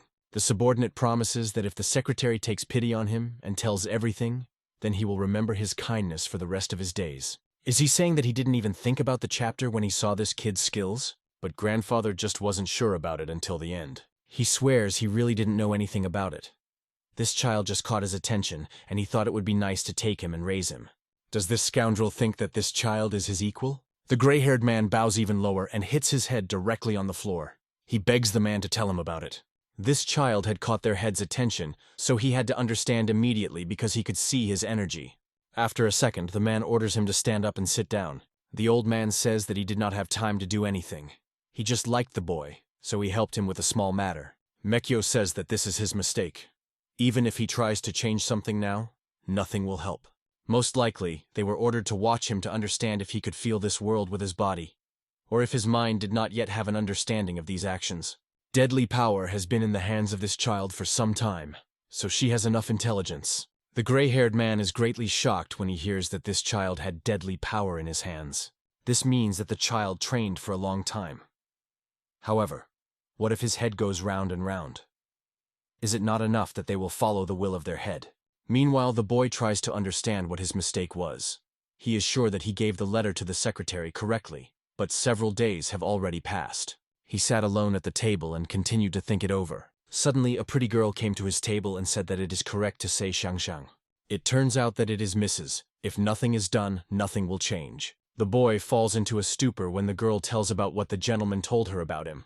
Pan is the one who told the boy about the Zhangxiang. It turns out that the girl standing in front of him is Xiangxian. It was difficult for the boy to believe his ears and eyes. It just dawned on him that if Xiangxiang was a name, it didn't mean something fragrant. From the expression on the young man's face, Xiangxiang understands that everything has reached him. But why didn't the girl tell him about it right away? If he asked for something very fragrant, he was most likely looking for tea. Our hero simply made a mistake in the word. Then he asks, what exactly was the thing he was supposed to give the girl? The girl looked at the boy with a sad look, and understood that he could not stand it. The words that if nothing is done, nothing will happen were correct.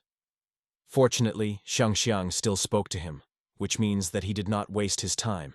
When the boy looks up, he sees that he has come to the right village, but it was not very similar to a Christian one. Night has already come. Several men sat in a circle in some dark room and talked about the order from above. No one understands why this request came to them so unexpectedly. Everyone had a very different opinion on this matter. Someone was happy because now it won't be boring, and someone was the opposite. Thanks to this, they had hoped that they would be able to get out of this cursed place. The main thing is to follow the orders of the elder. Before starting, you need to look at everyone's hands. The world is full of naivety and fools, but it takes a little time to show that. In this case, this man really needs to start. A predatory smile appears on his face. Finally, it's time to show your skills. Meanwhile, the girl sits at the table and continues to wait for someone. Suddenly, someone approaches her and says that she looks very relaxed. It was a gray-haired man. The girl immediately understood that he was up to something. The man was going to tell her about something, but when he looked at her, he got a headache. Xiang asked the question, what is this old man up to? They discuss our hero. He looks like a strong leader and master. In addition, he looks like a person who knows his worth. It was because of this that the man turned to the girl. He was a good candidate to learn about this secret world. Xiang thinks this is all rather strange, especially his request to send the boy to that settlement. At first, the old man just wanted to watch the boy develop, but now that's impossible. The young lady could not understand why the boy was so worried about this weirdo. The main character does not understand why everything was so complicated if he just had to deliver a letter. The guy doesn't think like that because he can't handle something so simple. He feels that his strength has gradually begun to run out, which meant that he should have lunch somewhere at the foot of the mountain. After moving forward a little, he even found a place suitable for it. There he was greeted warmly by a man, an employee of this institution. The guy ordered 2 portions of gyumyun. The man also offers to bring him some alcohol, but the boy refuses because he still has a mountain to climb. But the seller knows how to persuade, so after some time, the boy agrees. The employee says that he makes this alcohol himself and is ready to share a whole bottle with the guy. The young man is surprised that the man works here because there are definitely not many visitors here. Rarely anyone passes through this place. In fact, the boy is very worried about his students, because so far no one has contacted him.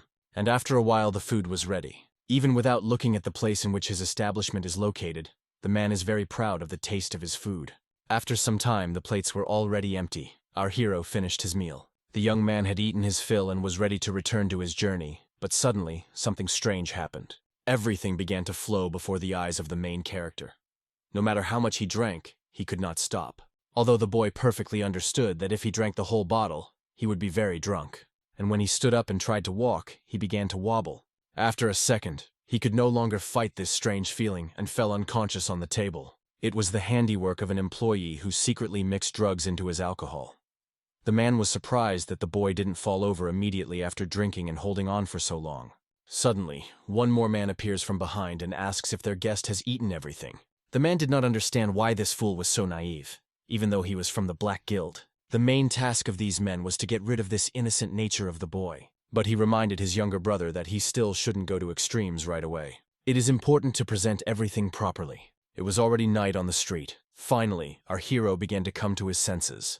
When he opened his eyes, he could not understand where he was. He immediately felt that his hands were tightly tied with a rope. The young man immediately starts screaming and calling for help, saying that a person is tied up here. But no one hears him. The guy does not understand why all the problems happen to him. He repeatedly tells himself that he should be careful, but he constantly forgets this rule. The main character used all his strength to get up. Although it was inconvenient, he was able to do it. And as soon as the young man got up, he immediately went to the window to see at least where he was. He saw a man outside the window. It was the same shopkeeper at whose establishment he had dined. Suddenly, the young man just fell to the floor. The boy asks to let him go, but of course no one is going to do it. He has his own motive. Our hero starts talking and looking for different arguments why he should be released. The man notes with annoyance that he is very talkative. The main character does not back down and tries to understand what they want from him. Thus, 6 months have already passed, but during all this time the young man learned almost nothing about this place. It was an increase in evil. This place is for people who are going to become thieves. They all gather here. It turns out that the guy tried to run away from here many times, but soon realized that there was no point in it. For some reason, there was no energy left in his body, and he did not understand why. Suddenly, behind my back, I hear someone's voice cutting into my ears. He is told that he will have to try harder today. It turns out that it was his master. The young man knows that everything is fine with his body, but he does not manage to touch even the hem of his master's robe. It was then that our hero had one thought. If nothing is done, nothing will happen and nothing will change. This is exactly what a guy has to think about again and again in order to somehow move. And so, after some time after his thoughts, he concluded that it is better to become a person who is suitable for this place. There were many men sitting in a dark room playing some kind of game. The presenter said that the guests will be lucky today. It seems like it was some kind of gambling. On the side of the sheet, where the draw was written, there were many boards, and where there were scores, there were only a few. A certain man said that they are all one in soul and body, and he thinks that he is not inferior to them either. After a second, he opened the glass. Under this cup were dice. This was the purpose of the game. That's how the evenings passed here. Men voted and played, but our hero did not like it at all. He didn't know that the person standing right in front of him was such a gambler. The main character just silently watched their game, and the man with the bandage noticed his gaze on himself. Suddenly he heard someone talking about today being the only day. The man who came here has to mortgage his house, so he asks for more money. If so, the husband will take only 1% from it. If he takes the money and returns it today, only 1% will be taken from him. To do this, you need to sign this document. Even a person who does not understand anything about this can understand what a horror this 1% can turn out to be. It is obvious that this man will never be able to pay back the money and will lose the house. He'll be lucky if they just take the house and his family doesn't end up in slavery. Suddenly, the owner turns to Seong Yu. The man says he has to go to the shamai. By this time, our hero has already moved from the very bottom to the lower students. Yu Sung replies that he just tried really hard for it. Despite the fact that several months have already passed, he still continues to hide under the mask. This does not seem to be enough to make more progress, but it is difficult to break one's true nature. When he looks at this boy, he goes back in time. Finally, they come to the right place. Pan asks him if he wants to go inside for once. Our hero has heard a lot about this place. Everything is very expensive there.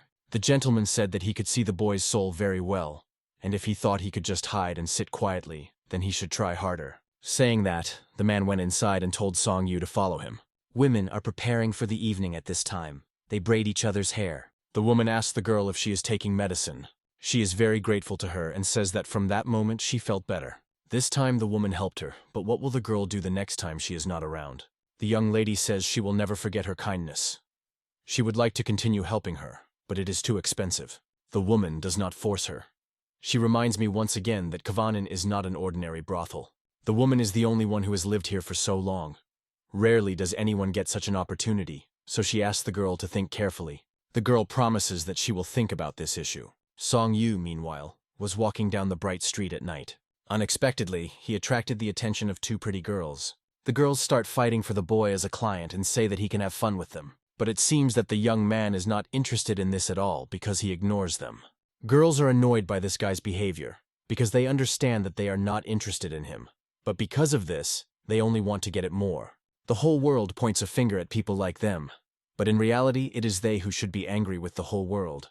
Unlike the upper-class courtesans, most of the girls here were either sold by members of their own families or kidnapped. For a visitor to this place, it is called the Street of Pleasure, but for these girls it is the Street of Tears. Unexpectedly, another slightly older woman approaches them.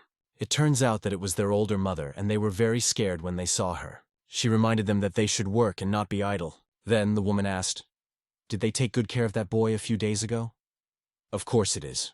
Mr. Tu was very pleased. The woman hopes that the girls licked him properly.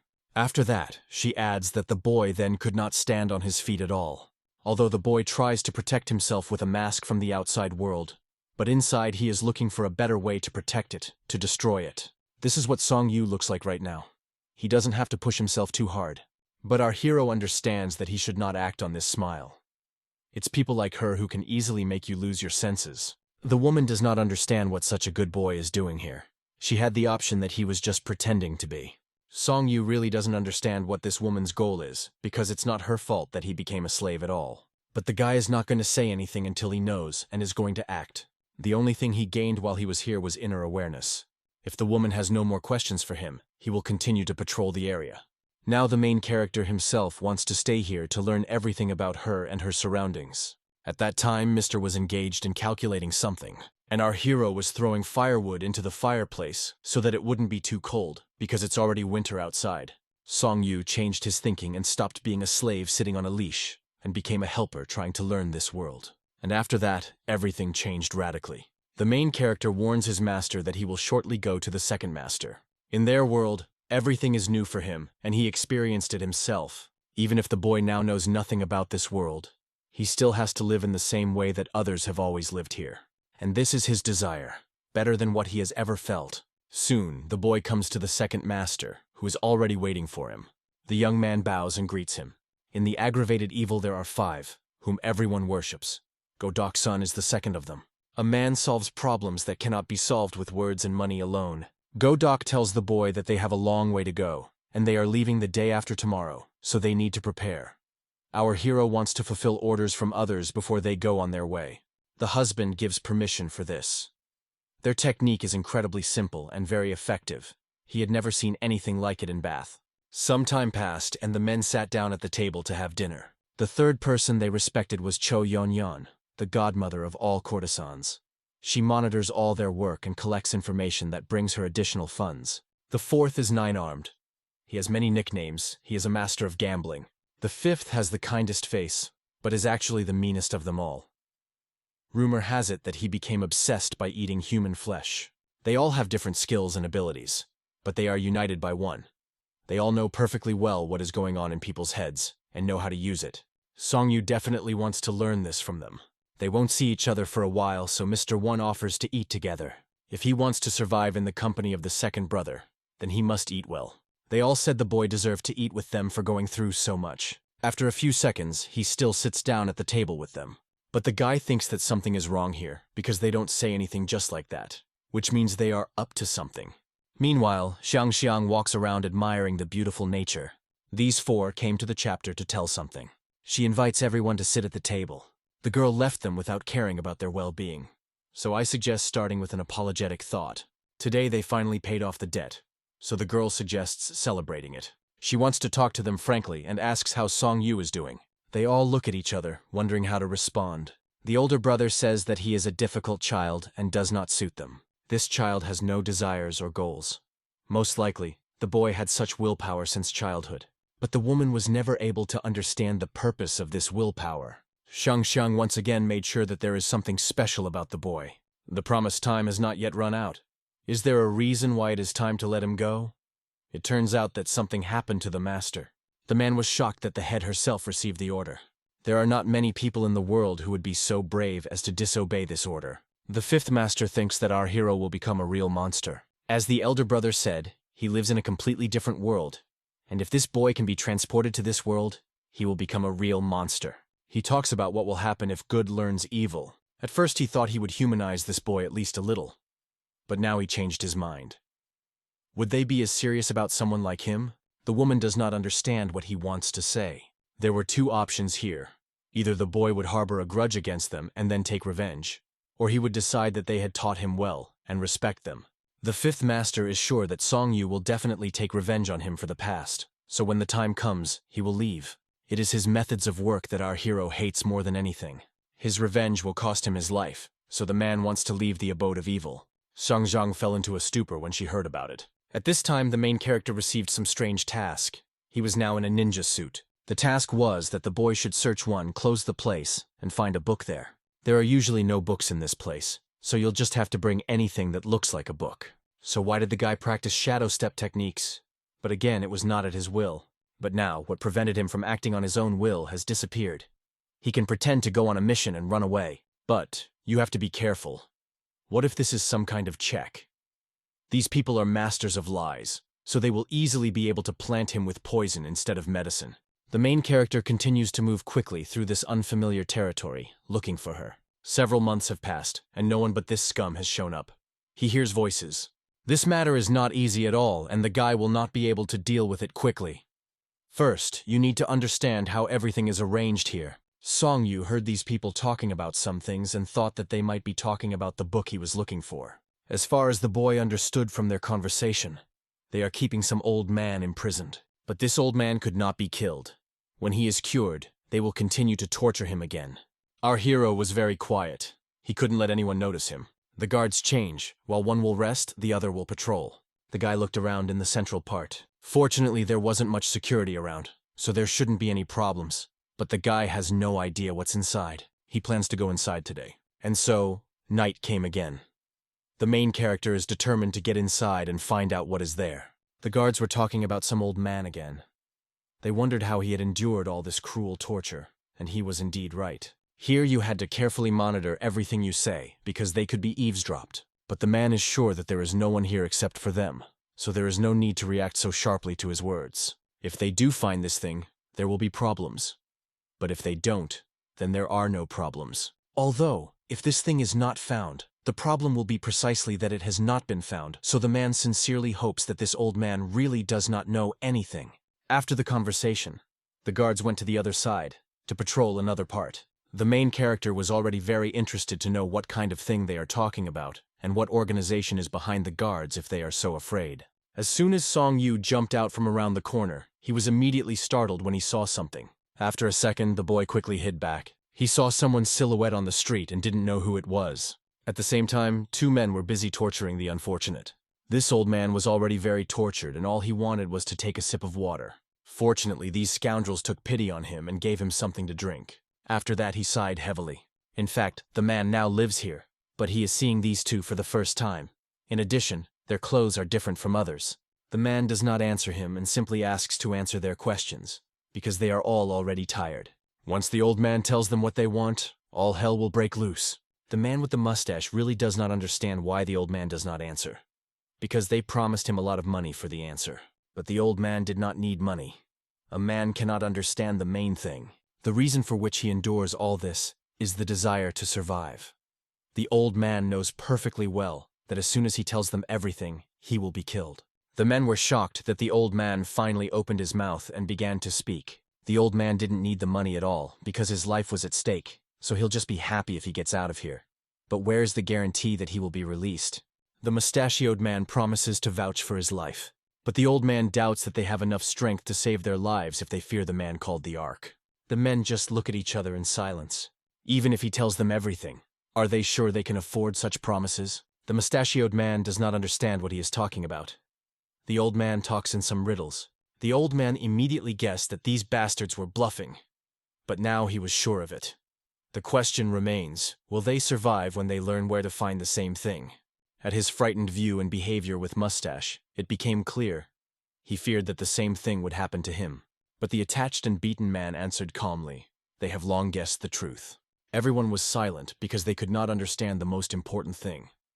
What to do next now? One of them finally said, saying that the only way out was to tell all the Ark personally. But only the other wanted to remember something else about the Ark. As the mustachioed gentleman covered his mouth, the beaten began to be pleading. "Call him, only then you will have a chance to survive."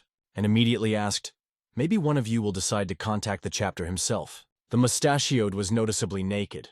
Why he was entrusted to him he could not understand. Then the prisoner explained that it is easier to make it, but someone should stay on the guard. He turned to the mustache. "Go and pass the news of the Ark, and I will stay here, watching." He agreed, but put forward the condition, only if the first one does not run away. And finally, they remained alone, without unnecessary witnesses. Prisoner, still tied, asked, "So what do you do? Can you free me or not?" "I made my move. You are silent. So it's time to move on to the next step," he said calmly. After this conversation, it became clear. In front of him is not just an old one, but someone is much more dangerous. After a brief conversation, the man began to doubt. If he helps, then he should be sure. He will not be betrayed. His arguments were simple. He showed his deceased appearance and explained that nothing could do in this state. This turned out to be enough. Another hesitantly, but began to solve his hands. Just a few minutes passed, as he carried the old man on his back, explaining, "First you have to run away, because they are about to go the pursuit." Meanwhile, the guy in the mask stood on the street and saw someone who was a stranger appeared right in front of him. The men ran past him without even stopping and rapidly rushed forward. They ran without looking back until the gentle light of dawn began to blossom over the city. But it was only the beginning. The target was waiting ahead. They certainly had to get to the board. He understood that if the old man dies right on his back, this adventure would end a fiasco, because he put his own life on the map. Because of this, he stopped, carefully put the old man on the ground and asked, "Where is it?" He was absolutely necessary to know. But he did not answer. He just groaned without saying a word. Then the man understood the old faint, and suddenly a loud voice came through the silence. "Mentor!" He turned sharply, without understanding nothing. And then he saw. The guy runs rapidly in his direction, as if the wind was chasing him forward. The guy targets a stick that serves him for his weapon, and points to the man. He is, they say, and is the same mentor. Realizing that the situation becomes threatening, the man immediately reaches the sword. But the guy reacts instantly. He easily knocks out the enemy's hands. However, the sword does not fall. The man again goes into battle, still not understanding who is before him. He tries to find out who this mysterious young man is and why he is so strong. They both understand. It is impossible to delay. The man wants to end the boy quickly, and he, to save the mentor. But one thing is obvious. The energy is much more in the guy, and at the end of his stick the sharp blade shines. He flies up, swings and directs the blow from top to bottom. The man barely has time to put a sword to repel a powerful attack. Now before him, a real crazy. Although the guy looks from the outside, something is wrong in it. But as such is possible, he does not understand. Its weapons are moving like lightning. Such accuracy and power are simply striking. The guy's gaze managed to catch every movement of the sword, predicting strokes. And suddenly something flashed in the sky. A quick metal flash. It was an iron ball that hit the sword blade with frantic force. The iron ball bounced sideways and began to roll rapidly on the ground, reflecting from the surface, as if alive. A new thought was in the man's head. Who else appeared in this arena? The answer did not wait for herself. A stranger with 3 same balls in her hand stood nearby. It was the second owner. The guy immediately realized who he was. He recognized him without any doubt. The owner approached him, pointed to the mentor, and asked if this person was familiar to him. Hearing the confirmation, he said calmly, "Take him away, and I will understand the rest." Tears flashed in the eyes of the guy. Not from pain, but from genuine joy. The heart squeezed from emotions when he rushed to the mentor. He lifted him on his back and without delaying began to pull his body forward so much. But when he rose, he heard the word behind his back. "If you took it, no longer cling to me." The man said it, but the guy answered calmly, "Kindness is not equal to mercy. I will still be back to take revenge." This phrase instantly removed the man out of balance. He literally exploded from anger. And the second owner turned to him, calling the owner of the dead from the blood room, and stated that he is now his opponent. At first, the one who was called a bastard was confused. He did not understand anything, silently clung to his eyes. Meanwhile, the guy with his mentor on his back moved away, disappearing in the distance, further and further from the battlefield. It has passed some time. In the picturesque corner where peace prevailed, everything looked peaceful and carefree. The man slowly raised his hands, stretching, as if trying to lose his anxiety. The day was sunny, but something worried him. Anticipation. He decided to warn others to work with extreme caution today. At the same moment, a loud, persistent knock came at the gate. The man, as it turned out, was no one than the master. He did not immediately realize that for an unexpected visit. Behind the door, the guy stood, holding his mentor, and asked the doctor to look at him immediately. Rolling the sleeves, the doctor warned them to stay outside, not to go inside without permission. A little time has passed, and a needle for the procedure has already appeared in the hands of the doctor. By this point, he had already managed to put into the body of the mentor dozens of other needles, harmonized and without delay. Each movement was accurate, skillful, worked as a real specialist. And when the next needle pierced the body, the mentor gasped and then began to come to his senses. With relief, the doctor wiped sweat from his forehead, sighing relieved. Then he turned to the guy. "First you need to knock down the heat, as well as find out what happened to him." After listening to the story, the doctor understood. The medicines will help little here. First of all, you should restore the endurance of the body. He explained to the guy that acupuncture and drugs are just a temporary event. It all depends not on them, but on the power of the mentor himself. All you have to do is hope that at least it would come to mind. Otherwise, the chances could not be. Meanwhile, the events were transferred to a beautiful building located on the Wutan clan. At the big table sat a respectful Tan Hak, the head of scientists of officials, harsh and focused. His gaze was attached to the scroll. He read carefully in writing without missing a word. Suddenly, a familiar voice came behind the door of the office, an appeal to him as his older brother. Hearing this, Tan Hak got up immediately. The voice was familiar with pain. When he entered, he did not hide joy. In fact, to see these people was happiness for him. He looked at his brother, and then noticed the frightened face of the little boy standing behind him. After holding his hand on the head of the child, the man explained with a smile that fate brought them by accident. And the boy is rare beauty. Tanhak has not yet understood what fate and a beautiful boy, everything seemed mysterious. But in a moment, he happily thought that they may have finally had a student. The man added that he wanted to boast the boy in front of his mentors, but here is a trouble. He could not find them. Realizing what he goes to, Tanhak warned, if the mentors find out about it, they will have to avoid open conflicts. After that, he turned to the boy, asking how he was called, and heard a short answer. A dream of John. Smiling, Kak replied, and I am Tanhak, your 400. Laughing, Tanhak told the boy that the elders would definitely love him. So sweet, is it possible? Silence was already prevailing on the street. The sky was covered with darkness, and the moon shone lonely. The dream stood in the yard, and the thought was turning in his head. He had already had a family, but for some reason he could not remember any face. Suddenly, a mentor appeared in front of him. He greeted and noticed immediately. The guy looks thoughtfully at the moon. The dream told that he once had a family like others, but he did not remember them at all. And yet he was convinced. He was very fond of him. The mentor said it was normal. He saw, the boy has a good soul, and therefore, in the past, there was a lot of love. But he was also strange why the memory was silent. The mentor wondered, maybe the guy survived the scary, so much that he was erased his own memory, leaving only a name. The whole family may have died in that battle. And then he asked Sun not to rush. Remembering that time will put everything into place, he assured that the memories will return. Smiling widely, he added, even if not, he will be one who will be around. In the meantime, it is worth staying here because Tan is a place of power. The mentor believed. The day would come when the dream himself remembers who he was and who he was. But while he said it, a quiet cough broke out of his chest. He coughed because of fatigue that the body was depressing, despite the fairly warm night weather. He was approached by a guy, worried, and asked, why did the mentor go outside in such a cool? He replied that time to go. The Kuke did not immediately realize where it, but heard in response, home. It knocked him down from the panther. He sincerely did not expect such an answer, and began to persuade the mentor to stay here until he recovered completely. I know my body well, said the mentor. He did not long. If you die, I want to do it at home. The quack was stunned. At first died Sim, and now the mentor. He did not even have time to say that all the students were running, and he did not know where they were. While the quack was fighting in these thoughts, the mentor recalled again. It is time to go, and he warned that on the road, it will be necessary to stop in one place. The guy asked what it was for a place, and in response, he heard a mysterious phrase. It was necessary to prepare something. The decision was made, to return home. The guy gathered things and was ready to the road. They said goodbye to the elder, thanked for the care, promised to never forget it.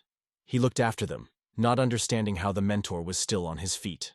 Brother, don't just wait for death, the old man said with pain. The mentor thanked for the shelter and rest. Thanks to the old, he recovered a little. The promise was given. The student would thank everything.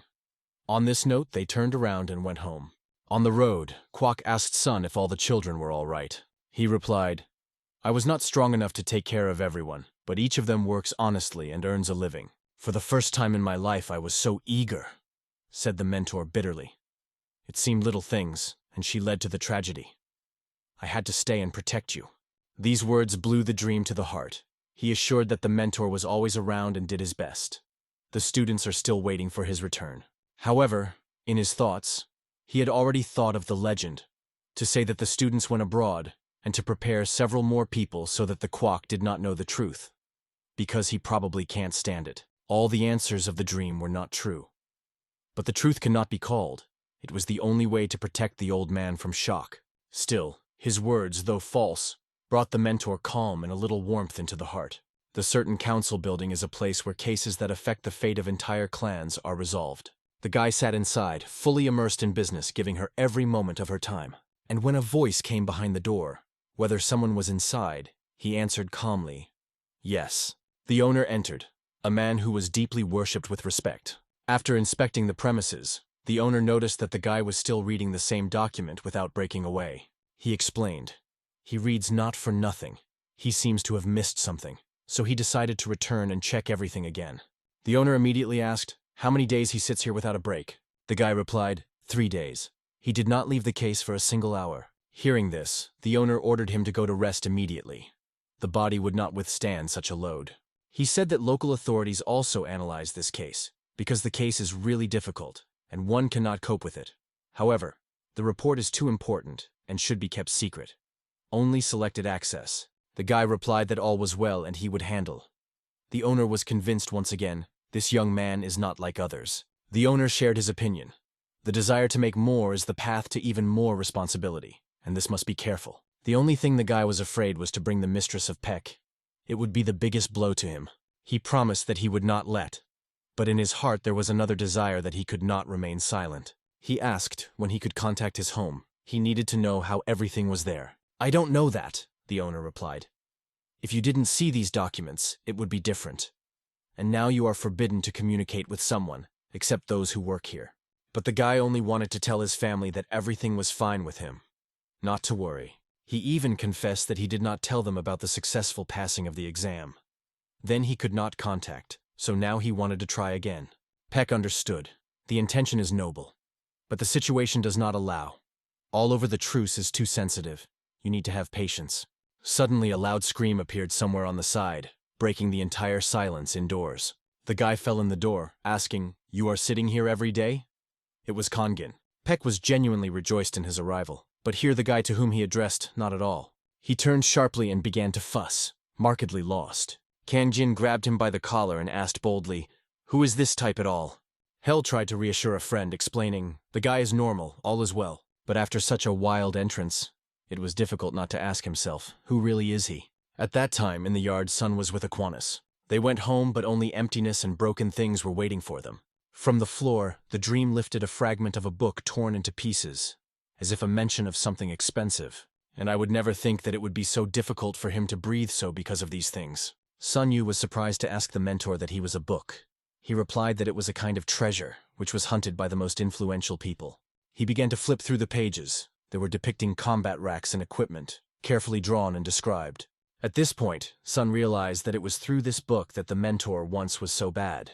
The mentor got some pill and suddenly asked the boy to swallow. He, not understanding anything, asked, "What is it at all?" But the mentor did not explain. He just insisted that he eat it immediately. Sun did not argue. He raised his pill to his mouth. Without chewing, he swallowed her for one sip. And at the same moment his eyes expanded. Something strange responded throughout the body. He felt energy through him, a strange, unfamiliar feeling. And even thought, "What taste it?" Quan asked the same thing, and Sun said that the pill was just dissolving, nothing special. Without explaining what it was, the mentor simply ordered to rise. It is time to go on. With regard to further plans, he said that you need to find the second half of the book. It was dangerous to keep it whole, so it broke it in half and hid the parts separately. If one is found, the other can save life. Sun's interest has only grown. What is the book for which so many casualties? The mentor told a little more. They say that the one who takes over all its content will become the strongest master in the world. Just one book, and you are the best in the world? The mentor always doubted such chats, but extraordinary talents and influential people still sought her. I do not know if she will make you the best. But it is enough that even the failure looks like a master of the highest level.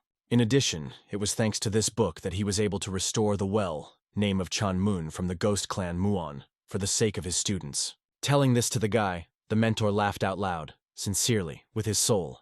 But that laughter had an unexpected continuation. Something went wrong. The terrible feeling was the body of the mentor. The dream was immediately alert. Something was wrong. It seemed that he was about to faint. The guy begged him to stay in the face. But the mentor did not say the word, only again and again coughing, breathing. And only then, through heavy breathing, did the reason muttered, "But it is not necessary to shake me. It is better to feed." It became clear. Everything is because of a banal but strong hunger. "I'm hungry! Food! I grew you! Don't even eat me!" he exclaimed. These words sounded scary. They had more despair than a joke. It seems that the famine blurred his mind. He no longer controlled himself. There was something wrong with the mentor. His condition was only deteriorating. But with the onset of a new day, the situation has improved a little. The mentor finally ate and, though weak, sat and rested. A dream appeared in front of the mentor. Everything was already powerful. The things were completed, and he returned. The guy managed to catch fresh fish, and he looked satisfied. A little time passed. The dish was ready, It was steaming a pleasant aroma. The guy begged the mentor to eat as much as possible. He needed to restore strength. And it was at this moment that the mentor was convinced that his former guests were not in vain. He once fed the children, giving them everything he had. And now, they care about him, especially the dream of why. But there was one question in the heart. When did it happen? He was a little sad, but at the same time happily. After all, he finally felt the real warmth. And then he thought about the word neat. What were the troubles in his life? Is it so old? And what did he really do? His thoughtfulness did not go unnoticed. Sun saw it all on the face of the mentor. Suddenly, he grabbed his head, as if in agony, and began to ask someone invisible to stop the beatings. He shouted in full voice, piercing, "Enough! Stop!" Sonu carefully came closer and quietly, with anxiety, asked, "Is everything right with him?" He reassured the mentor. "No one here except for him. It is safe, you can relax." But I had to repeat it again and again because the mentor constantly asked, "You won't leave me?" And of course the answer was always one. No. Sun thought of a bloody room. He was ready to put his own life on the map to make them pay. And then he led the mentor to the old nickname I, because they had good decoctions, and it is better to turn to him. They moved on the road when they suddenly came across an unfamiliar man. Seeing that Quan was leading the guy, he immediately noticed. The old man was breaking again. The attacks returned. And his son, as he does not try, cannot do anything. But how long do they last? Later, the mentor lay on the bed, as if it were sleeping, trying to relax. A few seconds passed. He opened his eyes. He asked if he had a dream here, but looked around. He did not see anyone nearby. A dream came out of the corner, and the mentor immediately asked him to approach faster. "How many I was unconscious?" asked the old man. The guy replied that everything was calm. He all the time remained in the face. But the mentor did not believe. Dryness in the mouth gave everything. He clapped his hand on the bed and asked the dream to sit nearby. When the guy sat down, he spoke more seriously. The time when the mentor is in the mind, he quickly shrinks. He asked if he had time to tell everything about that book. Due to the fact that consciousness disappears and returns, he decided to share the most important thing immediately. The book is called Chochokong. More than 50 years ago, Marimi was filled with blood through this damn book, and this bleeding does not stop. In those days, a man who was considered invincible around the world lived. And indeed, he was not equal. No one could repel him. Even those who stood with him on a par barely kept at least 3 seconds in front of him. Due to his power, he remained lonely. So they said his power was condemned to alone. Only one rival in the world was worthy of resisting him. He was called a lunar sword. All his life Invincible dreamed of meeting him. Even a distance of 10,000, even in the country, did not stop it. And this meeting still happened. The Invincible and Lunar Sword came together. It was rumored that it was not just a battle, but a meeting of two ancient rivals, which fate brought. Do they come together? No one knows yet. But after that meeting, Kancho appeared the same mysterious book. That is why it is believed that it contains knowledge of both masters. But none of them had never mentioned the book, so you must first study its contents. The mentor insisted on it. First you need to master the first part, and then the second. But help with this the mentor is unlikely to be able. His condition is deteriorating rapidly. The second part of the book has not yet been found. Therefore, you need to go to her search as soon as possible. Although the guy asked to postpone the case while the mentor recovers slightly, he categorically refused. It is necessary to look for already. Every second is the weight of gold. Delay can be too expensive. But Sun was perfectly understood that if the mentor was being excited again, his condition would only get worse. First you need to reassure him, and then discuss everything. Fortunately, the mentor suddenly asked a cup of warm tea and a little paw, and then he repeated it even louder. The dream immediately jumped, without hesitation of a second. The mentor asked, so it would be. And at the same time, somewhere far within the clan, a real man appeared. The girl was standing, inhaling the aroma of the flagellan, which slowly climbed up, mixing with the morning air. Recently, she has increasingly visited her older brother. She wanted to feel his presence at least in her mind until the country was changing again. Standing over his grave, she reflected his death. Even now, over time, she seemed meaningless to her. And Kancho has not changed since then. She told him that the bloody wind seems to be coming again. And did she not tell her before that it is in vain? The world still rotates, as always. She remembered that she recently met a boy who reminded her of her brother, and it seems difficult for him. So much that he even handed the Ring of Demons and Gods to the pawn shop. It was because of this that she was worried. Tax doctrine has become tougher, Concho. More and more unstable. And she wanted to try to unite this country, something that no previous head of the clan failed. Or, as an option, to take under his wing a prominent guy, similar to her brother, and rely on him, knowing that she would not do the current 10. She will not avoid change. She was certain, if her brother was alive, she would advise her to choose a second way, uniting the world, and she began to feel that it seems that it should happen. However, there was one but. She wanted to see that guy with her own eyes. So she decided she would try both options. Saying goodbye to her brother, more precisely with his grave, she quietly bowed her head. Whatever the decision was made, she knew that it would be busy to the limit, so she would be able to return here. When she went outside, she turned to her right hand. He immediately fulfilled her order. The founders listened to without denial. What do they say at school? Do they want a continuation in the Chunvan? She asked, getting ready to hear an important answer. From her simple question, her right hand began to fever. The reaction was instant, almost panic. But suddenly the man standing behind said, everyone would be happy to spread on Chonvona with her, a mistress. However, although the prohibition of the previous chapter is filmed, it is possible to go only on the official orders of the school. The right hand looked at him with suspicion. The expression of the eye was more eloquent than any words. This type is not in itself. However, the chapter herself clear everything. She appreciated the situation instantly, and without unnecessary words. It seemed to his right hand that his life was already on the hair. He was almost past on his knees. In the meantime, they walked with the street with that man, and he carefully asked us if he could join the cleaning society. He was not so surprised not by the request himself, but because this man knows something at all. He knew that the clearing society was the main spiritual wing of the third-generation school. Its members were closest to key teachings, and being among them meant to approach the source of force. More than 30 years have been part of this school. He sincerely believed that he had earned this right. They opened heavy wooden doors and entered inside. Everyone who was inside became clear. A respectable guest entered. Seeing him, they rose from the places. Everything came here to see the mentor and the elders. The goal of his visit was serious. The mentor of the Quan family, Men Chan-ho, asked him the question.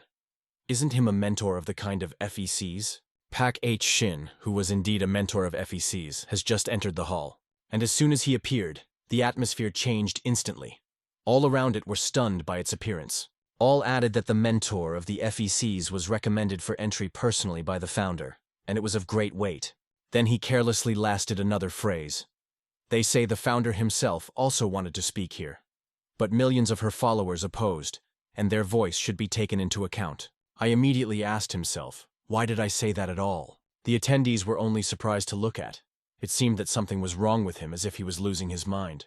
One of the elders could not stand. He was stuck on the table and broke out, "How dare you to talk about the will of the followers, even for the founder?" All began to make a dust, trying to justify himself, but only worsened the impression. He had to apologize to the Hell's mentor. He said he did not know about such features of his subordinate. And it was an honest answer. The mentor strictly asked Yusei, "Did you generally organize the investigation? Has too much time lost to pretend to be under control? And what to do with his tongue? He does not know himself." The mentor was confused. Hell realized that he had just made a huge mistake. But exactly he did not understand. How he did not understand.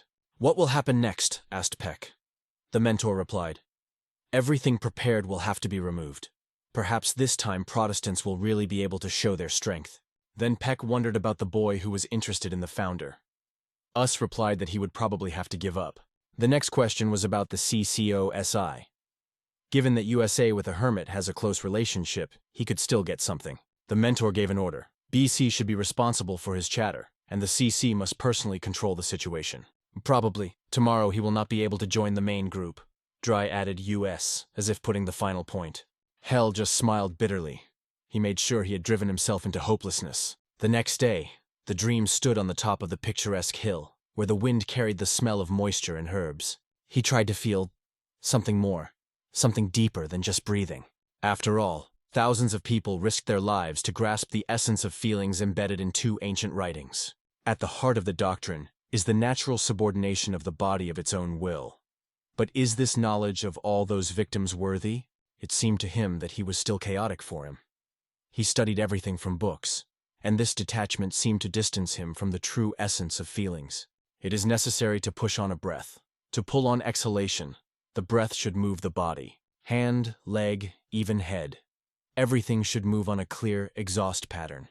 This is the secret that can make you the best master in the world. But it seems that to really become stronger, one must return to the basics, the fist battle and the strength of the legs that he learned in the settlement of evil.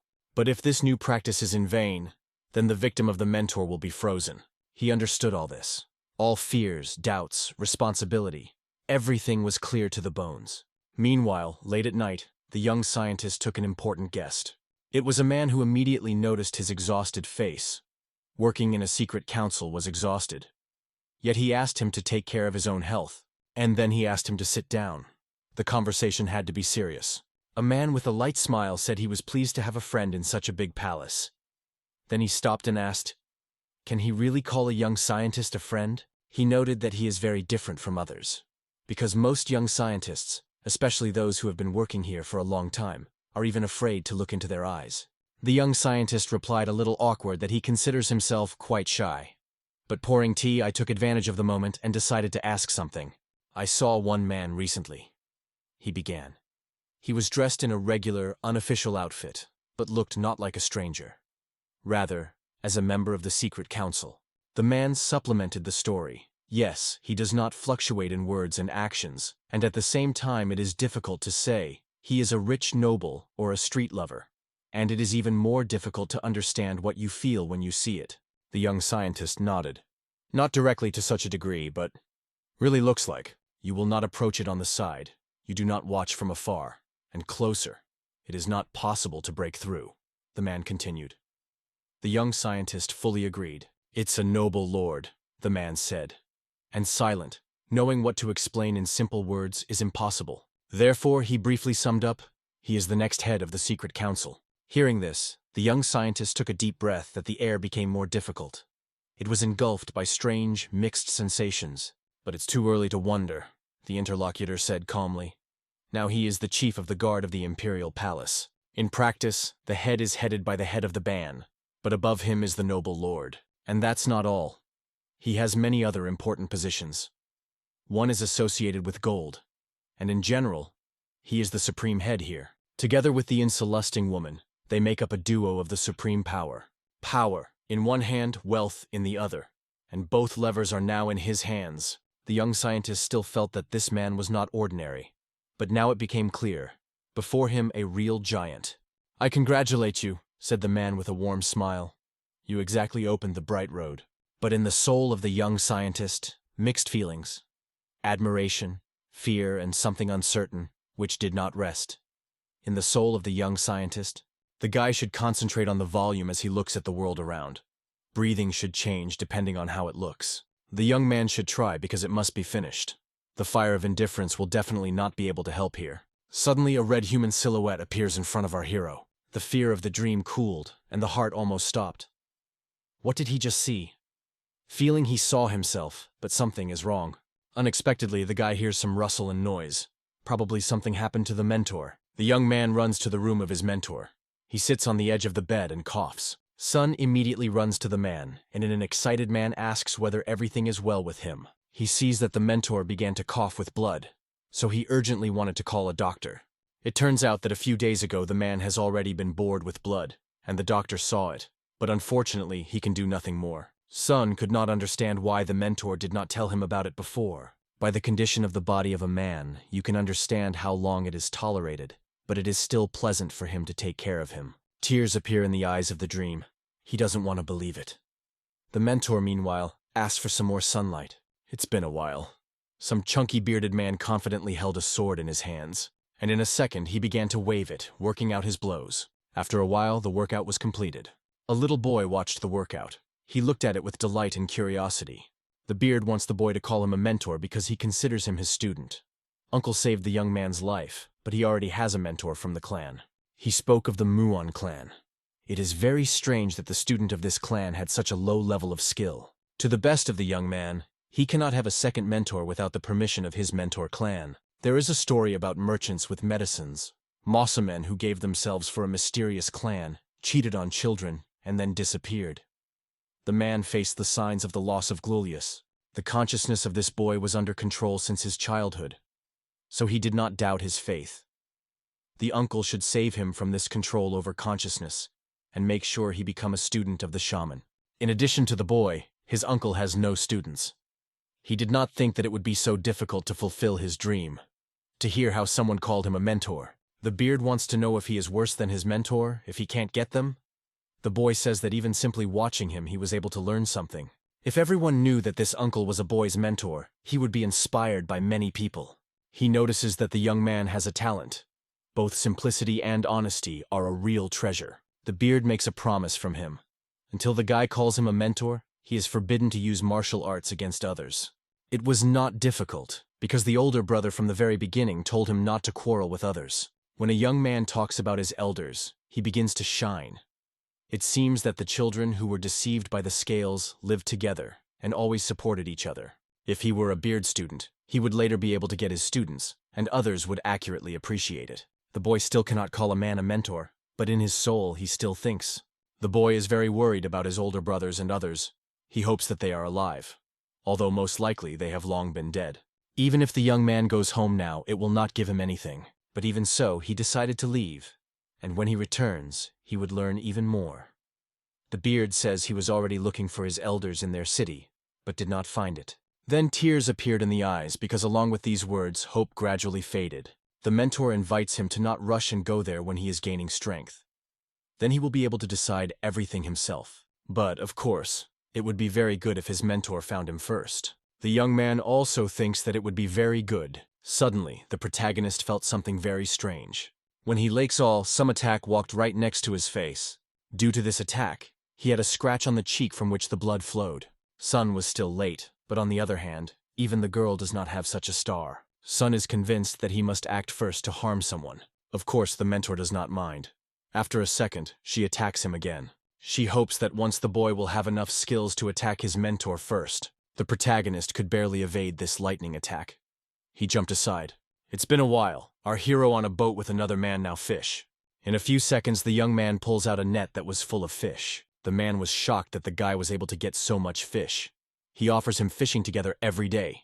Tomorrow, the guy decided to take the head of the kind, but to travel on a boat. This old man is so greedy that he wants to be only with him. He seems to have the lowest job for the settlement. But after all, he helped him when the guy just settled here. Still, this old man was very lucky, because our hero was able to put this destroyed and abandoned house. The guy was very grateful to Lee Suka because the mentor no longer had to eat goldfish several times a month. But the man still continued to take care of it from time to time.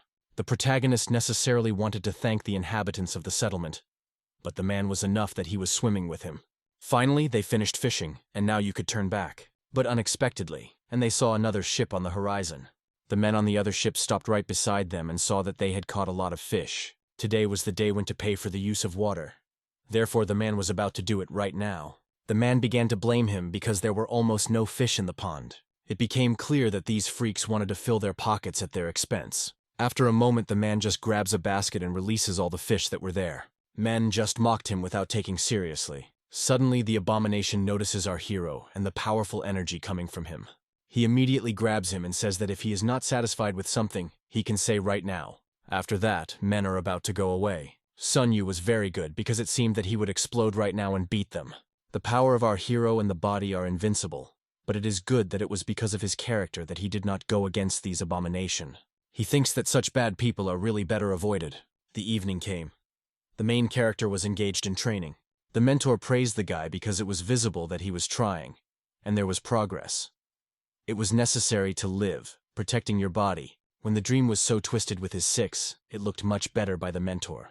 But the guy does not think so. He believes that the mentor has much better this art.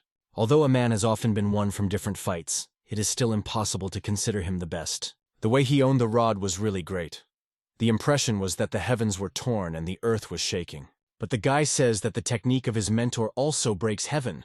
After a second, he puts all his forces into the next blow. Sun shows that this can also be forced to shudder, so the technique of his mentor is even better. Meanwhile, the young girl put herself in order. Her mother said that few men would be able to resist her look. The girl says she made a decision and thanked her mother for taking care of her. Meanwhile, there were many girls in the room. They sat on the floor and played a tune. Suddenly, the old lady interrupted them because she heard that she played a fake note. Of course, it is very exciting, but you still need to play properly. In addition, she told them that they could go home. After that, the old lady heard someone calling her.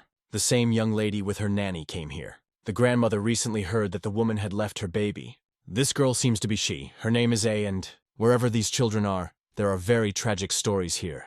After a while, the night came. The man was sitting at the table and deciding where he would go this time. It was necessary that the old from Shanrian did not come out, and then they would have a very good chance to pave their way. The man did not like it. He already began to guess how many deaths would be this time. The man wanted to find out if today there was a boy who usually ran near him. The man became interested in him because he spins next to him. Although he deals with the same archival records that he probably looked his hungry family as he was the only poverty. But, in addition, he did his job perfectly. Always listen carefully to everything they say, but the pressure from the side does not affect it. It was obvious that this person would protect him. He seems to be a good friend for him. I really pay a lot of attention to this guy, so the man also could not but pay attention to him. If the subordinates are worried about something, he can accidentally confuse this man. It turns out that young Mr. Soman also studied martial arts. It does not look very good, but its movement is a soul. Meanwhile, there is a workout somewhere. The coach says that the student will not be able to survive if he does not make enough effort. The guy, meanwhile, is trying to climb the mountain. He believes in himself and that he is sure to overcome it. It was amazing because this rate of 10-year training can be reduced exactly half. The master thinks that he overdone when he made the guy hurry. More than 10 years ago, one of the successors was avenged in his mentor, so he began to wear a mask. Finally, he was able to climb the mountain, after which they went on vacation. The young man really wanted to ask him a question. The young man is wondering how many times the master himself passed through this exam. Sooner or later, they will still need to act together, so he confesses and says he has passed 12 times. The guy has passed it 13 times. Although the master wants to tell him to talk to him with respect, he cannot. Earlier, the master said that everyone who was not careful was dying.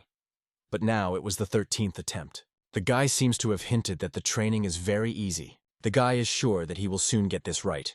The master says that these exams are just the beginning, but the student is still sure that they quickly finish the whole learning process. He wants him to be strong, so that no one can become like him. It was very brazen on his side. Now the guy is the only one who can take revenge for everything. If someone else is alive, then he will take revenge. The man holds a beautiful ring with red precious stones in his palm. A female voice says that this ring does not belong to him. The subordinate immediately falls on his knees and says he would not have died. She orders to return this heel to who she had and let rumors, telling her 10-year promise for stronger. This guy saved her, risking his life. The girl heard that he never could use the heel, and she fell into her hands some strange man. The subordinate does not understand that in his head in the founder. She ordered to dissolve gossip about a decade's promise for stronger. The founder is convinced that it is fate, because that guy reached the level of Chechonrock. The man thought that her interest was exactly involved here. He thinks what would happen if these humans spread the mind. There is no way to give him it just like that. Meanwhile, ordinary people turned to the kings of animals. They said the river was frozen and they could not even catch fish. So if they are required to tax, they will not be able to live this winter. But they were absolutely indifferent to it. Starting this month, they will have to pay 2 silver nanaya twice a month. It is very sad that they should endure such horrible things. Even if a punitive detachment arrives, this time their bodies will avoid punishment. But will they remain alive after the detachment leaves? Grandpa says that if everything is a little more stable and the river is melted, then they will prepare them taxes. But the abomination did not even intend to listen to them. One of them pushed his unhappy grandfather. If it is so weak, it can go from here. If they do not understand in simple language, now the man will show them all the power. The man fell on his knees again and said that if the doctor about, they would prepare taxes for them. Since his grandfather continued to say the same thing, the man was about to break his leg so that he would understand his words.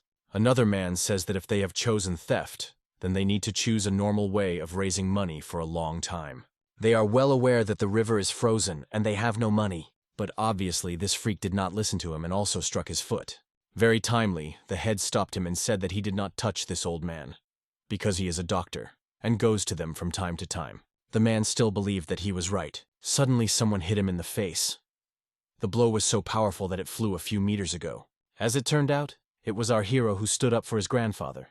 Everyone was shocked when they saw that this young man was not afraid to resist these freaks. After that, the dream immediately ran to the doctor to see if everything is well with him. No one could even approach the doctor and help him, because everyone was afraid of these abomination. The guy does not understand why everyone is afraid to help, because there was no one who once did not receive help from the doctor. Finally, some man comes out of the crowd and says he will take care of him. The man, in fact, was very worried about the young man. He thinks that he is better off to leave this place sooner until he gets worse here. But on the contrary, the guy says that it is an order here. In fact, he was not going to intervene, but there was a very unpleasant situation. The head was outraged that someone dared to do so, but the main character was not afraid at all. He came from him powerful energy, and he lied to his enemies. After a second, the main character rushed to his enemies to strike. His blow was so strong that the man could not even stay on his feet. And so, through the fund afterwards, the enemies together rushed to our hero to overcome him. One of the abomination has already sent his sword to the guy, but Seong Yu was removed by one light touch from himself, this sharp sword. The man was shocked that his opponent was only able to remove his sword with his finger. Then our hero remembers his training in snowy weather. It was at that moment that he realized what it means to take in his body under control. If you keep your body under control, even this energy will be desired. Finally, the young man found the way to go. He no longer needs to look for him. Suddenly, he notices how a piece of snowflakes just breaks. It seems that some important stage came, but when he thought, he lost this chance. Sun decided not to be nervous because he was here once, and the other may not be. The main character did not know that the second time would come at that moment. The main character again removed his enemy's sword with his hand. In fact, he was still going to find them. But if the situation was that way, it was even good. Now the young man is not going to hold back. His whole body radiates powerful energy, and in a second, he applies a powerful blow to his enemy directly into his stomach. After that, he returns to other enemies and begins to burn them. Our hero continues to ruthlessly clap these abomination. The next time, he is sure to kill them. The present, meanwhile, are only frightened of this situation. Sun begins to bite the thought of why he could not change. He sees that one of the enemies begins to ask him to save him. This pathetic man promises that he will never do anything wrong again and will live right. But it is obvious that our hero is not going to listen to him. Instead, he comes to his face. It seems that the young man wants to find out some information. The young man is determined to find out where their settlement is. He orders this freak to bring him to their village. The guy is very decisive. The abomination immediately agrees to accompany him, but in fact he decides to take revenge on him. It's been a while. The girls looked carefully at each other and evaluated, criticized the appearance. For example, the skin of one of them was very rough, so it was impossible to lie about her age. Suddenly they paid their attention to a girl who sat apart from everyone. In order to climb on the third floor, vanity should be. And the girl saw how well their bodies were on the first floor. It takes several years to learn and get out of here. The divorced old lady said that if they do not want to do it, let them go away so that no one would catch them. A little more time has passed, and the old lady poured a delicious tea to the girl, the taste of which had to be felt with the tip of the tongue. The woman thought that John was definitely a girl from God. The old lady saw elegance even in her little children's eyes. It feels like true power. The girl began to be ashamed of this, but the old woman was sure that her eyes were not lying. Not everyone liked this girl. The fact that the children are stuck in all this so much in itself shows that they are pathetic. After that, the old lady orders the girl to climb the mountain. As soon as the girl finds herself, no one will be able to treat her. Jong says that she had already received what she wanted, but she was still here. With the health of CO, everything is well and her things are going great. But is there nothing that the girl wants? The old lady wants the girl to rise uphill, not for the sake of them, though for themselves. There was a heavy rain that night. The old mentor sat on the threshold and looked at the rain. Suddenly, our hero saw a mentor sitting in the cold. He immediately rushed to him and covered with his jacket. Grandpa says he will definitely not get better if he is sitting in four walls. The doctor also said that it is impossible to go cold because it is not good for the body.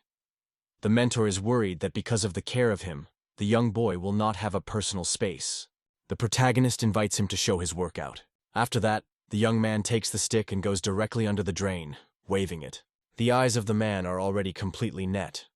He is wondering if the student's level will increase even more. During his military service, there was a time when he trained carefully and dreamed of reaching the same level.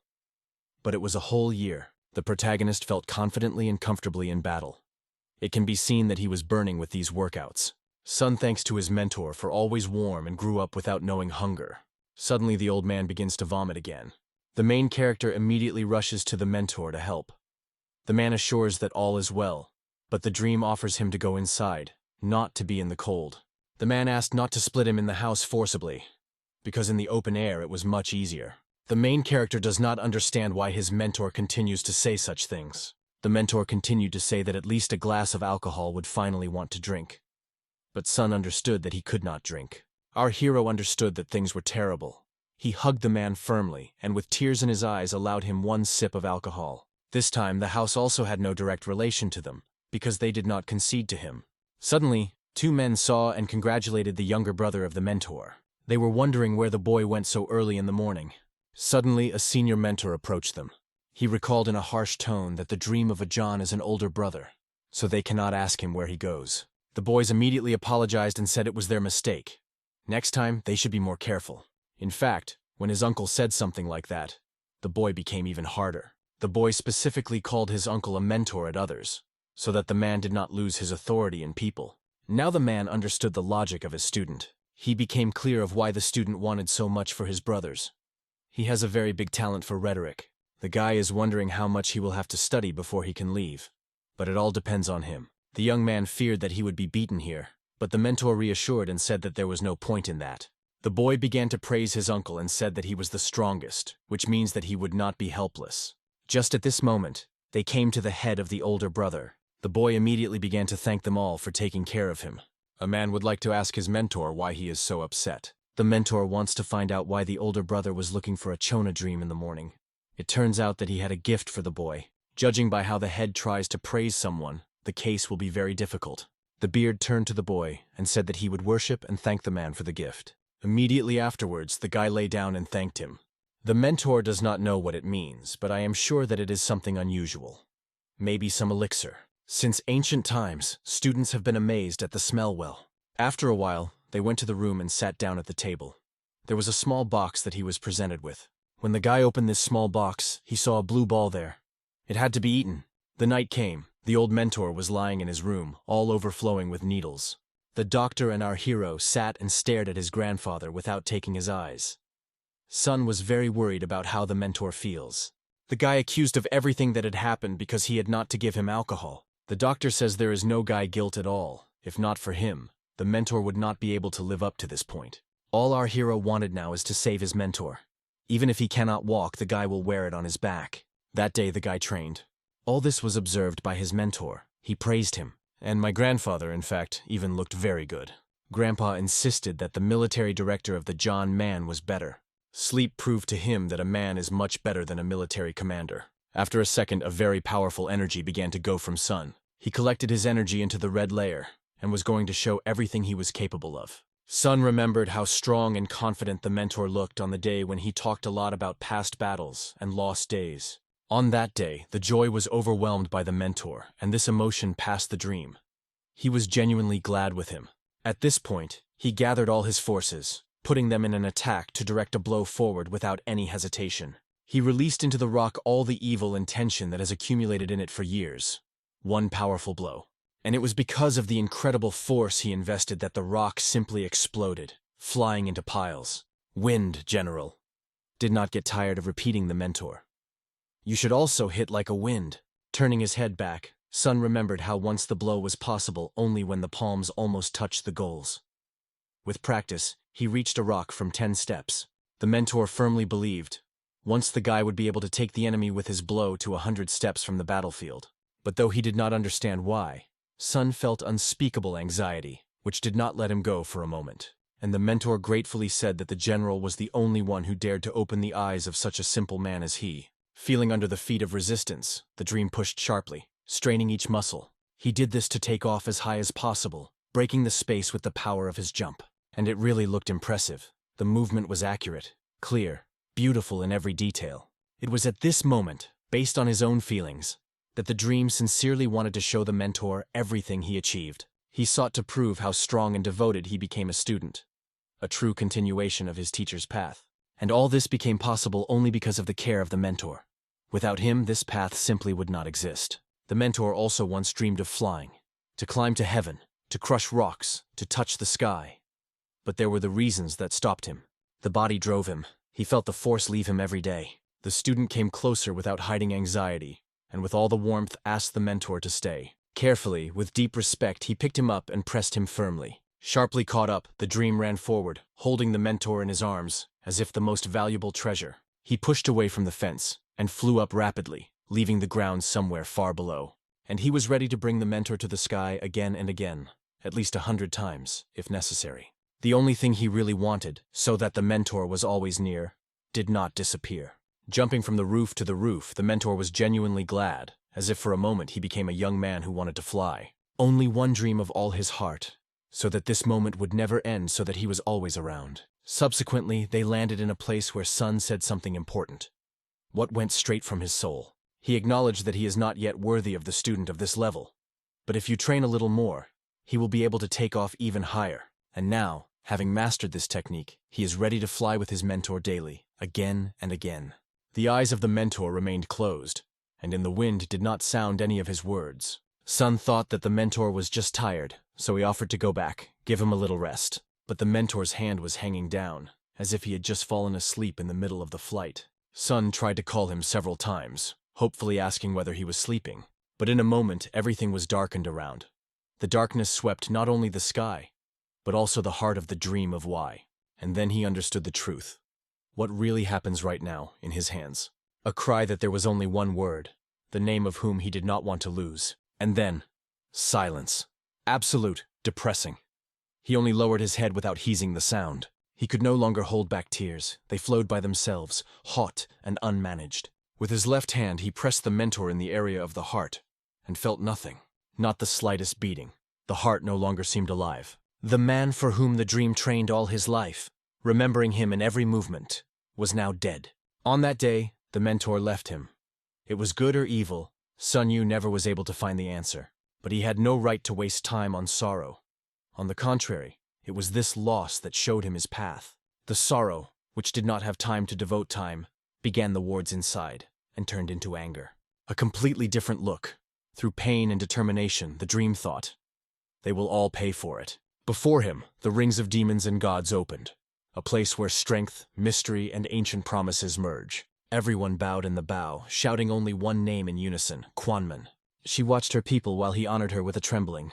This place is known as the Ring of Demons and Gods, but has another name, no less significant. It is also called a 10-year promise, a symbol of an ancient and indomitable treaty. There is only one reason that makes it so important. This is the same reason why people voluntarily risk their lives. The most powerful organization in the world belongs to the leader Quan, and everyone knows it. One request is enough, one word, and any problem will be solved. And, as it becomes clear, the dream has the right to take advantage of this opportunity. The 10-year promise has released deep roots on the side that has a true power.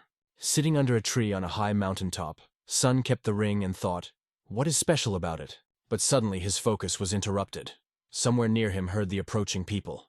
It was an old house of quacks, and it was there that a young student came. But he did not have time to look at how a stranger appeared behind his back, and said that it was too late. The body of the young student was shook. Something inside suggested that the situation was far from ordinary. The man looked around nearby and said that at first he thought, this is not the place that they were looking for. It is not difficult to guess why he gave the power he gave. But the young scientist suggested, perhaps the Kavak just went. It was too important to find out the truth, even if one can only guess what happened. The main thing is to act carefully. After all, the chief of a young scientist will definitely not stay away, so you should not look. Only the movement forward. That guy, confident in his words, asked the young scientist to know the truth and assured that everything would be fine. The young scientist relied solely on his own knowledge, having nothing but reason and experience. The man asked him to trust him and assured that he would take care of everything else. Having made his hands, the young scientist bowed deeply, with respect, without words, accepting what was said. And then he was left alone with a devastated house and silence around. But in a few seconds, others appeared, those who went to the tomb as it was conceived. They did not go up for a long time. The path was not as difficult as it seemed. The one who walked in front caught them, warning, if they did not have time in time, they will have a disciplinary punishment. But suddenly he stopped sharply. Something or someone forced him to die in place. Before them stood the dream of his gaze was calm but cold. The weapon in his hands shone with fresh blood. His face was filled with blood, and it was obvious that this blood was not at all. Not paying attention to his peace, the enemies rushed to the attack, hoping to take his numerical advantage. But all their hopes were in vain. They did not have who had to deal with. With the same unmoved expression of the face he met them, he destroyed each of them. But one thing does not give him rest. How did they find it if he was extremely careful? Thoughts are swinging in his head. Too much strange has happened lately. He understood that even if the traces were discovered, there is no doubt. The ring has already been for sale. Again, the memory returned him to the moment he was sitting in the room, gently folding his clothes. At the same time, he made things of the mentor, and it was from his pocket that this ring fell. He immediately understood. It was a mentor, which means that someone intentionally put it there. Suddenly, his body had a strong tremor, as if a storm woke up inside. Turning, he immediately felt incredible, wild energy literally pressed on him. The guy in front of him had aura similar to a giant snake, hot and powerful. They finally met. But the dream had only one question: who he is and why seems to such familiar. In response, another voice came, the question about the mysterious Cheshon rock. He stated that he was the true owner of this book, and suffered serious harm when she found herself in other people's hands. Slowly approaching, he asked the dream not to be nervous. They say he reached a certain level, but he has no idea who stands before him. Putting his hand on the shoulder of the dream, he asked if he did not feel instinctive, that it was not necessary to resist. Then he added that the edge of the spear should be facing the ground, not up. Sun could not master himself. Something strongly squeezed him from within. And suddenly he shouted, loudly, tearing the silence with a cry that he could not give advice. Even the guy did not expect that. So strong was an emotional answer. Sun immediately bounced back, increasing the distance that no one could predict. He did not lower the edge to the earth. On the contrary, he directed it directly to the enemy, demanding to tell who he was. He only noted that the combat skills of Dream are left to be desired, but his will is really strong. Sun, holding a weapon, repeated the question again, with threat and determination in his voice. He stood in place, but in a moment he was just in front of him. He moved almost instantly. Sun did not have time to realize anything. He did not even imagine how he was able to move at such speed. Frightened, he tried to strike, using his weapon as protection, but his attack was easily reflected, as if he had only moved his hand to wave away from the fly. It is not necessary to say. Everything was so easy that it reflected the attack with only one finger, and in a moment the weapon fell out of the hands of the Dream. It remained defenseless, stunned, but not surrendered. After picking her up, he rushed into a new attack, stubbornly and decisively. Its combat spirit can really be envied. It did not fall even under pressure from absolute advantage. This time the opponent used another finger, and again easily pair. Each of his movements struck the Dream even more. It seemed that he was not equal in this game. At first he did not even intend to absorb the energy of the young man. He fought without intention to harm. Sun's eyes were already glowing from excess inner strength, but it did not last long. The fire in his gaze faded away as the enemy's hand slowly stretched to his head, and making a minimum of effort, he easily removed the Sun from balance, forcing them to lose resistance. And it was at this moment that the Dream wondered, who should this man be if his best receptions are so easy? He just noted that he is not bad for his age, but is still not worth knowing his name. And he added that he was the true creator of the Book of Chechengrok, who changed the fate of many. Stretching his hand, Sun wanted to help him to rise, but did the doubt not leave him? How could such a thing in the hands of this person?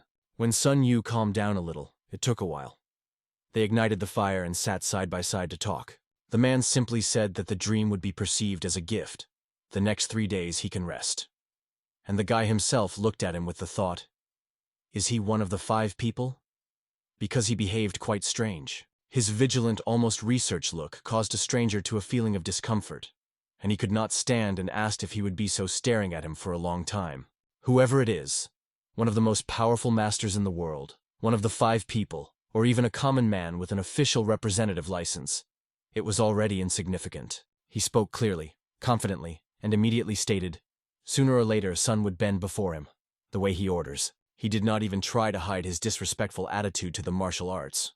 Sun could not understand who he was, but in one he was sure that this person made a great impression on him. And realizing this, he still didn't understand why. During the conversation, the stranger confessed that he did not touch the book because of his respect for the old man. And then he wondered, did the Dream have mastered many? He replied that he studied everything, but still not sure whether it is correct. Hearing this, he said, does he mean prevail? The martial art described in the book is called that way, and this is not something that can be learned by conventional methods. The man stood up and, surprised by the guy's achievement, asked him to attack. He noted that it didn't matter how much he understood, even if he wants to see it. And once again, he suggested to start. Sun could not refuse. There was one of the 5 leaders in front of him, and that means that he can teach something really great. But he immediately warned he would not attack. It can be defended as much as you like, and that's all that it will agree to. Turning from the place as if a crazy beast, the dream rapidly rushed to the attack without restraining himself. At that time, his opponent only watched, thinking thoughtfully. Is this a legendary Chongrock? Although the guy's movements looked awkward, they had something extraordinary. Despite the chaotic, in this stream, the strength began to draw something important. He realized that the young man trained these movements thousands of times, and that is how they became part of his instincts. So he mastered the strong. At the same time, the dream itself was lost. He could not even touch the edge of his opponent's clothes. Here's what the true martial art of one of the 5 peoples is. But whoever his opponent was, Sun wanted to prove his strength without looking at the status. His energy has suddenly changed. This time the power in his blow was striking even outside. And although the man looked calm, he did not expect to see such a wave of energy from the young man. He wondered, if the first energy was similar to Chechongrok, then this was clearly something else. It was obvious. Something had changed in his will, as if the fire in it broke up in a new way. The power increased at times. The attack carried something crazy, fierce, pure determination. The man only put his palm to stop this invasion, and stopped. He explained. In addition to knowledge of the book, the guy mastered something else, and it was equally important. Sun was impressed to the depths of his soul. He was barely aware that he had just been told, because he could not believe that someone could stop such an attack with such ease. The stranger asked Sun what he had managed to learn, except what he had already shown.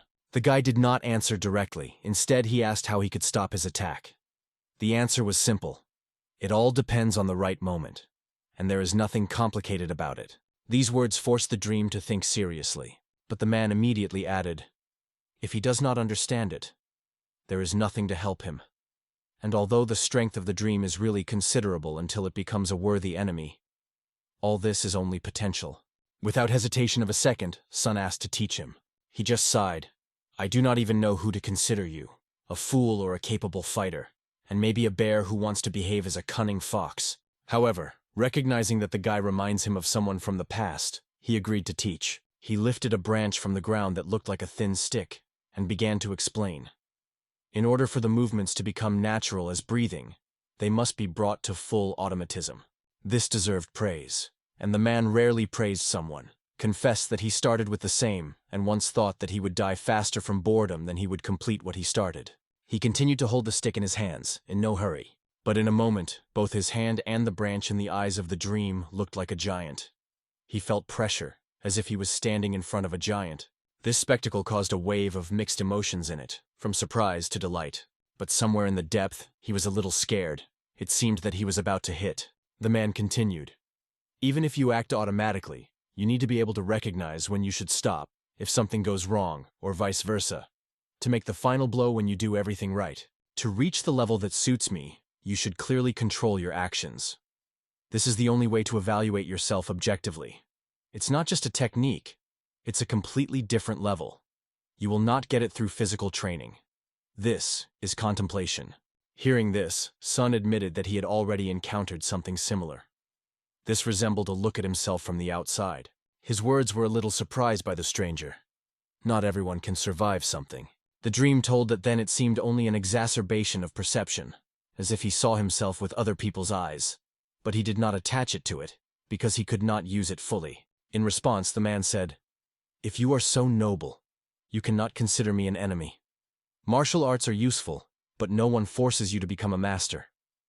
And at the same time, he acknowledged, Sun is very strong for his age, and someone like him is really capable of reaching the level of true contemplation. And it impresses.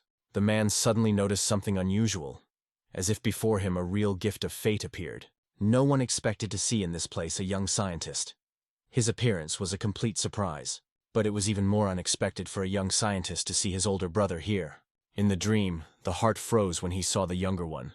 The words were almost stuck in the throat, and at the same moment both brothers in the eyes were tears, sincere, long restrained. They rushed to each other into arms without holding back emotions, as if time turned back.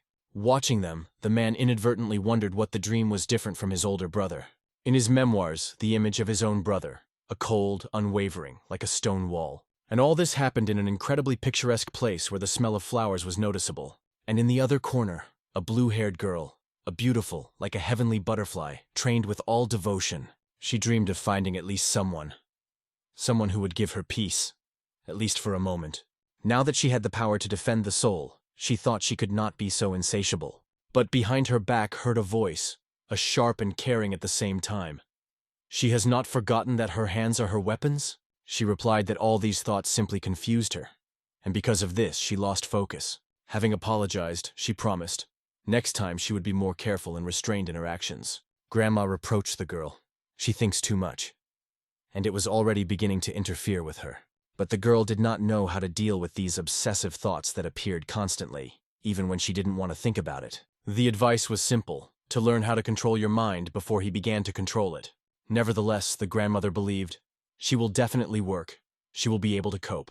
Putting a warm hand on her palm, she said, while the thoughts governing consciousness, she will have no rest, because they can change her unrecognition. In response, the girl promised that this would never happen. And the grandmother reported, the head will arrive soon, and she should go to her. And although Blue-Haired was sure that she would never betray her ideals, she still agreed. Meanwhile, the evening was approaching. Sun sat next to his younger brother. He talked about the deliberately provoked fight. All this was done to reduce the number of inhabitants in Marima. And it was from this conversation that Sun learned how to catch their master. He also heard that all from the lowest to the most influential families of Marima are afraid of the owner-ruler. And if you think, the master had a chance to stop it at the beginning. But they both knew. The master chose the sacrifice for them, his students. Then it became clear. The goal in them is one, to find these people. All, without exception. At this point, a voice was heard behind the young scientist's back. The man reported that it is time to go. Before going, the scientist asked once again, does the dream really want to leave everything? And he advised, it is enough to contact the owner-manager for a request, and he wins a little time for him to escape whole and unharmed. In response, Sun said that for a person of honor, 10 years of waiting for revenge, this is not that long. And then they promised each other, the guilty would pay in full. And for this, no stop, no step back. Sun knew, if he did not overcome it now, he would never become stronger. The younger brother did not understand that everything could go at all as you. And if he does not think, he could not even ask him to go together. So he only wished his brother to protect himself and take care of her own life. In response, he heard, and you take care of yourself. The revival of our sect is now on your shoulders, not on mine. The next day, Seong Yu remained alone with his thoughts and established himself in one. He was right. What happened in that hell will never be wiped off. If you can last for a little longer, he will be able to reproduce what he saw with his own eyes. But the hell is taken away. There is no time for meditation. Everything is too fast. That crazy old man created a chonk to explain how to become an immortal Taos, and he even said, you will master the perfect, and you will be able to look into the heavenly gates. Now Sun realized why he said it. The path to this lies through complete self-control when he is able to see himself on the side, and only now did he begin to be aware. What really trained so much time to reach that form? In the middle of these thoughts, he suddenly felt someone's presence. A clear, powerful, like a blow to his chest. Seong Yu slowly wrapped his head and saw a group of masters in front of him. He sincerely hoped that they came in peace. One of them spoke first, asking, is he the same, Sun? Already at the same moment, Sun guessed. If they know his name, most likely it is enemies. And when he answered the question on the question, who are you? Like, even basic manners do not adhere to. But despite this, Sun remained calm. He knew, if someone is looking for someone, it should be called the first. So again asked who they were. The old man finally introduced himself. They called themselves a killing 6 monsters. When they called, Sun became interesting what they needed. Then one of them asked directly whether he has a chechonk and a 10-year promise. Sonu calmly replied that the ring was really in him, though he was not his owner. But about the book, if they want it, it can throw a few quotes. Its light-hearted tone and boldness caused even more anger. They stated that he would go with them right now. But the guy refused. The old man added that if he obeys, they guarantee him life, even despite his resistance. He even asked the young master, but remembered that the order of Lord was to deliver him alive and unharmed. But Sun only replied that in this case, he would be responsible for him, and he advised the old man not to waste his or alien time. Everyone else was waiting for his teams. But Sun was not going to wait. Neither the word nor a gesture.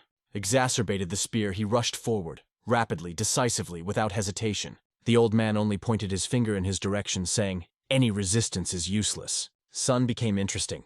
Just a finger? Did he think of something so dangerous? The closer he ran, the more strange the sensations covered his body, as if something invisible began to press on all sides. Seong Yu put a little more energy to the attack, and a powerful explosion came in the next moment. However, the explosive energy quickly began to dissipate, which the old man did not expect. Sun himself expected it.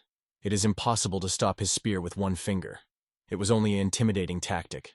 Realizing that the tricks did not work, the old man decided to act directly, and he rushed into the attack. He skillfully tried to cover the previous trick so that Sun did not notice how everything really was. Meanwhile, Sun was let his peak down, smoothly but with extraordinary accuracy. Everything happened at a frantic speed, almost on the verge of human perception. And for a second the elderly began to melt. Something was wrong with this guy. Sun broke through the protection and struck an accurate, decisive blow. This was enough. The old man bounced back, spitting blood, and all others only silently watched, neither words nor movement nor intervention. They waited only one. When a young master gave a signal, the same face. But the dream was silent, in depth in his own thoughts. This freak. Did he really master the Chechenko in perfection? And if not, as it is possible that in some 2 years he reached such a level of skill in the martial arts. At the same time, Sun felt that he was not able to keep this energy for a long time. It was too early to relax. There was only one way out, to deal with all these enemies as soon as possible. And for this it is necessary to act logically, to attack more, without any hesitation. These freaks could not yet understand how to evade it. The attacks were too unexpected for them. Only fear was read on everyone's faces. There are no other emotions left. And it was logical. Before his death, all the scum feels fear. Fear mixed with hellish pain that pierces the body. And now the third falls on his knees. He lowered his head in front of a dream, with a hole in his stomach, a punched spear. Others in a panic rushed forward, shouting something like, "What? Crazy went!" But the dream was not going to forget the main thing. To keep as much energy as possible, you should finish quickly with them. Their attack was like suicide. They ran straight into the trap.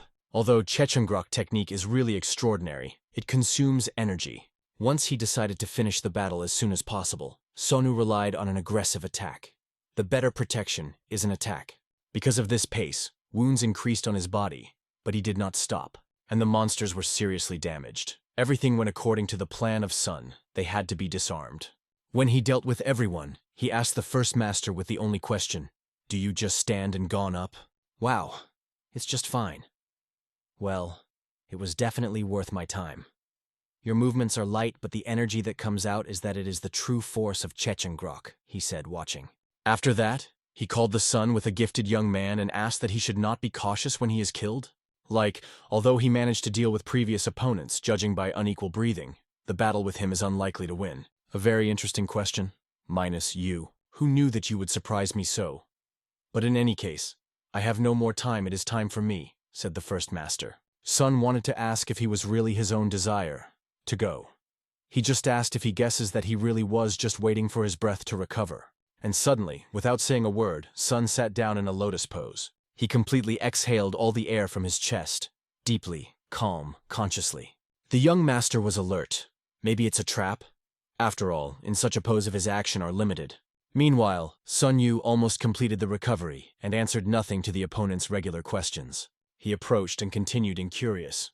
How long are you going to sit so long? Seong Yu only squeezed the weapon in his hands and fluttered quietly. Your jokes have already gone too far, and suddenly the words came behind his back. You are very different from your father. Even Sun was surprised. These words were caught by surprise. Not knowing who it was, the guy turned sharply, looking a veil in the dark. In his eyes there was a fear. How did you find yourself here? He was the head of the conman herself in front of him, and from her mouth came, You behave very boldly. Does it make me think, will the Bloody Tower clan will survive until the next generation? But despite all, Sun could not restrain his joy, seeing her. Aunt, she only smiled warmly as if everything was fine. But that bastard stood, fully immersed in trembling, not dare to move. And he was not just shaking, he was afraid. True fear permeated the whole of his nature. Even worse, the way Yu turned to the head, simply, "Aunt." It added hellish spiciness to the situation. The evening came. At a long table sat men who discussed something. A man named Quan began to think that they had no hope. Even given the fact that they lost all hope, their association has not yet fallen, and it is amazing. Bach was convinced that even today the girl would not come. But it was necessary to be calm and continue to believe because she said she would definitely return. From that moment, 6 years have passed. They have been gathering every 2 years, but now it is unclear whether it is meaningful. The criticism they will receive for the service of not orthodox sects does not matter. They should protect what needs protection. He just says that a long time has passed since that moment. Another man became angry with the words that they are only hiding. He goes to a cry because he does not understand how this abomination has dared to come here. Instead, it was better to stay in your rat hole. A real quarrel began between men. It seems that everything could go to the fight. But the old man intervened, who said that the two were just looking for death. If they want it, then you have to wait a little, and their grandfather will suit them all. Suddenly the rooms open the door, and in the middle comes a girl from which a powerful energy comes. She goes past them silently, followed by a guy who is unfamiliar to all present. After that, Lady confidently sits in her place. After a moment, everyone bows well and greet their leader. In the last 6 years, much has changed. Although there were fewer of them, this is not because someone betrayed the leader. The girl praised them for their efforts. They really made an effort to stay for so long. Finally, they can move, though it will take a long time. Now time was on their side.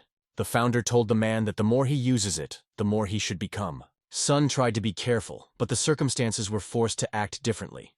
It was necessary to finish the fight before the inner quote ended. Our hero really wants the founder to teach him everything.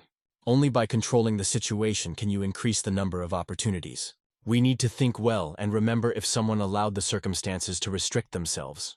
The girl sent a boy to study there, but as a result, Yu learned everything wrong, so he found himself in this condition.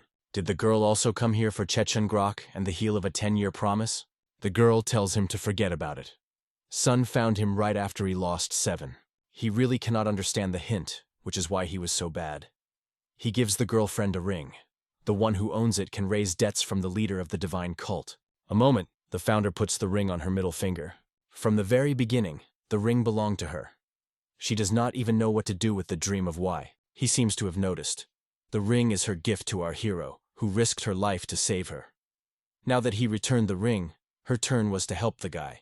This girl is the current head of the divine cult of the Radiant Top. At this time, the boys had a training. They were all careful. After a while, one of them went outside and saw the sword of Udan. The man greeted the head of the Arat Hall. It was very strange that they met at that time because their time had not yet come. It didn't matter at all. He spent the head of the hall all this time here. The head of their sect has been in business lately. It seems that their sects were opposed, but it was not their business. The man wants to ask the head of the service. He wants a man to use only his ability. The beard, as always, did not agree. The head asks him to introduce him in the course of the case. As it turned out, the man took himself. Now it became clear why there was no news from the beard. Even if he spent all this time, it would definitely cost it. The man receives pleasure. This is, of course, a lot of fun, but this is the reason why the man began to worry. So he came to a friend. His student was too good. At first, he thought it would be funny to joke with him when he would teach him manners. But there was nothing like this before. You are the pleasure that he gets from learning not to compare with anything. His student is simply unsurpassed. All you have to do is, and he understands everything at once. The beard is sure that if the monk was in his place, he would say the same. If this boy is so good, then may he need to start learning Taiji? But first it is necessary that it grows.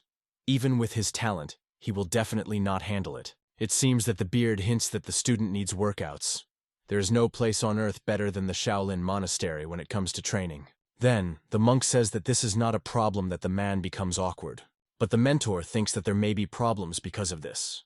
Because the uncle has asked him many times to make his student a monk.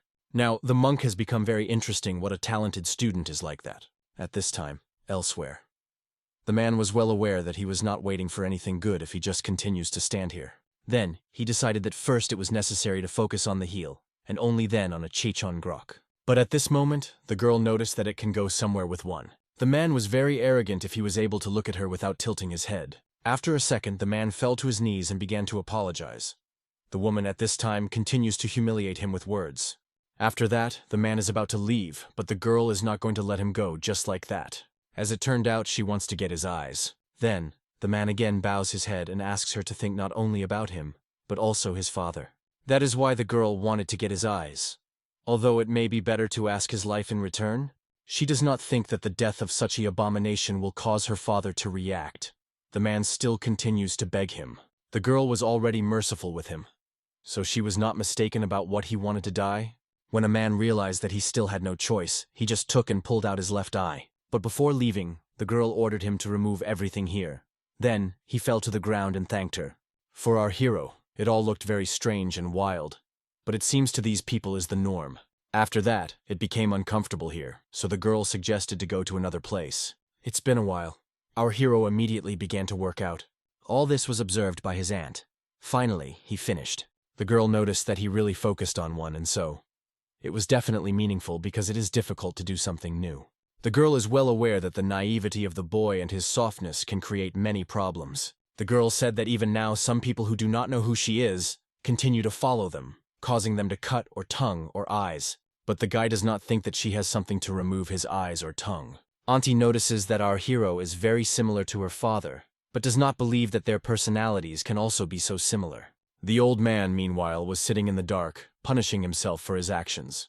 He just wanted everything to be his best. If a man really wanted to do everything his best, then everything had to end at that moment. But now it went too far and has created a lot of problems. So far, everything was going well, so soon the man had to be released from prison. But honestly, the man did not think that his act was so serious. But did he not hear what happened to the leader of the White Fire group? He argued that he was on behalf of the whole million cultures of cult who would like to go to the Central Plains, resulting in their gates closed. But it just laughed the man. Does the abomination understand the intention of their master? Whatever it is. But because of this plan, the right messenger quickly disappeared. Do you even know whether a man wants to get that child? As it turned out, a new leader of the White Fire group was recently appointed. It's been a while. Some man came to the temple to pray. It seems that it is all that a man can do now. So we just have to hope that the rumors do not lie. After that, he kneeled before the idol, began to pray and cry, because it was all dishonest. After that, he went home. The night has come. The girl did not understand what was the matter. Now his son began to go gossip, which he went anywhere. Because of this, they lose too much money. The woman is well aware that at first it is not easy, and she thought the guy was training to get distracted from her anxiety. Therefore, she is just forced to ask if it will continue for a long time. But do they not save him from death? But the person will definitely die from humiliation if they leave everything as it is. The woman herself said that they would call him a Buddha, because he could remove the burden from their heart using one coin. The woman does not understand it. It is a guy's desire, or the desire of their clan. The guy may be able to save all the members of the Dark Assassin clan from this hell. If the woman was good from the very beginning, their clan would not be in this position. In fact, the guy himself is not sure what he is doing, but even if he is mistaken, it is less what he can do. Meanwhile, Auntie wanted to ask the guy some question. Did anyone see a Chechonk besides him? If someone saw him, then she has to kill everyone to one. But how long will it take to find them all? Although the nature of the girl will no longer be able to change the girl, he was able to leave the settlement of Hermit. The founder may have made the decision too late. But if she hadn't done it, this guy would not have been able to stay as long as he kept Oboni. They came to one of the branches of their sect. Here she will correct his chaotic technique of fighting. If she has already taken up it, then you should do everything as it should. It seems that the woman would teach the main character of martial arts. If everything that happened in the village of Hermit was the case of the girl's hands, then the guy would not be in such a sad condition now.